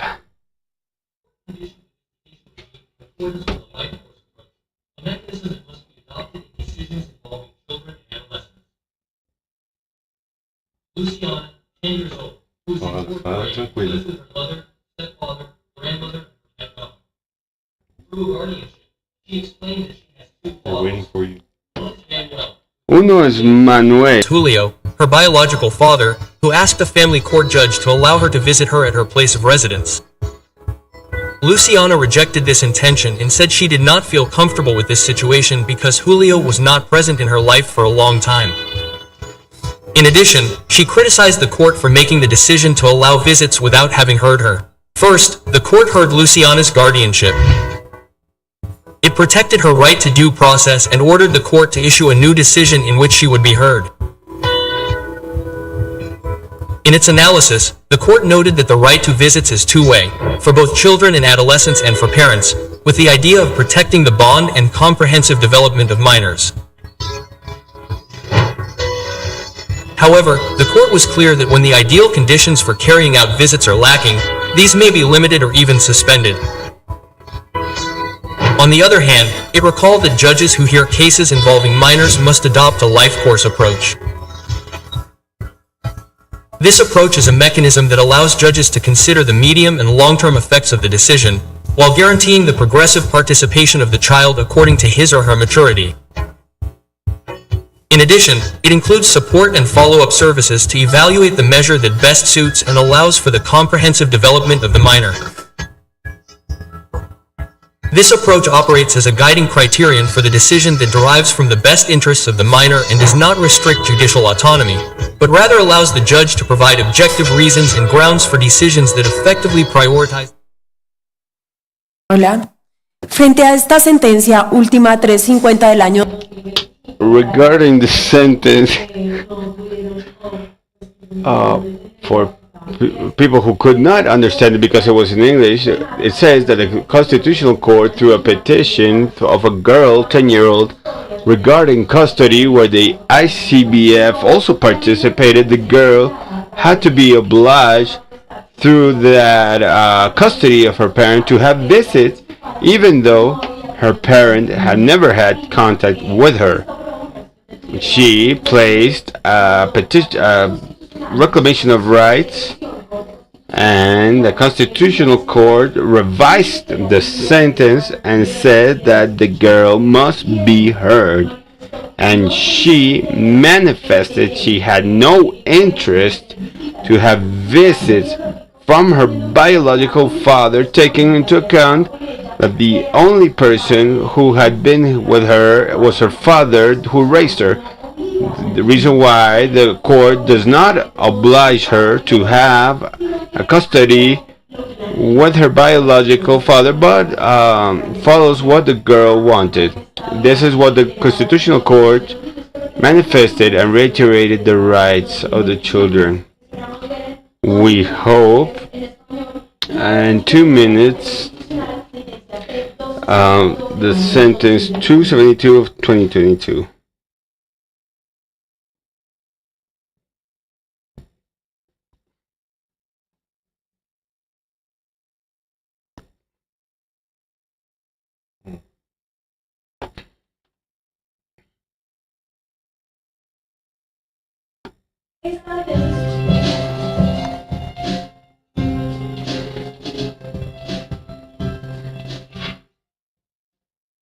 Apreciado FCC, la Corte Constitucional está conformada por un grupo de personas conocidas como jueces que tienen entre sus tareas proteger los derechos de las niñas y los niños como tú. Hemos conocido tu situación. Sabemos que vives con tu abuelita y tu abuelito a quienes tienes mucho. Sabemos también de las situaciones que viviste con tu papá y que probablemente eso te hizo sentir cómodo, triste y molesto. Después tuvimos conocimiento de que, aunque tu mamá no está contigo, ella te dejó un dinero para que puedas estudiar, comer, jugar y divertirte. También nos enteramos de que le estabas recibiendo ese dinero. Por eso los jueces tomamos algunas decisiones para protegerte.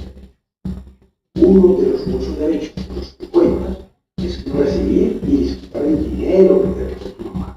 Por eso tu abuela recibirá cada mes de su cuenta del banco tu dinero y te ayudará a administrarlo hasta que tengas la necesidad. Tu abuela se encargará de utilizar tu dinero para que puedas estudiar en el colegio y, si tú lo deseas, también en la universidad. Con ese dinero y con la ayuda de tu abuela podrás comprar tus uniformes para el colegio y tu ropa. Tu abuela también te ayudará a que con ese dinero puedas comer, jugar y divertirte. Hemos dicho que está bien tener las personas que te cuidan en este momento, tu abuela y tu abuelo. Otro juez estará muy pendiente de decidir si puedes volver a ver a tu papá. Ese juez, a quien podrás conocer cuando quieras, estará preocupado por ti y tratará de hacer todo para que estés mucho mejor. No te preocupes, nadie te obligará a ver a tu papá, solo si tú lo deseas. Y puedes estar tranquilo porque en cualquier momento podrás recibir al juez a tus abuelos o a la comisaría lo que quieras y lo que no quieras. Recuerda que para nosotros es muy importante lo que sientes, tus preocupaciones, miedos, tus intereses. Por eso nunca olvides que en todo momento y lugar puedes exigir respeto de todos. Padre, de tus abuelos, de tus profesores y de quienes te cuidan. No pueden hacerte daño y tienen que hacer todo para que puedas ser feliz. Usar la vida como se te acompañará y estará pendiente de ti y de lo que necesites. Por último, pues hará todo lo que sea necesario para que nuestras decisiones él debe realizar la protección de tu vida. Y finalmente, gracias por tu valentía. Al conocer tu caso, nos dimos cuenta de que muchos niños y niñas pueden estar pasando por lo mismo que tú.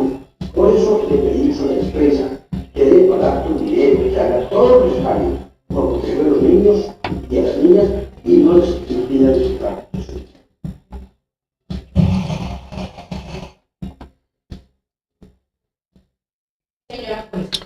Dear Judge, this witness is requesting that the voice of children should be binding, taking into account that the prosecutor's office not defined it an idea but a right that is consecrated under international norms.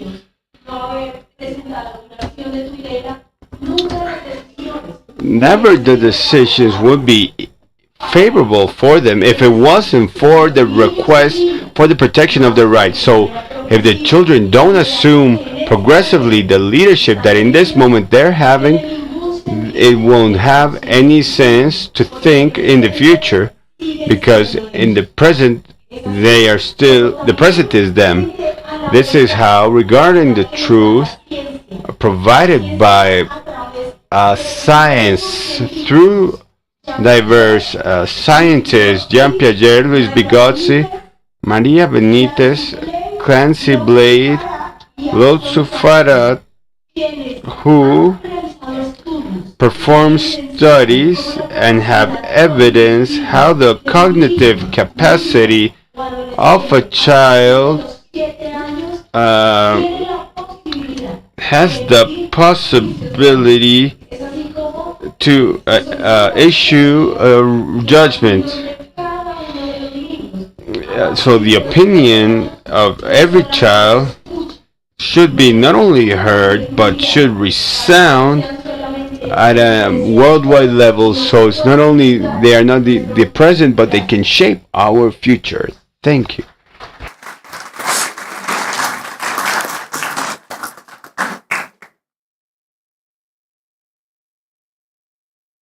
Muchas gracias. Thank you.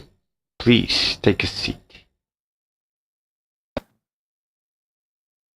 Finalizada la pregunta de la Fiscalía, el equipo demandado puede realizar una pregunta. Now the team can make a question to the attorney's office. Muchas gracias, Su Señoría. Thank you. Take into account what you said. It's true. Children have the right to be taken into account. They presented a situation where children have decided what parent is apt to take care of them. So I ask you, how do you think could stress affect the child?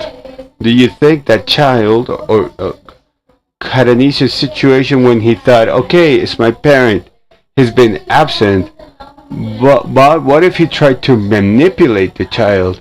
What if he said, I'm your father, I've loved you for a long time, I've worked for you for a long time, and you turn me down? That is manipulation. Don't you think that child suffers stress when she thought, I love my mother and my father, adopted father, but I'd also like to have a relation with my father? Don't you think that the stress of that child could be something easy to manage? Well, regarding stress, I think it could present more stress a child that is not heard. The voice of a child that is not taken into account when it's the subject of rights, is the decision that clearly I cannot vouch for the rights or interests that represent a child. One of the bad practices we've seen in some states is that children are like subject of rights, but in general they're not taking into account of what they want. I think it could be it can affect the health of children not to take them into account and condition them as objects. And since they are subject of rights, each of the children are beings that in projection can demonstrate the capacity they can have in the future. And I consider the defense that they should be taken into account from 7 years old, taking into account scientific studies that children must be listened to, and on the contrary, they could have a more adverse effect not to listen to them, and that their voice is not taken into account. Thank you very much. Les pido de favor a todo el público que si van a realizar algún aplauso, por favor sea sacudiendo sus manos y las levantan de una manera silenciosa. Please clap by shaking your hands silently. Agradecemos también sus participaciones. We also thank your participation. We're a bit slow on time. Please keep your interventions more concrete. When we finish with the first witness, attorney's office, you can call your second witness. Thank you for your intervention.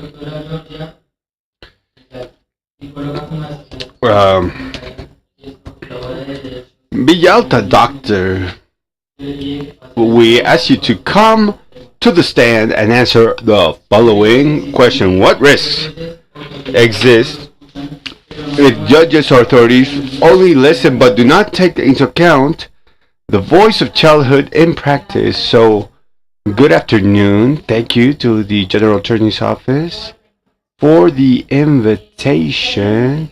And I'd like to identify risks at 3 levels.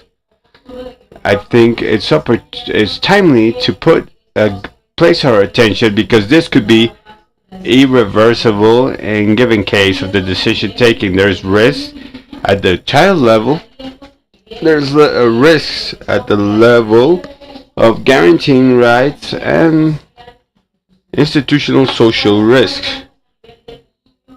What are the risks? First, the re-victimization. If children are not heard, they are re-victimized.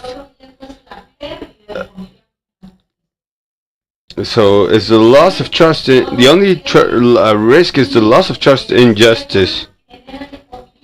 Okay. So this creates a mistrust in short, long, and medium term. So we have feelings of impotence, frustration, anxiety, fear, or guilt for not having a voice in decisions that are affecting them. A fourth risk at the child level is the lack of adequate reparation. Some measures are dictated that do not correspond to the real needs because the judge did not have direct access to their outlook, experience, and perspective. Our last risk is the reproduction of vulnerations.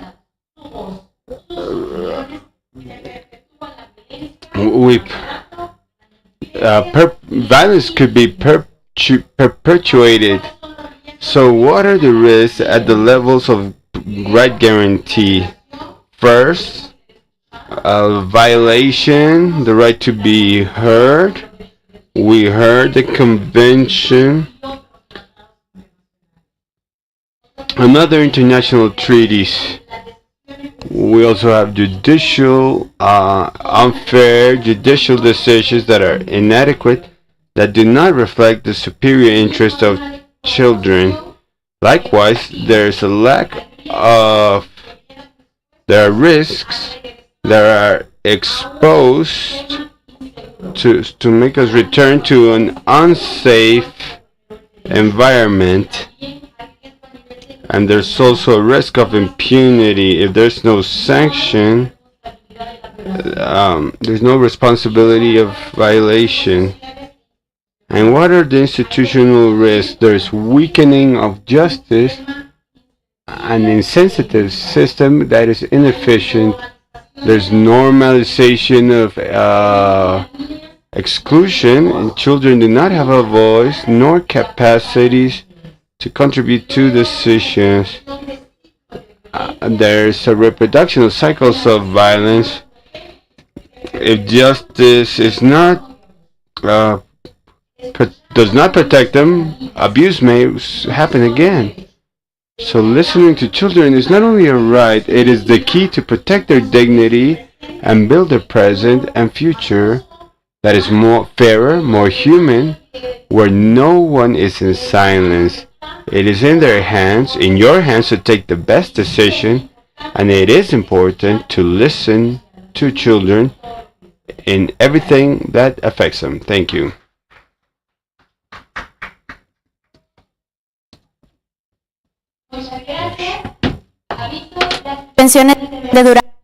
Thank you very much. Just to let you know, there is an intervention for 5 minutes, and when we have a minute, I applaud twice. So I'll clap twice, so you can stop your participation. So the defense stop that can give the defense to the team of the prosecutor's office. So my question to you, Dr. Georgina, how can you be sure that the child or adolescent would not be manipulated regarding this important decision affecting all of their entire family or environment? It is important that we analyze the physical and expression and what the child is saying. Security is going to be in the sense of the decision that we have, right? So listening to children, considering their highest interest, I think it's fundamental to guarantee their rights. So security is their emotional expression, verbal expression, corporal expression can tell us a lot in the decision that we can make. Thank you.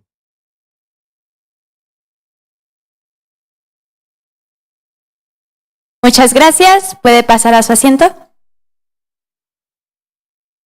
Hemos finalizado con los testigos de fiscalía. So we finished that with the witnesses. So we give the floor to the defense so they can call the first witness or to the seat. So we called Margarita and representative of victims. So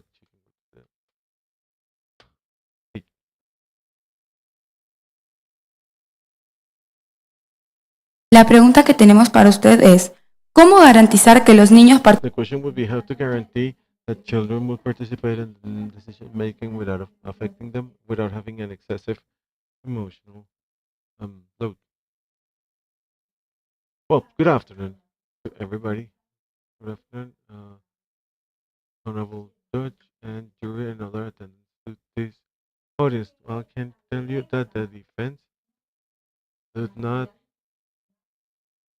forget about the international laws of children and adolescents, that also there are other regulations in every country that guarantees those rights of children and adolescents.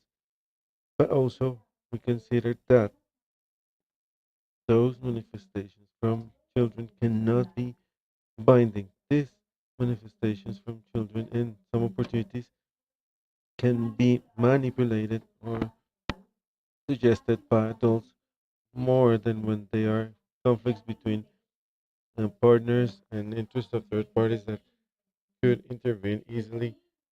A child can be pushed and suggested.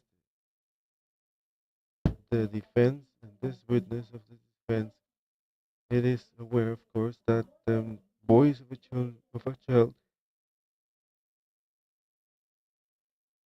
should be listened to, but not in any way. So every case should be analyzed particularly because the manifestation of children should be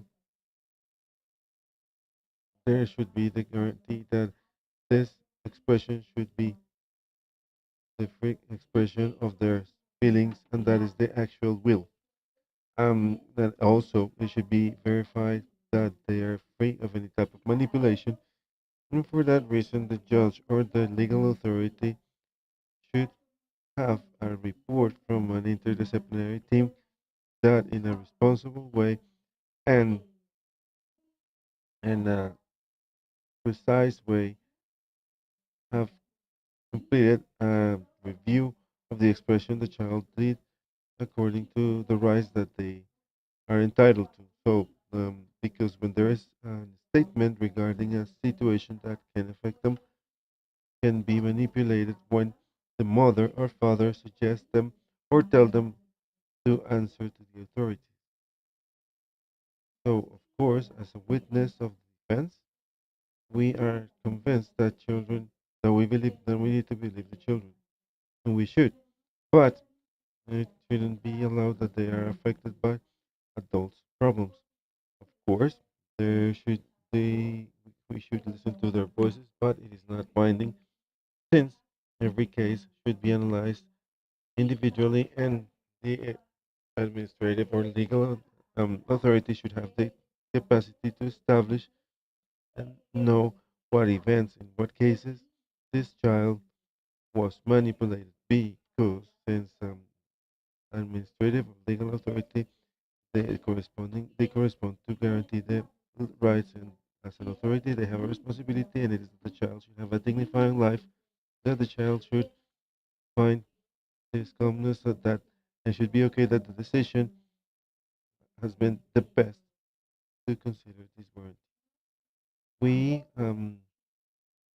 agree that the rights of children, that is one of the rights of fundamental rights of children that affect the decisions, and they should be listened to. But again, we say that these decisions should be assessed together, and every case should be analyzed individually. So, what? So, it should be listened to, and the children should be listened to, but not all of the cases are the same thing. So, all those children should are object of manipulation, are subject to manipulation, and that is the person should have the capacity to say and make the best decision to guarantee the rights of children and adolescents.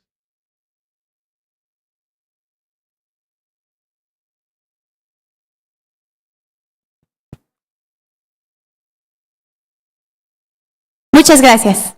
Finalizada la pregunta de la defensa, After completing the defense, and we can ask a question to the team. Thank you. Attorney Margarita Bonilla.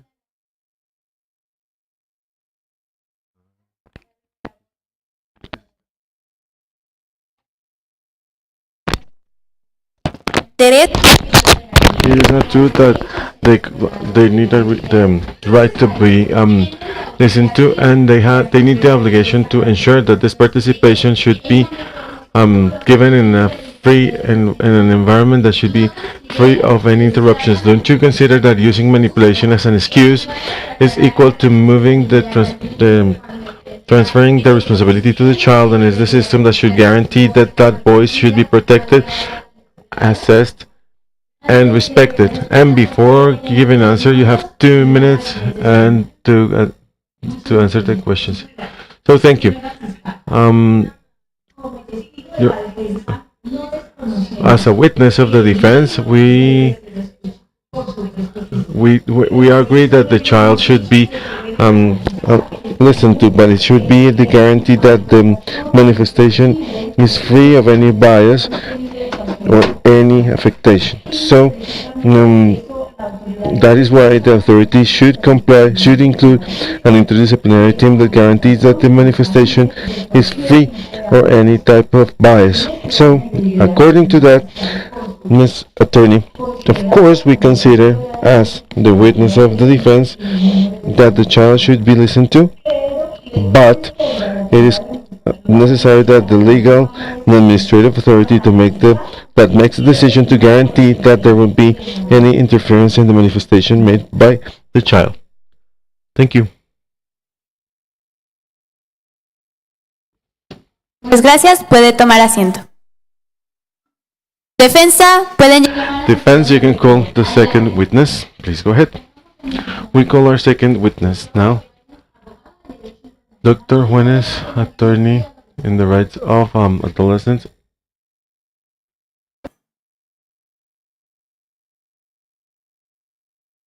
I want to remind you that you have only 2 minutes. Thank you. Hello, good afternoon. Honorable judges, defense, and attorney. Our question would be, how would you feel if the result depends on you for thousands of children, adolescents, or we can say at this moment. So, use the shoes of a child and feel and tell us how do you feel. According to some of our arguments that are described in here, the previous witnesses would say, with the terms of progressive autonomy, it is necessary that children and adolescents should have the right and express and tell what they are saying, how do they live, and how it is affecting them, and it is against what it is stated at a regulation of the Convention of the Children's Rights, the General Convention number 12, and an important element that is the regular observation 27 and how resources for children it's enabled so they can express how it is affecting them, how they feel it, right?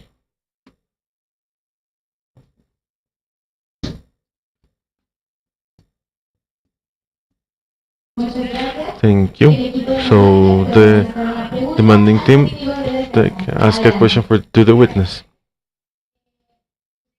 You stated many times that guaranteeing binding character to the voice of children and adolescents mentions or gives a psychological or emotional load on the adolescent or the child, but they do not consider that actually the real emotional load comes from being ignored in decisions that determine that the life and the obligation according to the highest interest of children, the progressive autonomy is guaranteed that the participation should be safe, accompanied by an adult that is trained and respected, instead of continue using that argument to justify the exclusion of childhood and adolescence in these legal and administrative procedures. Well, the topic in here is about the prosecutor's office is determining, and because the warrantor of this part, it is not against what children and adolescents will state their opinion in a certain case. But as we can say in this judgment, in this trial, that the state should not leave the correspondence aside as a warrantor state, as an activity or as a body that is part of a legal process, but also it shouldn't be against the opinions of children and adolescents feel and how certain cases make them feel about. Thank you.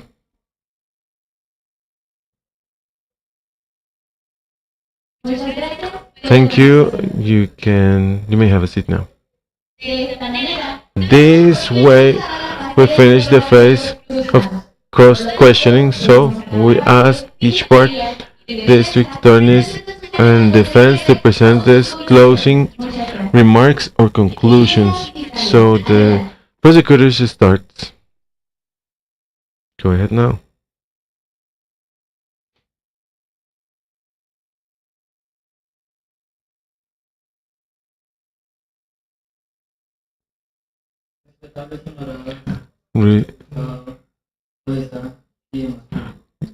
Honor that we not only debate one motion or a statement. It is the coherence between our constitutions and international treaties promise, and what happens when making decisions affecting children and adolescents.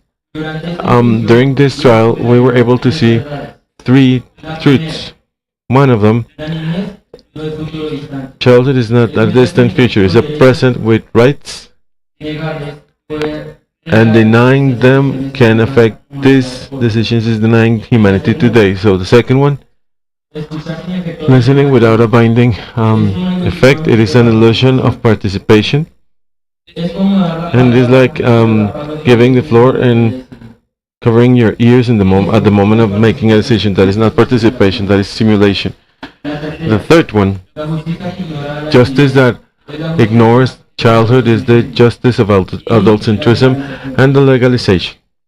In the Americas, it was stated that the Convention on the Children and Adolescents' Rights, the Consultative Opinion 17 of 2012, from the Interamericano Court, and multiple national constitutions that recognize the childhood as subject to rights.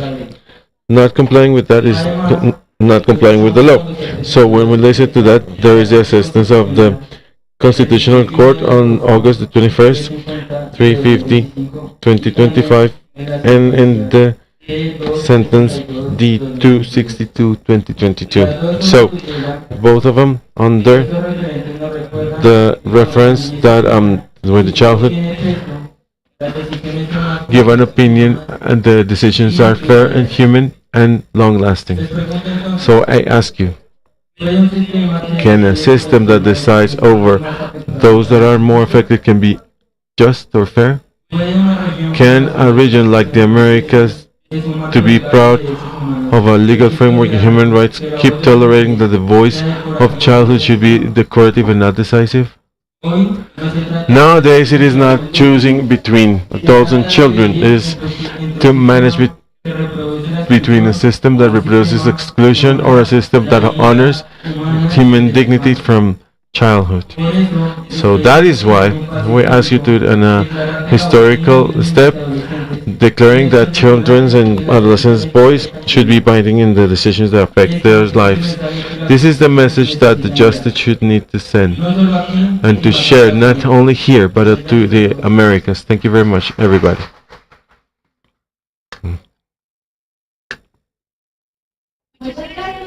Thank you for your allegations.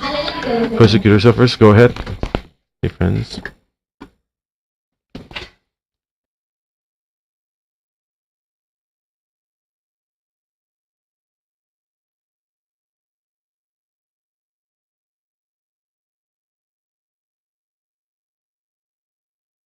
Honorable jueza, Honorable Judge, attorneys, and prosecutor's office.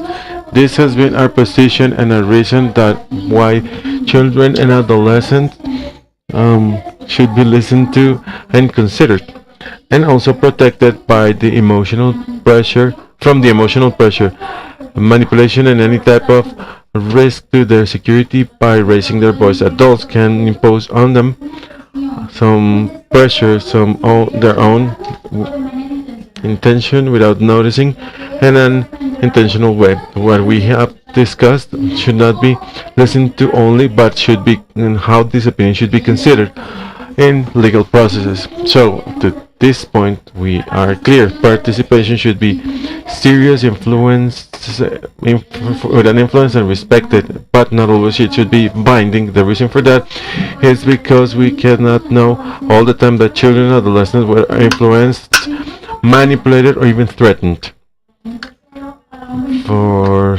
from third parties and their own benefit. It is stated that children and adolescents can be influenced by parents or third parties. If third boys would be automatically binding, this manipulation would be transferred to the legal statements, so legal authorities, but it means that it should not be binding, but it should be understood that their voice matters and matters a lot. And explaining how their opinion was considered is also really important. That is why we ask that the participation of childhood should be valued but not binding in all cases, so that we can guarantee their rights to be listened to and at the same time the protection to their security. Thank you.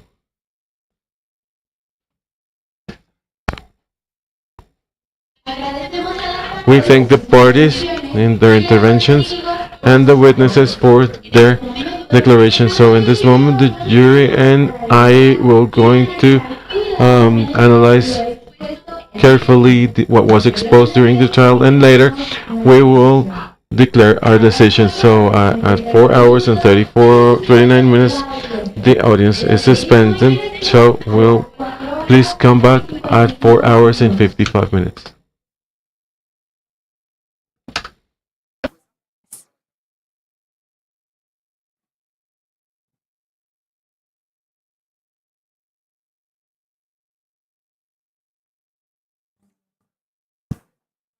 Bueno, vuelvo. So, I'll come back to the office, reporter Ian. I hope you are still in downtown in the city and sharing the scenario with many voices and many different positions, radical and strong from the defense and the districts and the attorney's office. Come with the. It could be one of the most important trials that we're having in the country. Thank you very much. We continue here in the fifth Inter-American Forum, and we are going to make questions to different persons. How do you feel the trial is going? Both teams are doing it very good. Both of them have good arguments. I'm a neutral one, but I think I bet on the prosecutor's office they have had very good arguments, but both of them have worked in a really good way. So thank you. Siento they have very good arguments, but I lean more towards the prosecutor's office. What is your name? And who has given the strongest arguments? I think they have a very tough that capacity to make us think. I think it's very hard for the to make the decision. I think this jury is so pluralist of so many countries. I hope they can take a decision in favor of their children and their protection. And what is your name? And what do you prefer? Let's see what comes from your voice. I'm director of the institute, and as that organism, I cannot give my opinion because they don't allow me to take a side, but I do consider that that it has made me think about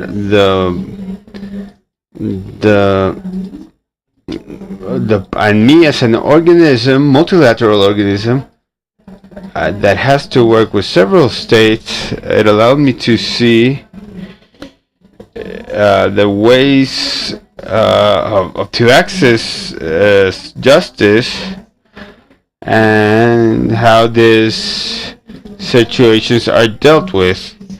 This allowed me to see this ruling or the sentence is quite interesting. Thank you. Let's continue. Who do you think has given the strongest arguments? My name is Lorena Villavicencio. I am the representative of the protection system of Mexico. I think it's been quite interesting, the debate, but I have a very clear posture. I think the strongest arguments are on the side that the direction should be binding. There are expressions that are very binding and significant because this right also allows the development of the capacity and strengthens autonomy. So that is my posture. It's quite clear. And I shall wait for this very important ending. Thank you very much. Tio, what is your name and what decision do you think the jury will take? I have a very clear position which is supporting the prosecutor's office, but I consider those who have the last word is the judge and his colleagues. Thank you. We continue with you. What is your name and what side do you prefer? I am from Costa Rica, and really I don't have a position because both sides have given manifestations that are quite strong, make great questions, and I wouldn't know who to choose. Well,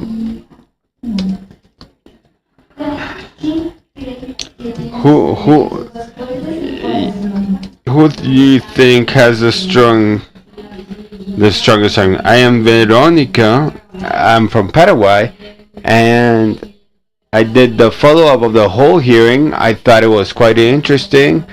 Each of those who intervene and act extraordinarily in its development, and they need an analysis in the control of conventionality, and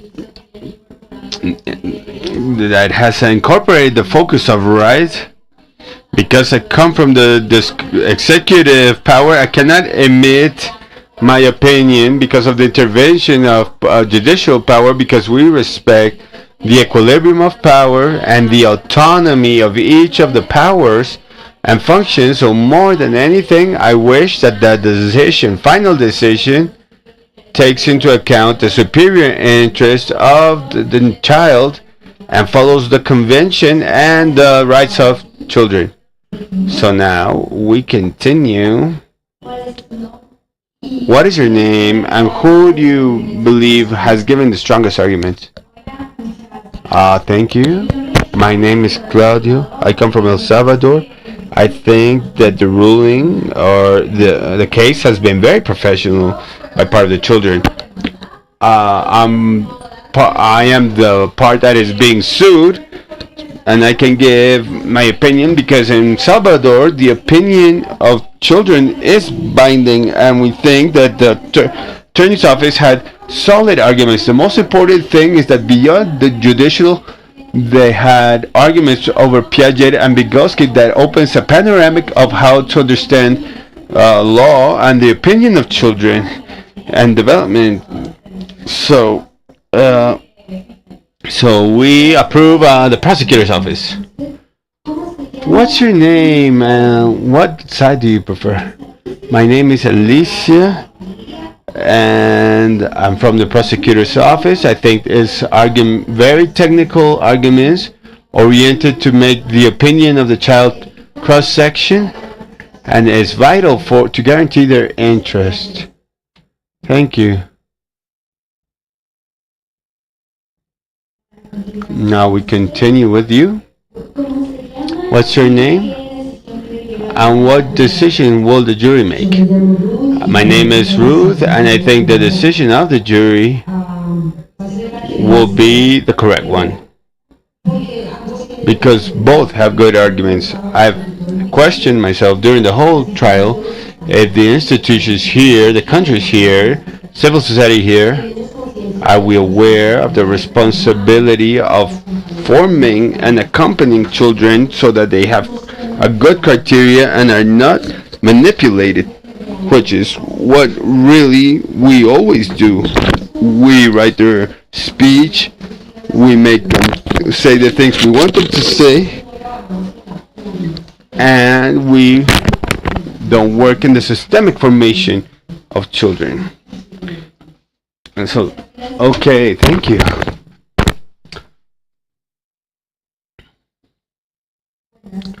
Good afternoon. What's your name? And what side do you prefer? It's not so easy to take a side. There's good arguments, as it was mentioned. Personally, I believe in the voice of the children, and that would be my inclination. But there's good arguments, and I think we must go in depth in that discussion. Thank you. And this way we say goodbye. We will continue with more news. Thank you, Ian. Now we come back to the study with a social service. It's important right now to remind the people that have not done checkout from the hotel, please do so while this trial continues. And thank you for those interventions. And for the attorney's office, which are now leading, they have a those who are delivering now, deliberating, have a complex task. And the definitions of this trial, a lot of postures, and we hope that it finish the best way. We know the jury is deliberating to have. We hope the judge has been. The judge was quite professional, asking for silence, and I hope the rights of children are also respected, like the judge requested. So we thank you all that continue here. Those who don't have to do a checkout, they're waiting for you to finish your checkout. Now, the most important thing is coming. The decision as listening to the arguments of the defense, and so we want to finish. They're going to quickly finish this deliberation. There's strong arguments regarding the defense of the voice of children, whether they have to be binding in our justice systems and the justice systems of our countries. Up to where should I listen? Up to where do I have elements to say that are being manipulated?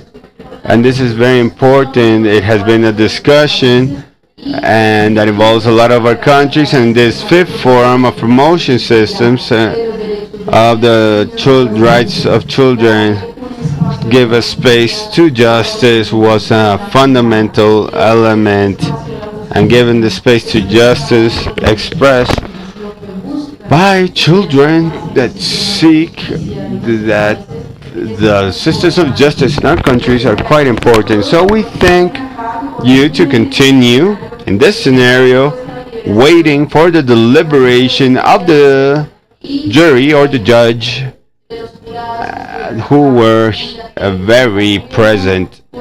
We had a jury of different parts of our continent, and here they also want to hear the elements. Ian helped us to gather their opinions through his reporting, several voices in favor or the defense of children to be heard.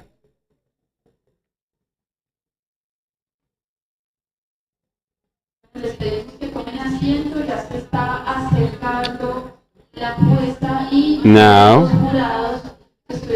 some of the jury that have been participating in the space, we ask you to take a seat quickly, and we want to hear the verdict.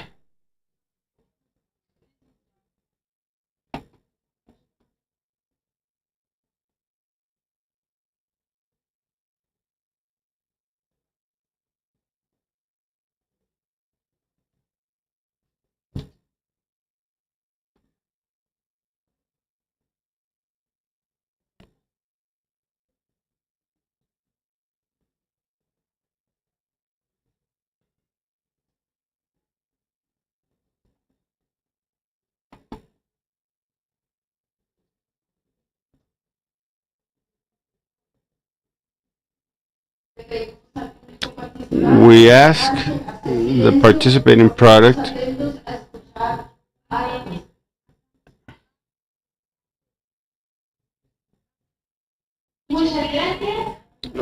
thank you very much.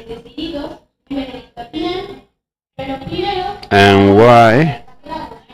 We're gonna have a jury to explain the motives without giving the final verdict. Thank you.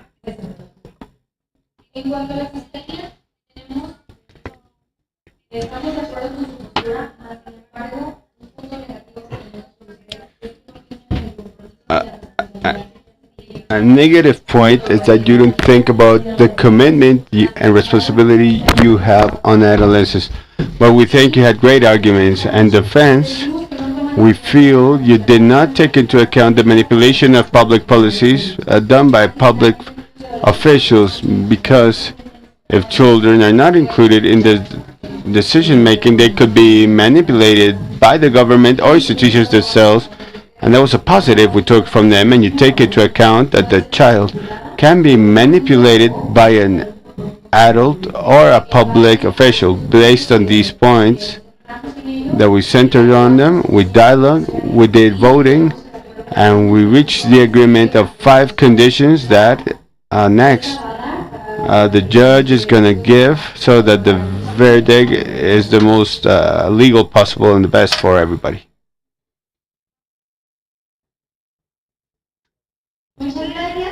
Thank you, jury. And in fact, we will give the final verdict. Esteemed members of the jury and everybody present. Today, we've been witness of a passionate debate and fundamental about access to justice for girls, boys, and adolescents in Latin America.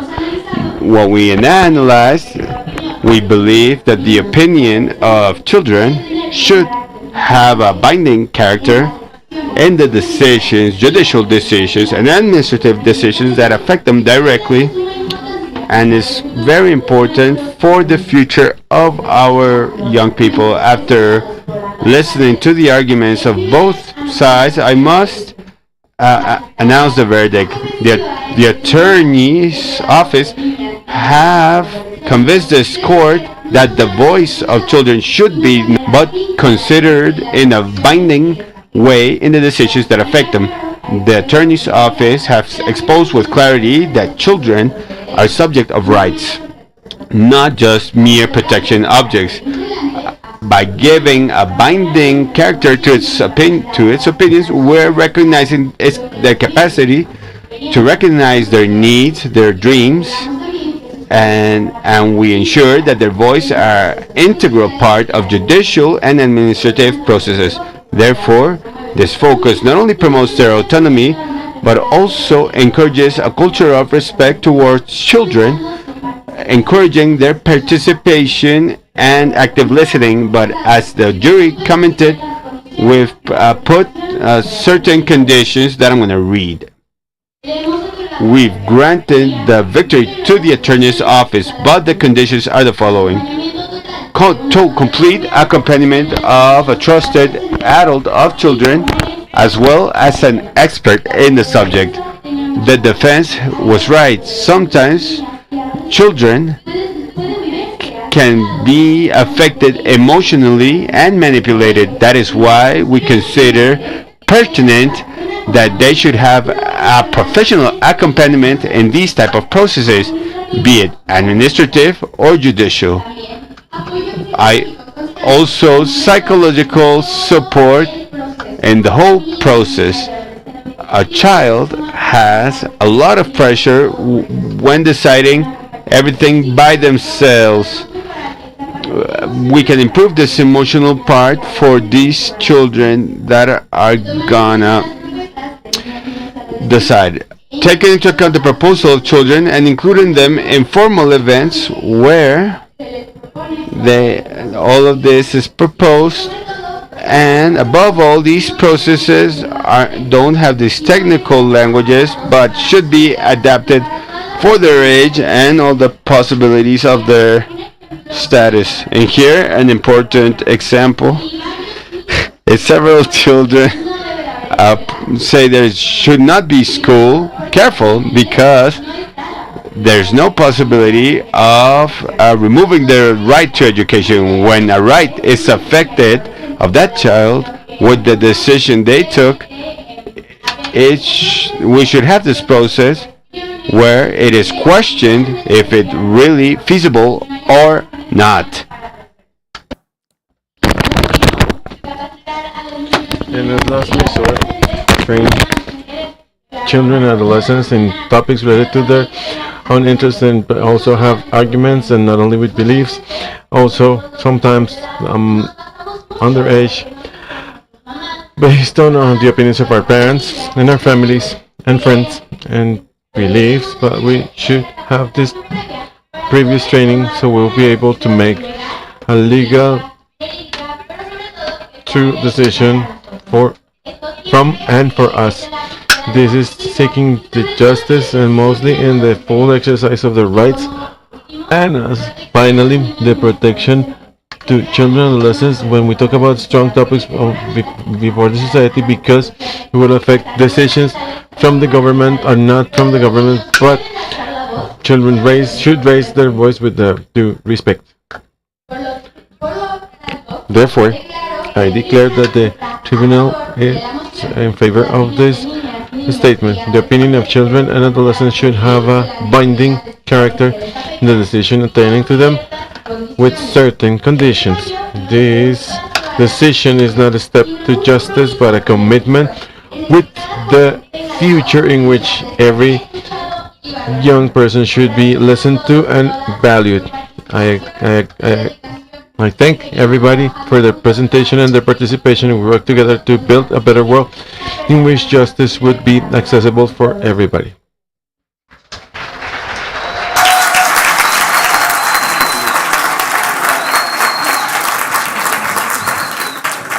Siendo las 5 horas con 1 minuto, damos por concluido. At 5 and 1 minute, we complete this trial. So, case closed.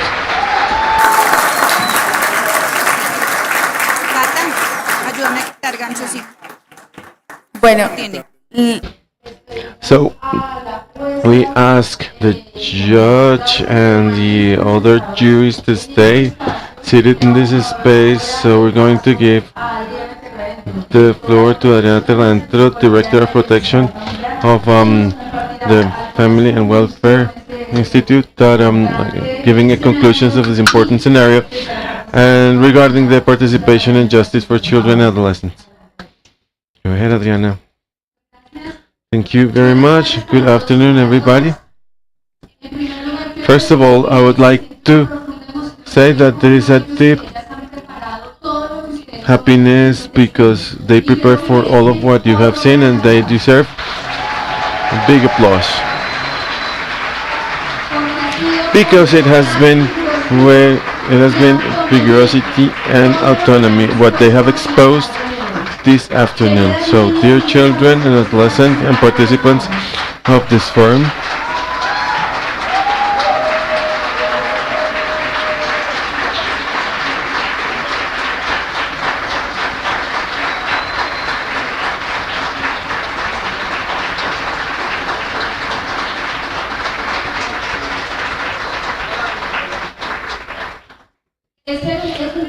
it is a pleasure being adult when you see children and adolescents of this capacity.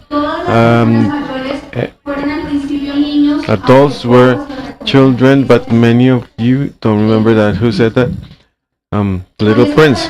So with this statement, I would like to open the floor to talk about the following: adultcentrism to actual participation of children and adolescents. Because if adults forget that once we were children, we have the risk to deny the place as subjects full of rights.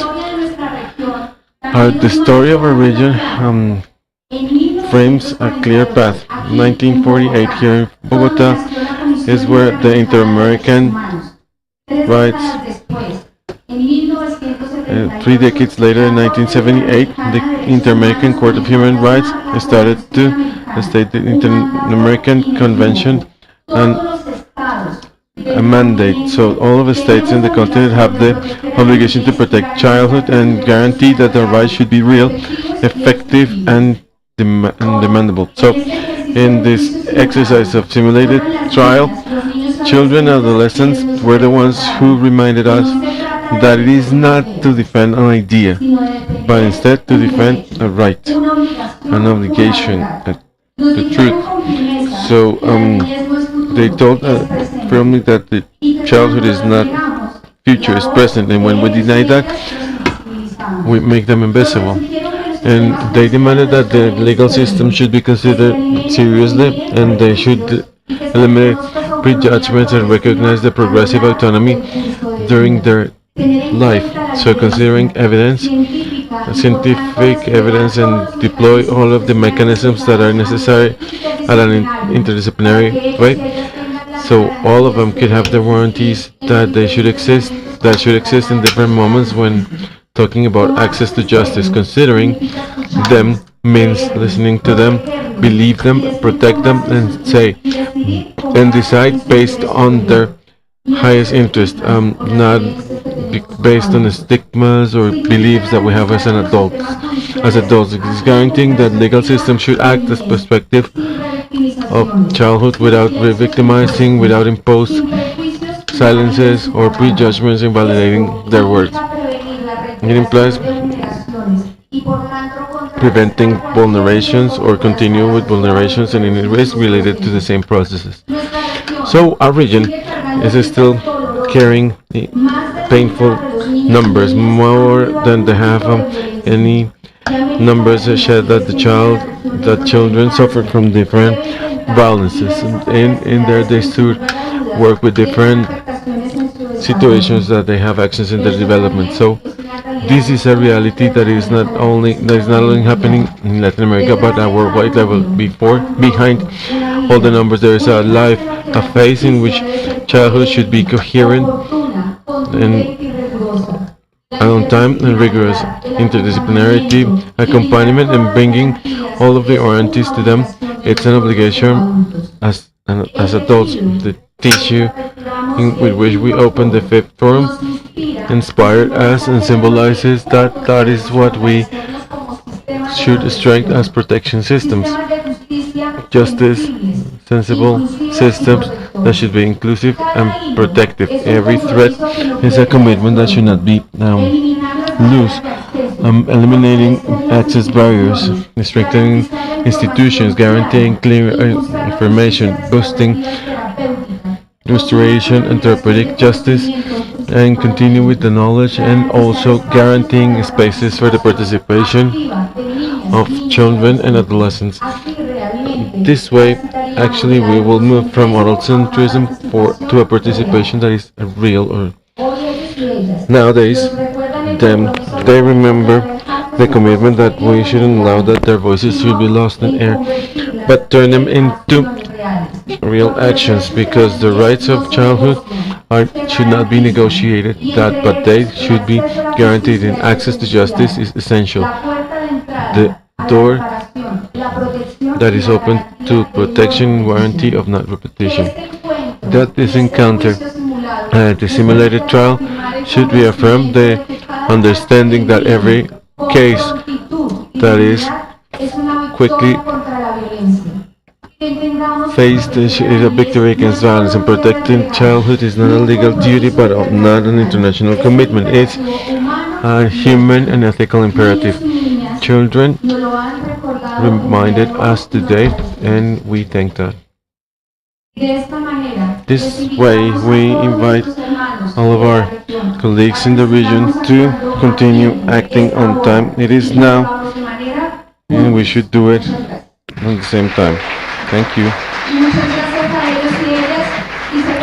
Thank you, everybody, and a big applause from all of us. Thank you.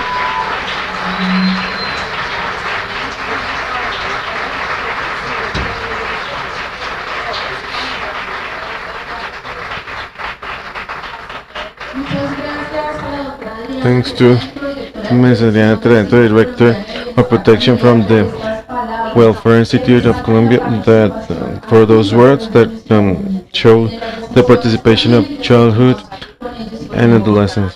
So now we give the floor to Sheila Esteva, the Defender of Family and Coordinator of Administrative Authorities, on that she's going to talk about access to justice and a key mechanism to protect children and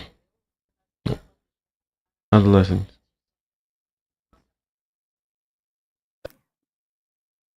Bueno, muy buenas tardes para todos y de nuevo un fuerte aplauso. Big hands for them. So thank you for this great example.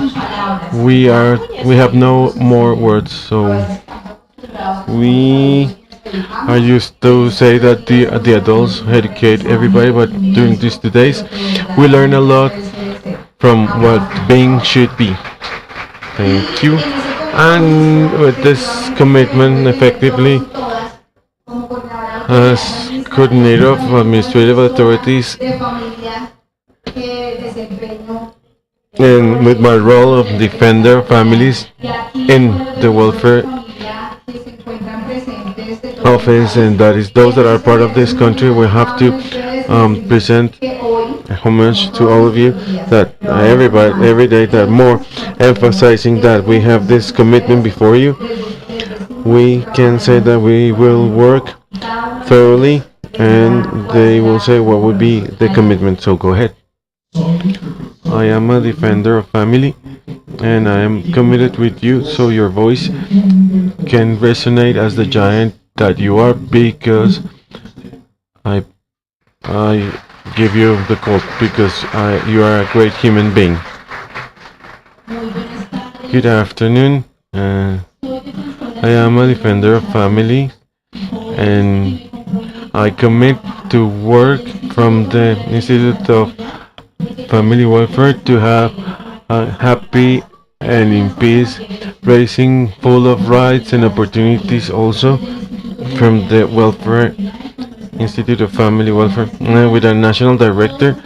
All of these programs are for you, and I commit myself strongly with my team and to fight for your rights, to greet you, to say goodbye in any process, and make you participants in every process, and your voice will be strong as the previous defender that you should be considered, and your voice is not off in a waiting room, but instead that you should actively participate, and then we have a racing with care and not only in compassion. As young people that you are with projects, and fight for your projects and fight for your future, because in the end you are the ones that are going to represent us in the future. Thank you.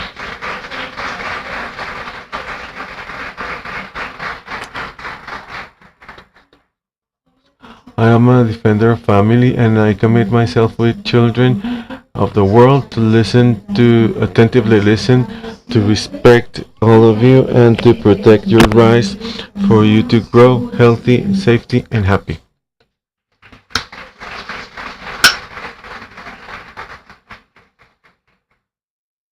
I'm a defender of families. I commit with you to build a tissue, to give you the best, because you, as great beings, you deserve the protection, care, and love. Like taking care of a flower, I will take care of you.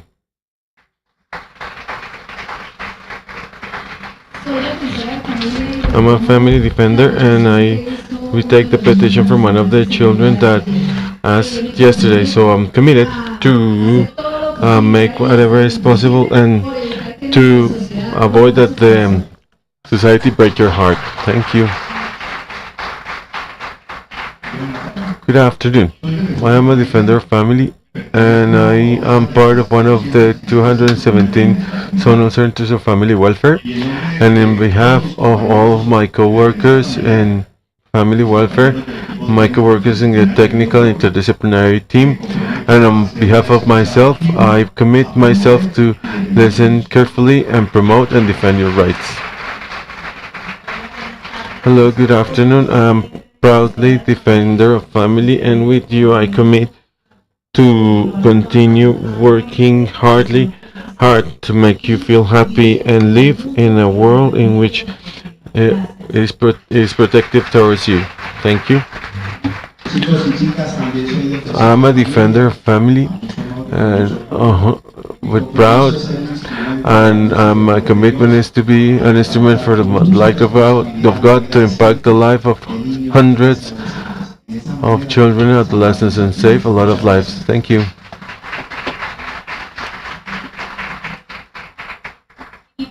And of course, each and one of you are here to take care of them. So those things that they have in their hands have been needed by children that are part of a protection system. And in that place in which they wanted to be listened, you have a responsibility to be the voice of all of them. So, continue the way you are doing, being the light in the road that we all are continue working with to have a better way. So, thank you.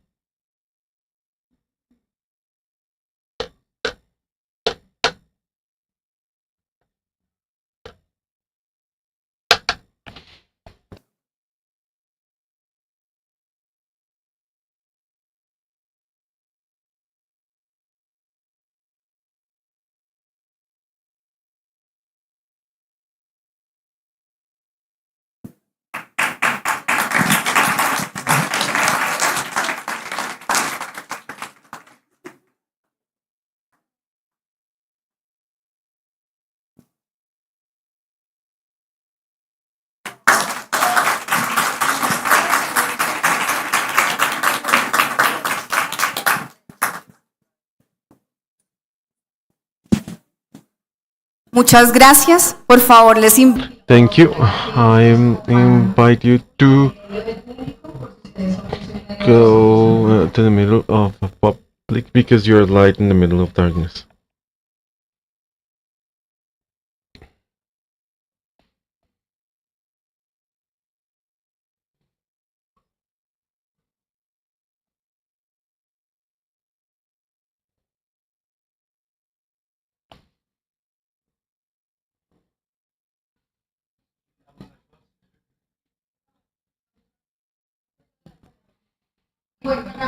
So, quickly. And after.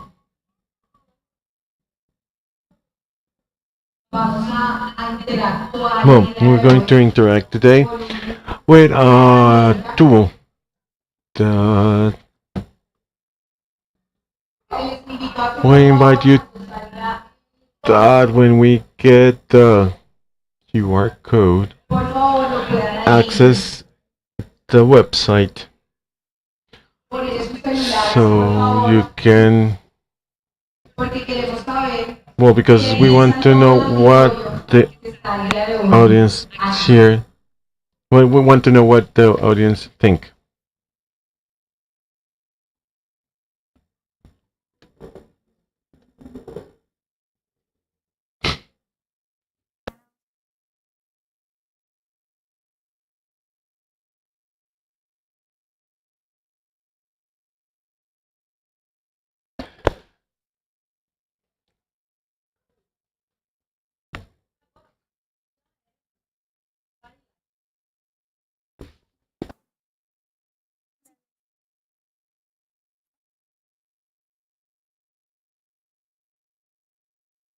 Bueno, y mientras While you access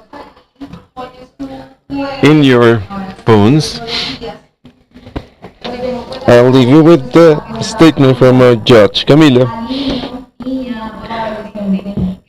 Boy, girl, adolescents that doors are open for them when being an adult doors are going to be the door to the others. So we hope that you build from your voice everything that is going to be our present, our future, and the generations to come. So we want to check that we want you to think about the girl, boy, adolescent that is close to your heart.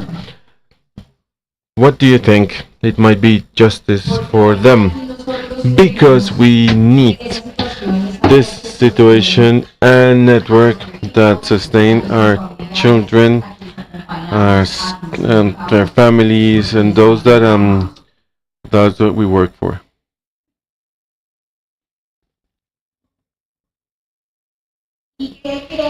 And what do you think it would be justice for them?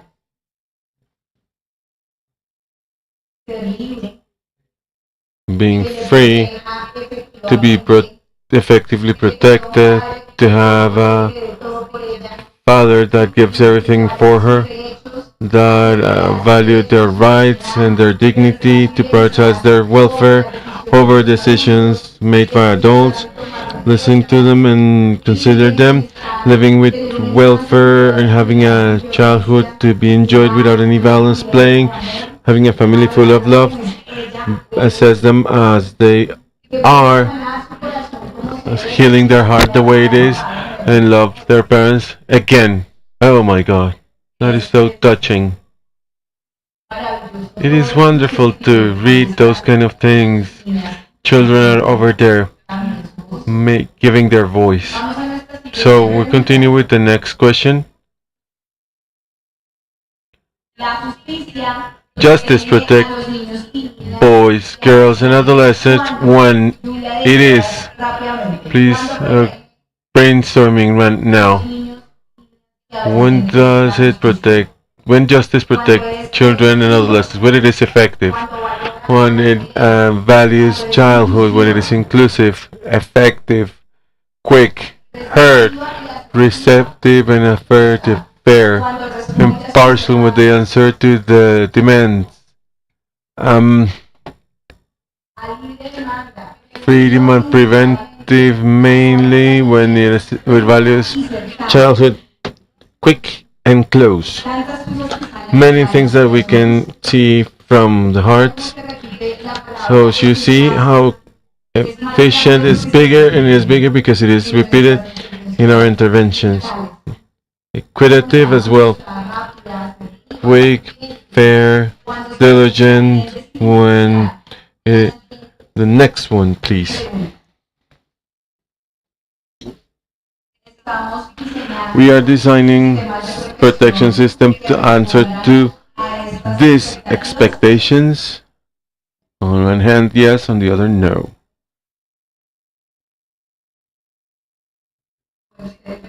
As you can see, these are the percentages that effectively we can see 74% saying yes, now 70% saying yes, 30% saying no, and we should keep working in positive scenarios and also keep working and identifying those in which we consider that our systems do not achieve these expectations from our children and adolescents.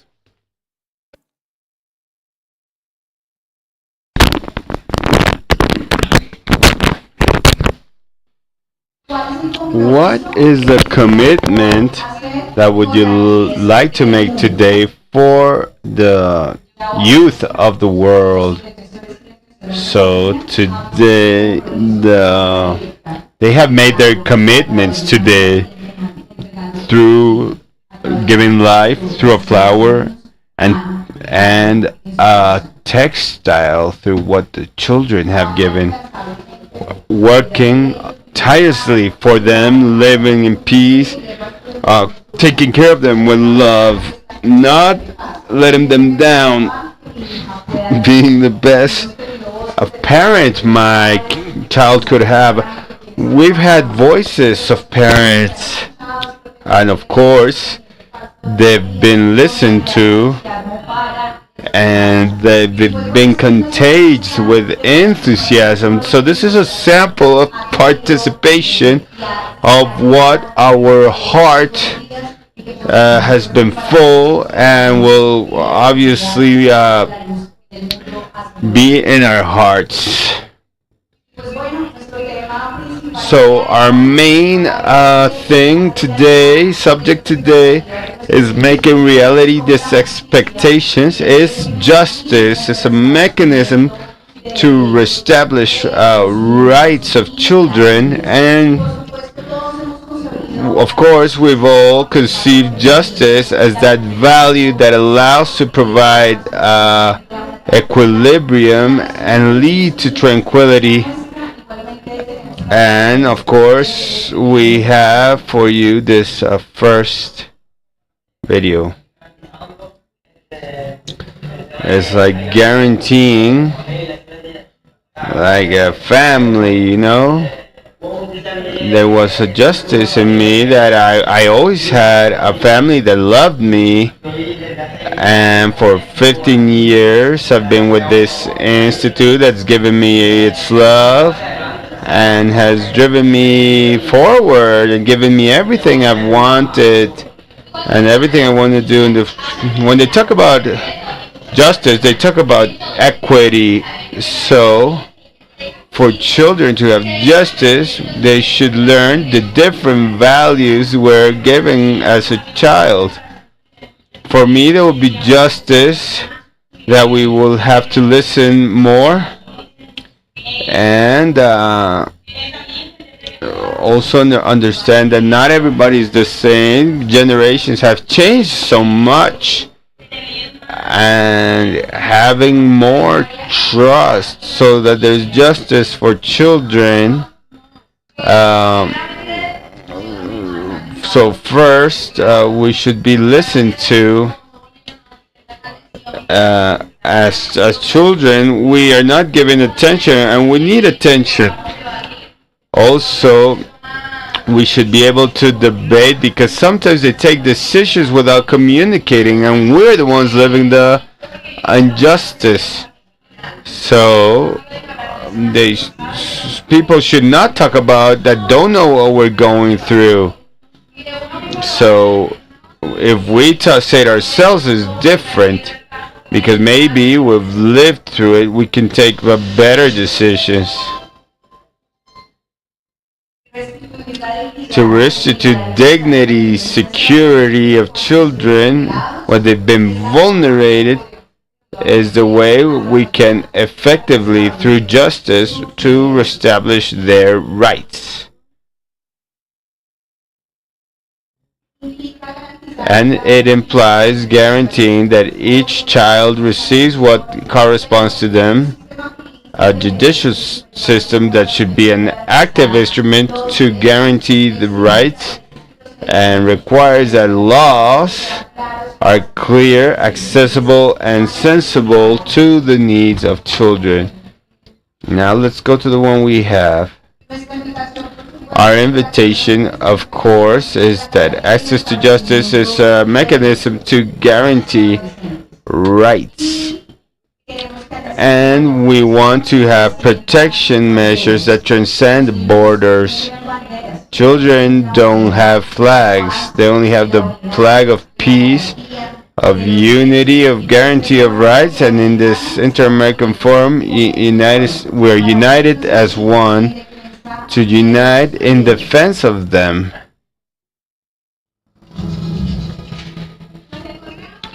We are in Necoclí, in front of the beach.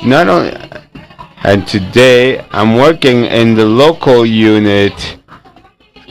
Come with me and I'll show you how we perform this beautiful work. Here's where we perform all of our objectives. In the local unit, we have administrative processes of establishment of rights. At the moment, the unit is comprised of an interdisciplinary team, a psychosocial team comprised by the psychologist and the social worker. Especially in this moment, the family defender has worked in the reestablishment of rights. If a child is in a condition of separate, the measure would be to integrate him to the family. So I needed a document and I needed to travel with my niece, and they told me there was a place near.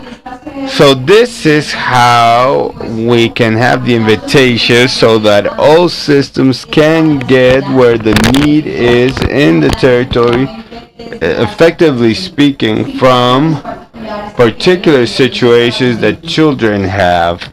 The authorities of different governments are summoned to reestablish rights and guarantee. In Colombia, of course, we have this authorities, and the ICBF compares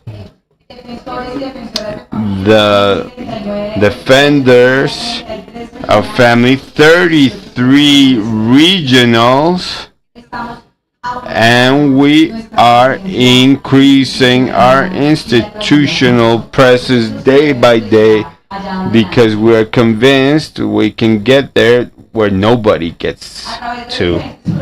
Through different processes, our routes of establishment of rights, where different scenarios are called to protect. With that effectively, with those processes that could be reconciled with a reestablishment process, with a system of responsibility. So one of the challenges was to include in the agendas of each of the governments everything that has to do with infancy and adolescence, and we're developing, thanks to our national development plan, the national system of family justice and of the authorities called to the reestablishment of rights in just one acting, one way to walk. Challenges. I think talking about this is retaking the voice of children, and of course we have this possibilities, and also listening, taking into account our children, and always provide a differential focus. Every child is a world, every child needs a committed state, cumulus of entities that work interinstitutional and dynamically to make their dreams a reality. Thank you for your participation today. A big hug to all of you.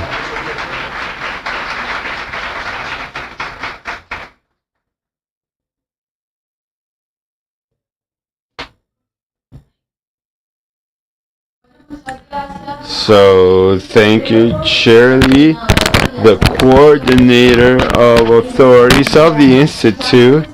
And yes, with this, I want to close, not saying we have a special surprise for all of you, so please, we ask you to stay for the closing.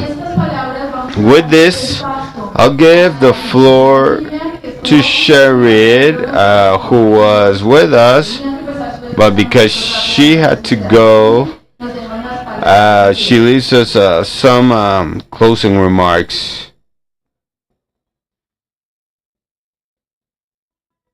Thank you very much, everybody here. I'm Stephanie Trujillo Vanegas, and I'm going to do the lecture of the final statement. It's not a favor, it's a right. A letter of children from the Inter-American region. This letter was written with love, hope, and directed to everybody with a heart to talk with us. They say we are the generation with most opportunities. However, there are many realities we live that hurt us and make it difficult to live our rights. In today's world, in our country and our communities, there's abuse towards us that they seem normal, and we don't agree with that. It's never going to be normal that our rights are vulnerated. There are situations that seem unjust. It is unjust that protection is harder in rural areas. It's unjust that some people think protection for abuse is a favor, not or a privilege.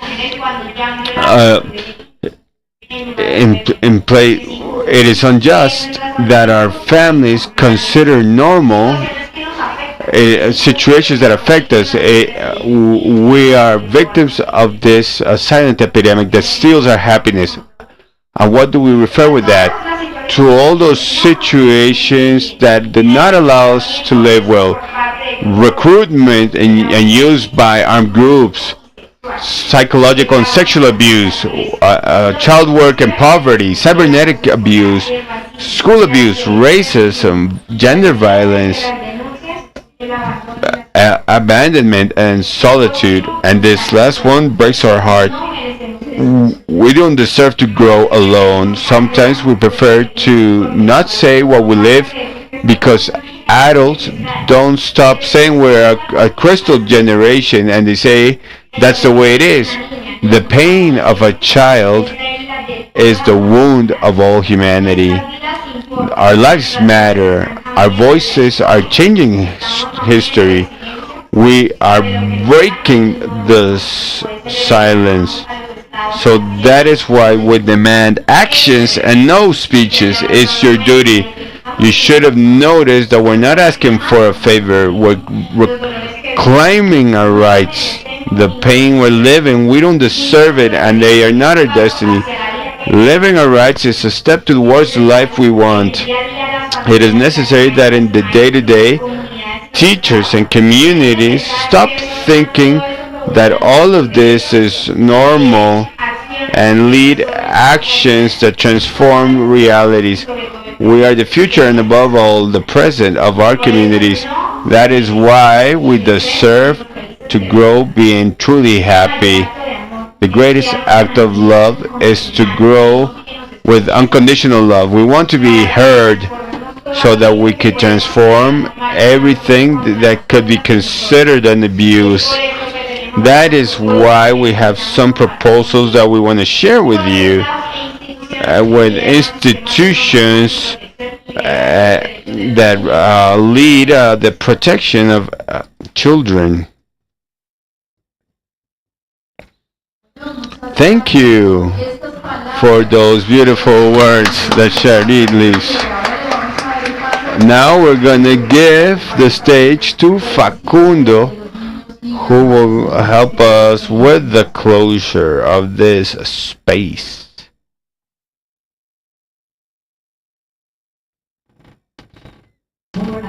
Thank you. Good afternoon again. I introduce myself. I am Facundo Ayala from Uruguay, and I represent the youth of my country, but mainly representing the INAO, the Institute of the Adolescents.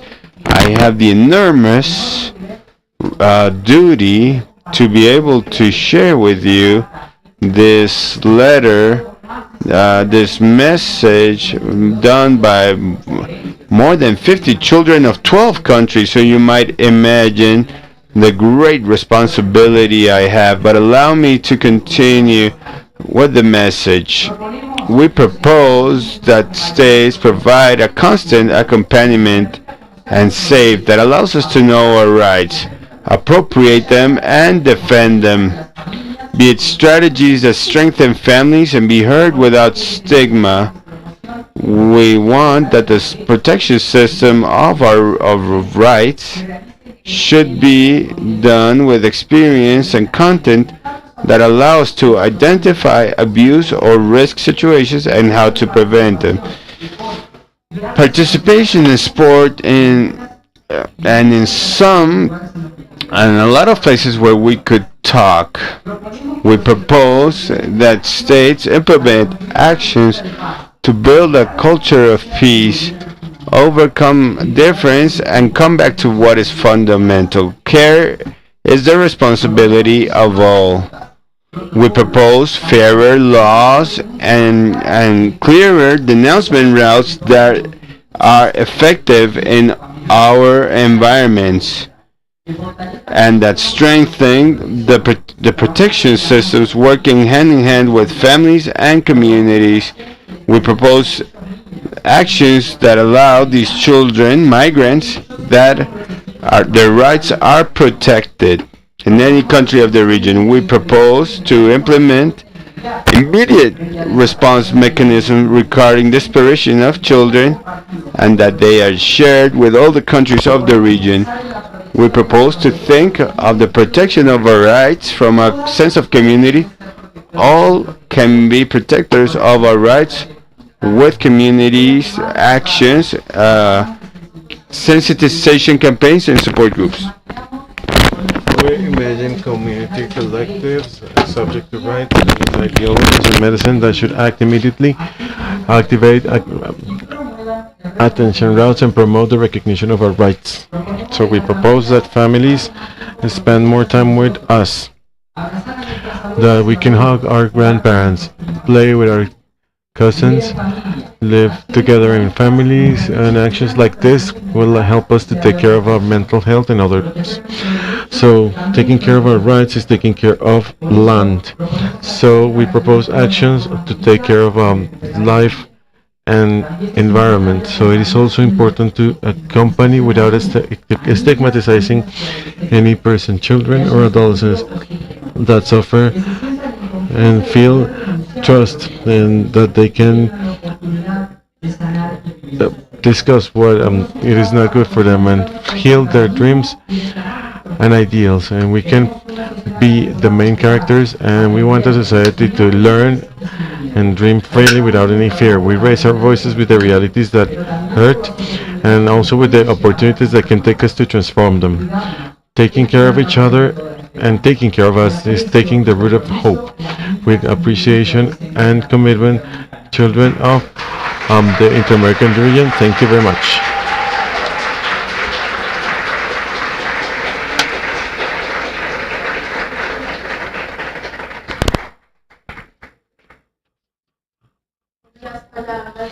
So Facundo's words, together with Sharit's words, leave us with a responsibility on those that build public policy, the actors of the civil society, and is providing an answer, specific, clear answers with budgets and programs answering to those things that they are asking that happen to transform their lives. So since we realize that there are many challenges, we also have many opportunities, and we build together with many elements that allow us to achieve that this reality all of them live would be changing factors. So with this, we give the floor to Atriz Caceres, Director of Family Welfare Institute, and Maria Julia Garcete, Director of the Interamerican Institute of Childhood from the OAS.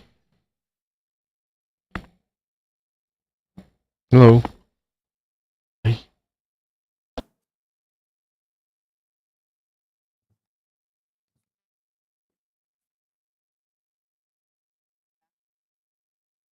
Hola, hola. Bueno, muchas gracias. Hello, thank you again. We have this final stage of conclusion, and we have many conclusions on the table to achieve getting to this fifth forum. There was a preparation from the 70 children that took part of it, and pre-forums, the way they got to this wonderful letter that we got, and why do you include the Declaration of Bogota. And this Declaration of Bogota built with the countries is the one that we are going to read, so we can start this process of closing that is wonderful, the same as the opening of this fifth forum. So that is why I make a call to all of our colleagues that can be seated on the round table, that we can be focused on the closure of the main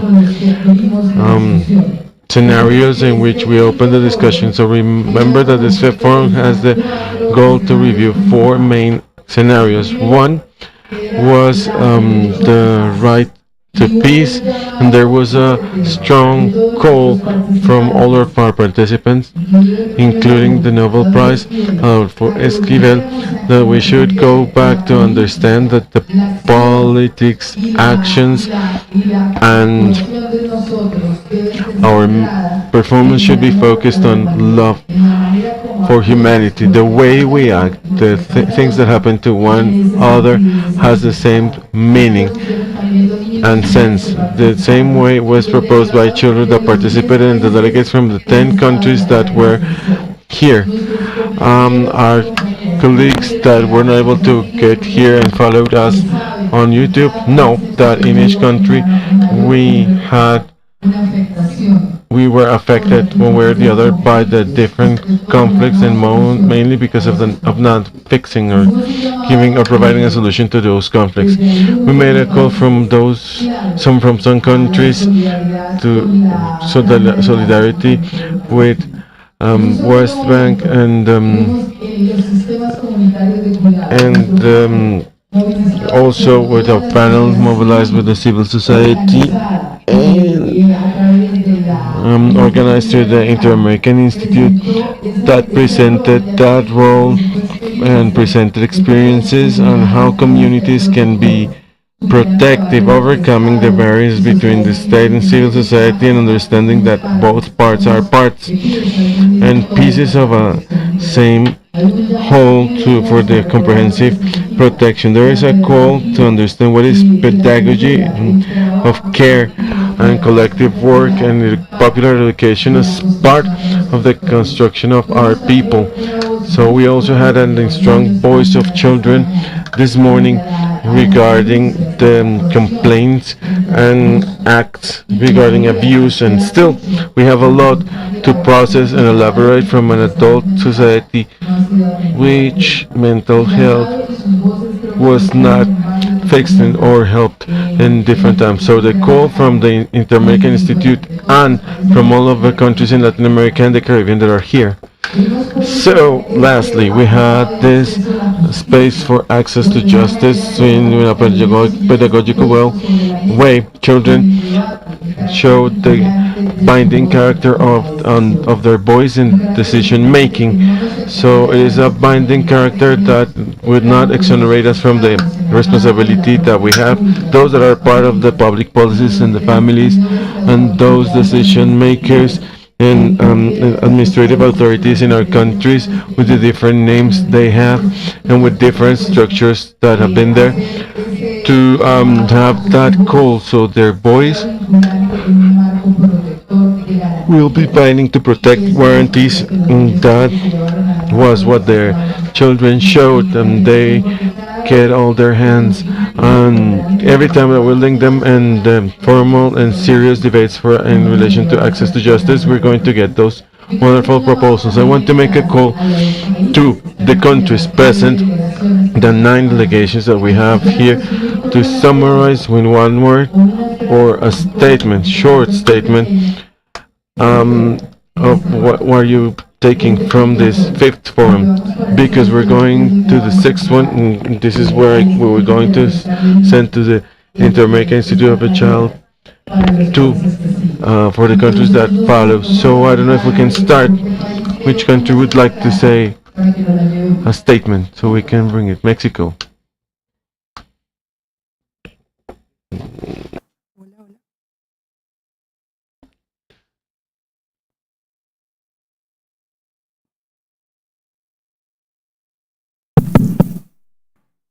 Los grandes main protagonists of this great event were children and adolescents.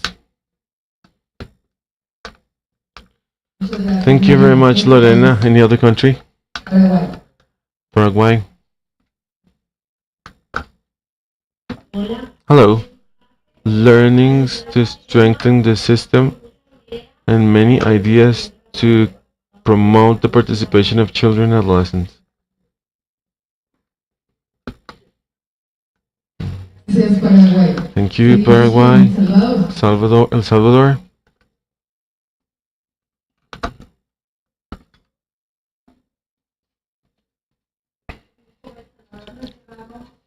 In El Salvador, we understand that the real warranty comes from actual participation. Next.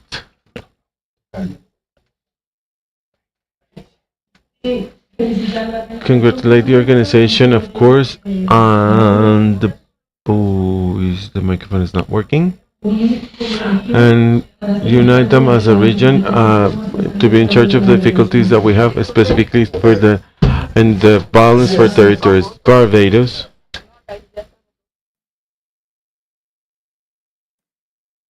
Include children in the decision-making process. They have a right to give their voice to any decision made by government. Muchas gracias. Thank you. Who's left? Costa Rica. Don't forget to use the microphone. Hello, my name is Silvia Araña. I believe that what I think. What I take, the exigibility of the rights. We have to demand ourselves as adults for the fight to fight for children. And I also have an executive director that the children and adolescents is 24/7. We cannot take a rest on fighting for them. Next, Uruguay.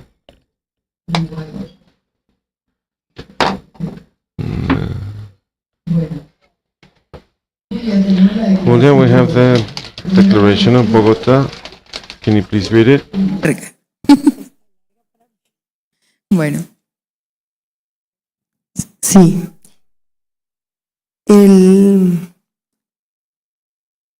Desde el Instituto Interamericano. From the Interamerican Institute of Childhood. I think my voice is not. It is going to be a really long. Me ayudan a leer. If you help us to read, it is symbolic that from the fourth room they're going to help us reading it. And I would like to tell you that also from the Institute we have a lot of tasks to continue helping what is the commitment, the continuity of Inter-American forums, and there is an organizing commission that reunites the states, organizations from civil society, IDCH, multilateral organisms, and I believe that between yesterday and today, we gave a new turn to the evolution spiral that we have in the region, and it is not. It is important to bring that image of our continent stored by the hands of all of its stakeholders, children, parents, grandparents, that were there together. So, and tell you that task that we have from the attached General Secretary of the OES, starting an instance of consultation at least in what is related to their charge, and it placed us in a window with the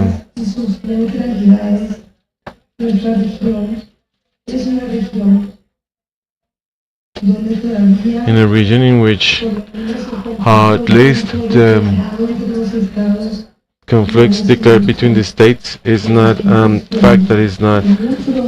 There are many other topics that keep us awake and paying attention to everything. So I wanted to tell you that the commitment of working from the Institute continues, as an instance from this commission to continue monitoring. There is something that is still pending. There is the intergenerational team, but I trust that the commitment in the states, the civil society, No vamos a llegar. we're going to achieve that. Gracias, Julio. Thank you, Julia. Thank you very much. We are going to read the considerations from the Declaration of Bogotá that was a consensus of the fifth forum. Muchísimas gracias. Bueno, para mí un honor. So it was an honor for me to read the declaration, and I want to read them all. So thank you very much. Congratulations. Please read them slow. Primero, que los compromisos.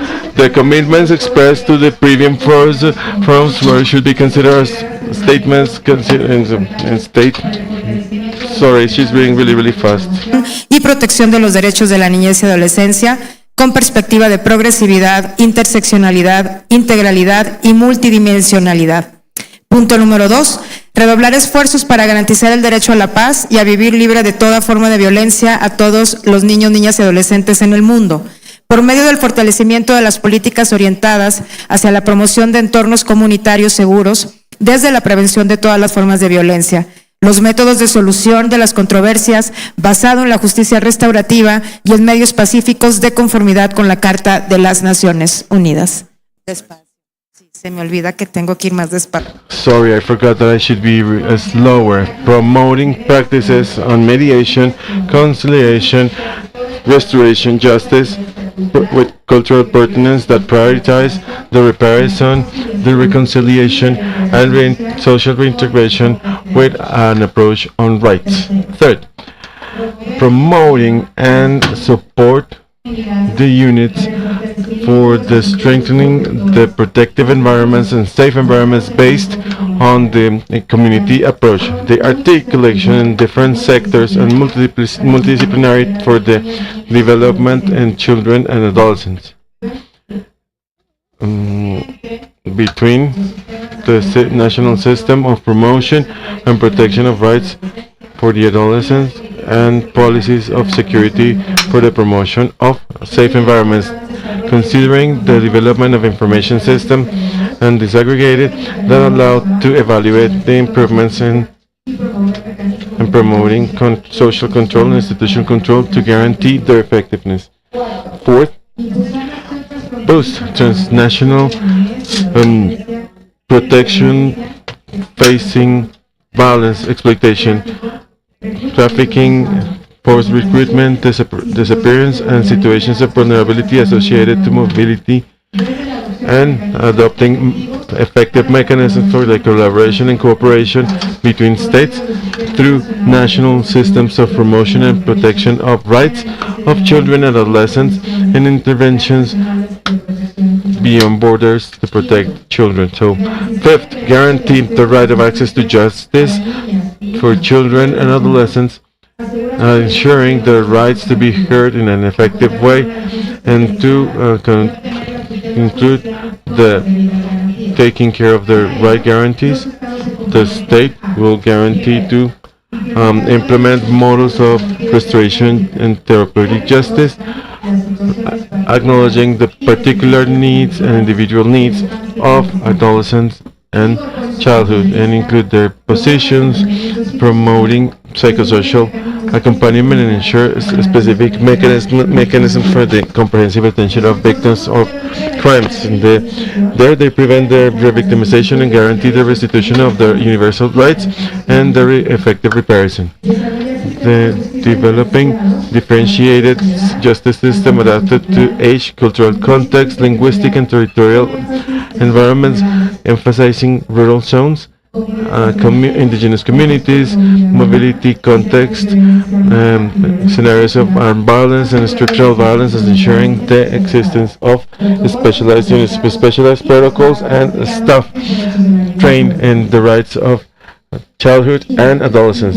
Fifth, boost dialogue, intergenerational dialogue to continue with children and adolescents in processes associated to public policies and international and national promotion systems to promote the protection of children and adolescents, to make transversal the perspective of children and adolescents in the different spaces, talking about topics related to their rights, ensuring that children and adolescents will be aware of their rights, competent authorities that they can go to, and the rulings, legal rulings should be expressed in comprehensible and understandable according to their age. Sixth, promote the active participation that includes from the early childhood, the different spaces that involve them. That the voice of children and adolescents should be guaranteed as an essential element for the effective exercise and to guarantee their welfare and comprehensive development, acknowledging the development of children to be heard in all the stages of the construction of policies and protocols, as well as practices that affect them directly. And lastly, considering as point 7, considering the proposals expressed by children and adolescents in this fifth forum, and acknowledging and promoting their participation, their voices, and especially their fundamental rights, and the protection of against every way of violence. Is that it?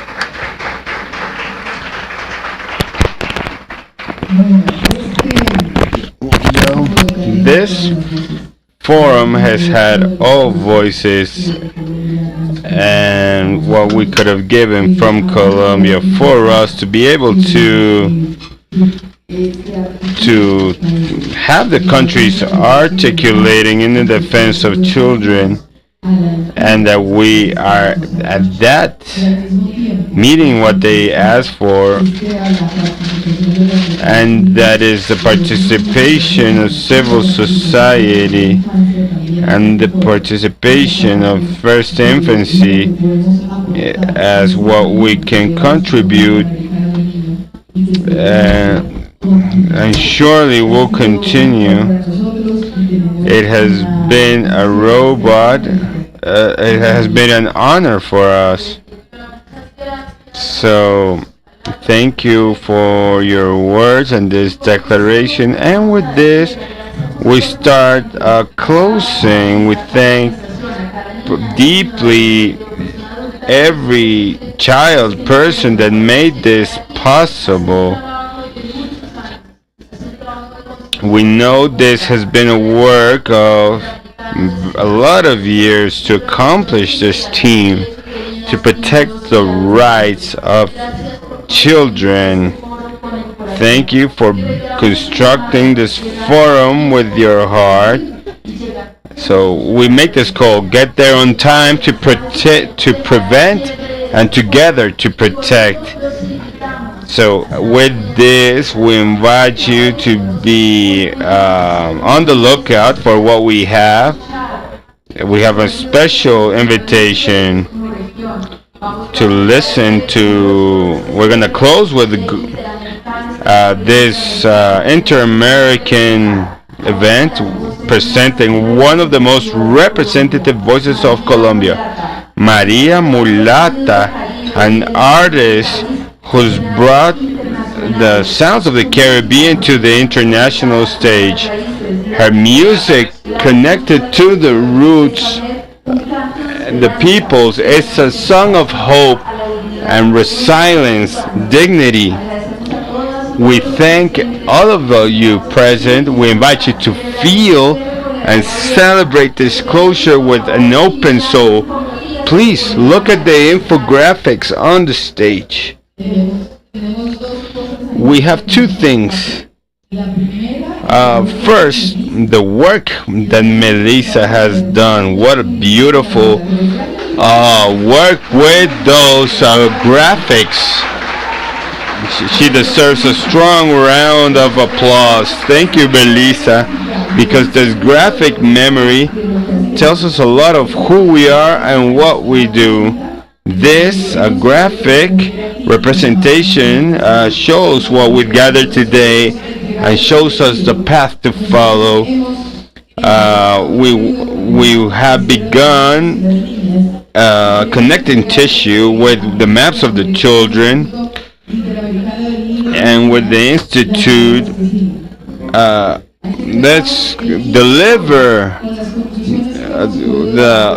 the textile with the support and leadership that we've been able to execute in this scenario, and the children that today delivered these dolls are going to give us some words.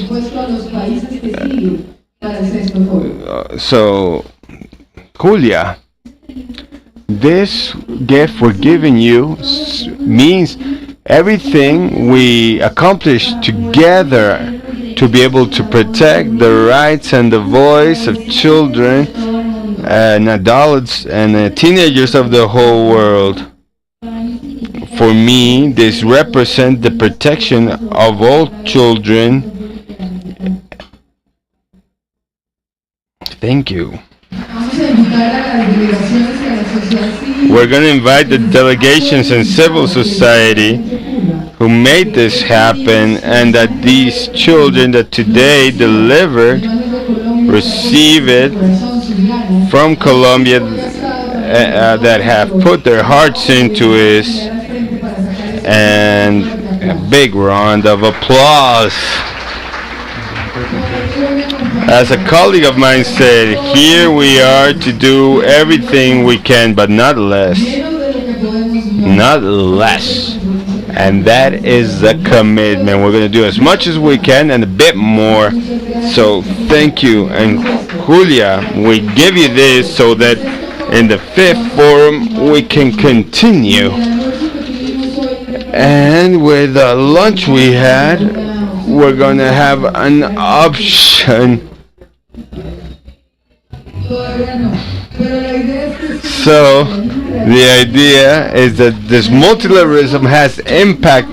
The declaration is but the materialization, we're going to see it maybe when we have a scenario for Latin America with a lot of real action to break the idea that children do have an identity, but they have cross-border problems. So thank you very much, and Julia, we deliver you the gift. As the representative said, what commitment more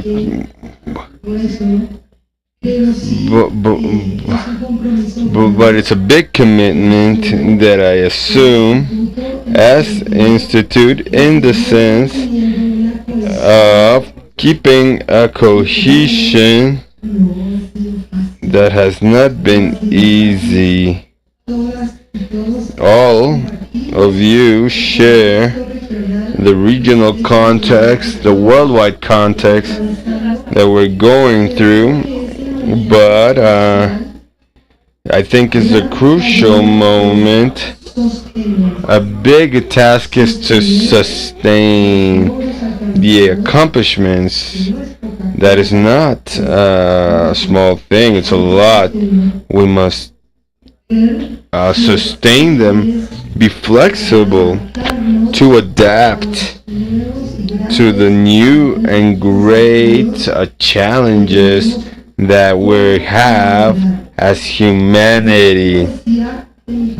So, as I said at the beginning, opening remarks, I think the most important thing is mutual respect.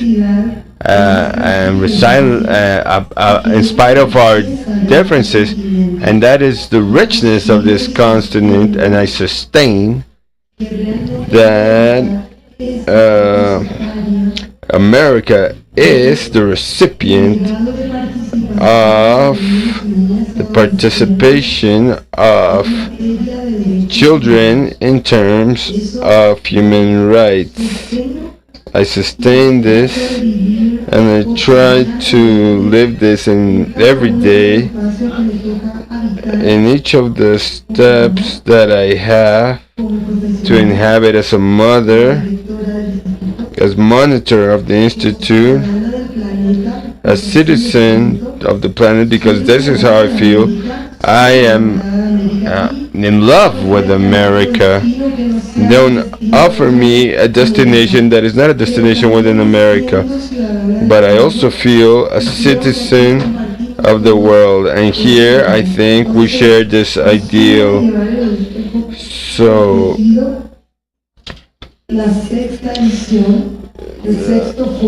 with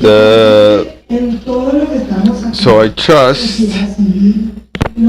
that civil society, children, grandmothers,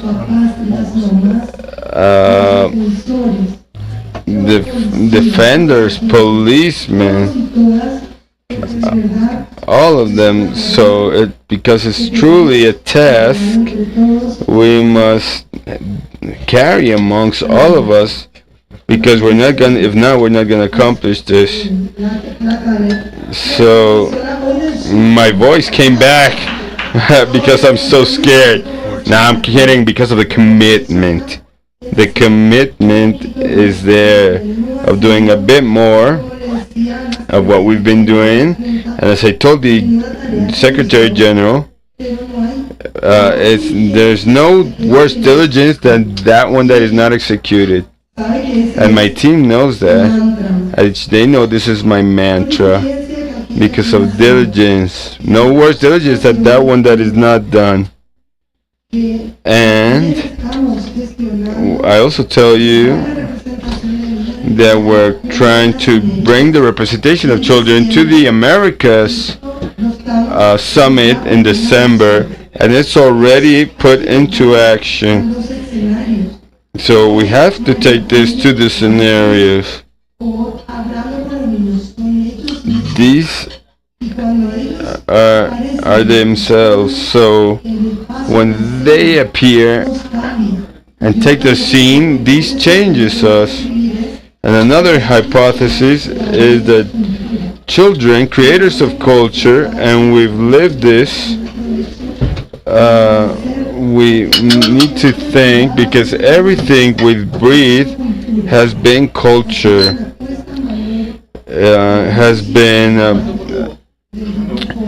an exposition of art, of drawing, music, body language.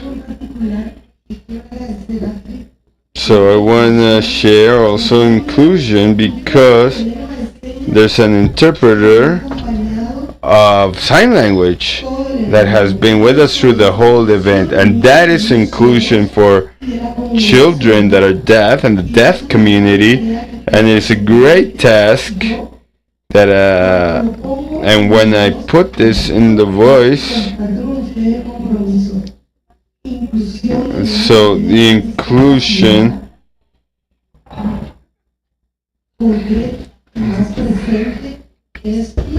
because it's a level that we're lacking for the 6th forum. So thank you, and I give the word back, because so some words from civil society. Please, very brief. Thank you, Street, because the government, civil society, and I think you mentioned something very important. We have soon and consolidated from the first forum in Mexico with SIPPINNA in Mexico to this 5th forum. We've grown impressively, and we must establish this as a standard and take care that we don't only go from protection, but talk about protection without borders. So free Palestine and stop the genocide. Thank you all. And really, truly, the voice that guides us is the voice of art and culture that has so much to say. we remember the song with whom we begin. I want to be loved. And hopefully it's not too much for our children, but for all the children in the world, and especially the children of Palestine.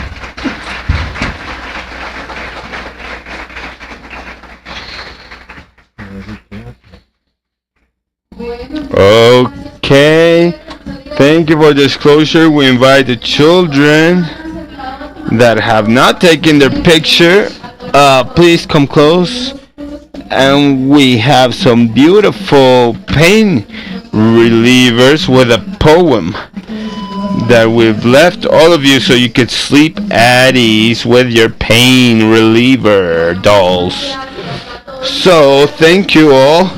We invite you to continue. Don't leave, because this surprise we prepared for you is this presentation of Maria Mulata is what is coming in this agenda. We thank you for your participation in this space, and we hope Maria Julia returns his voice, because she has to organize the 6th forum. So thank you.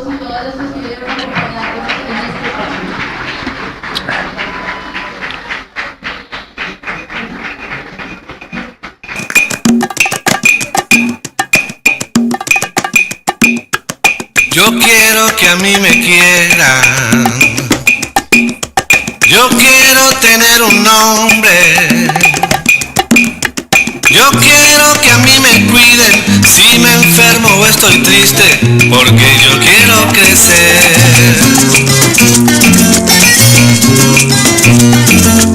Yo quiero saberlo todo, yo quiero que a mí me enseñen mi familia y mi maestra a contar y hacer las letras, y me quiero divertir, a jugar, a cantar, que me enseñen a ser libre y me digan la verdad, a jugar, a cantar, que me escuchen cuando hablo y que no me hagan llorar. Pero quiero que también todos los niños del mundo tengan todo lo que quiero, pues lo quiero compartir, a jugar, a cantar, que tengan todos los niños en el mundo su lugar. Vamos todos a cantar, para que los niños del mundo tengan todos un lugar. Vamos todos a ayudar, todos los niños del mundo merecemos un lugar. Para que los niños del mundo tengan todos un lugar. Vamos todos a ayudar, todos los niños del mundo merecemos un lugar.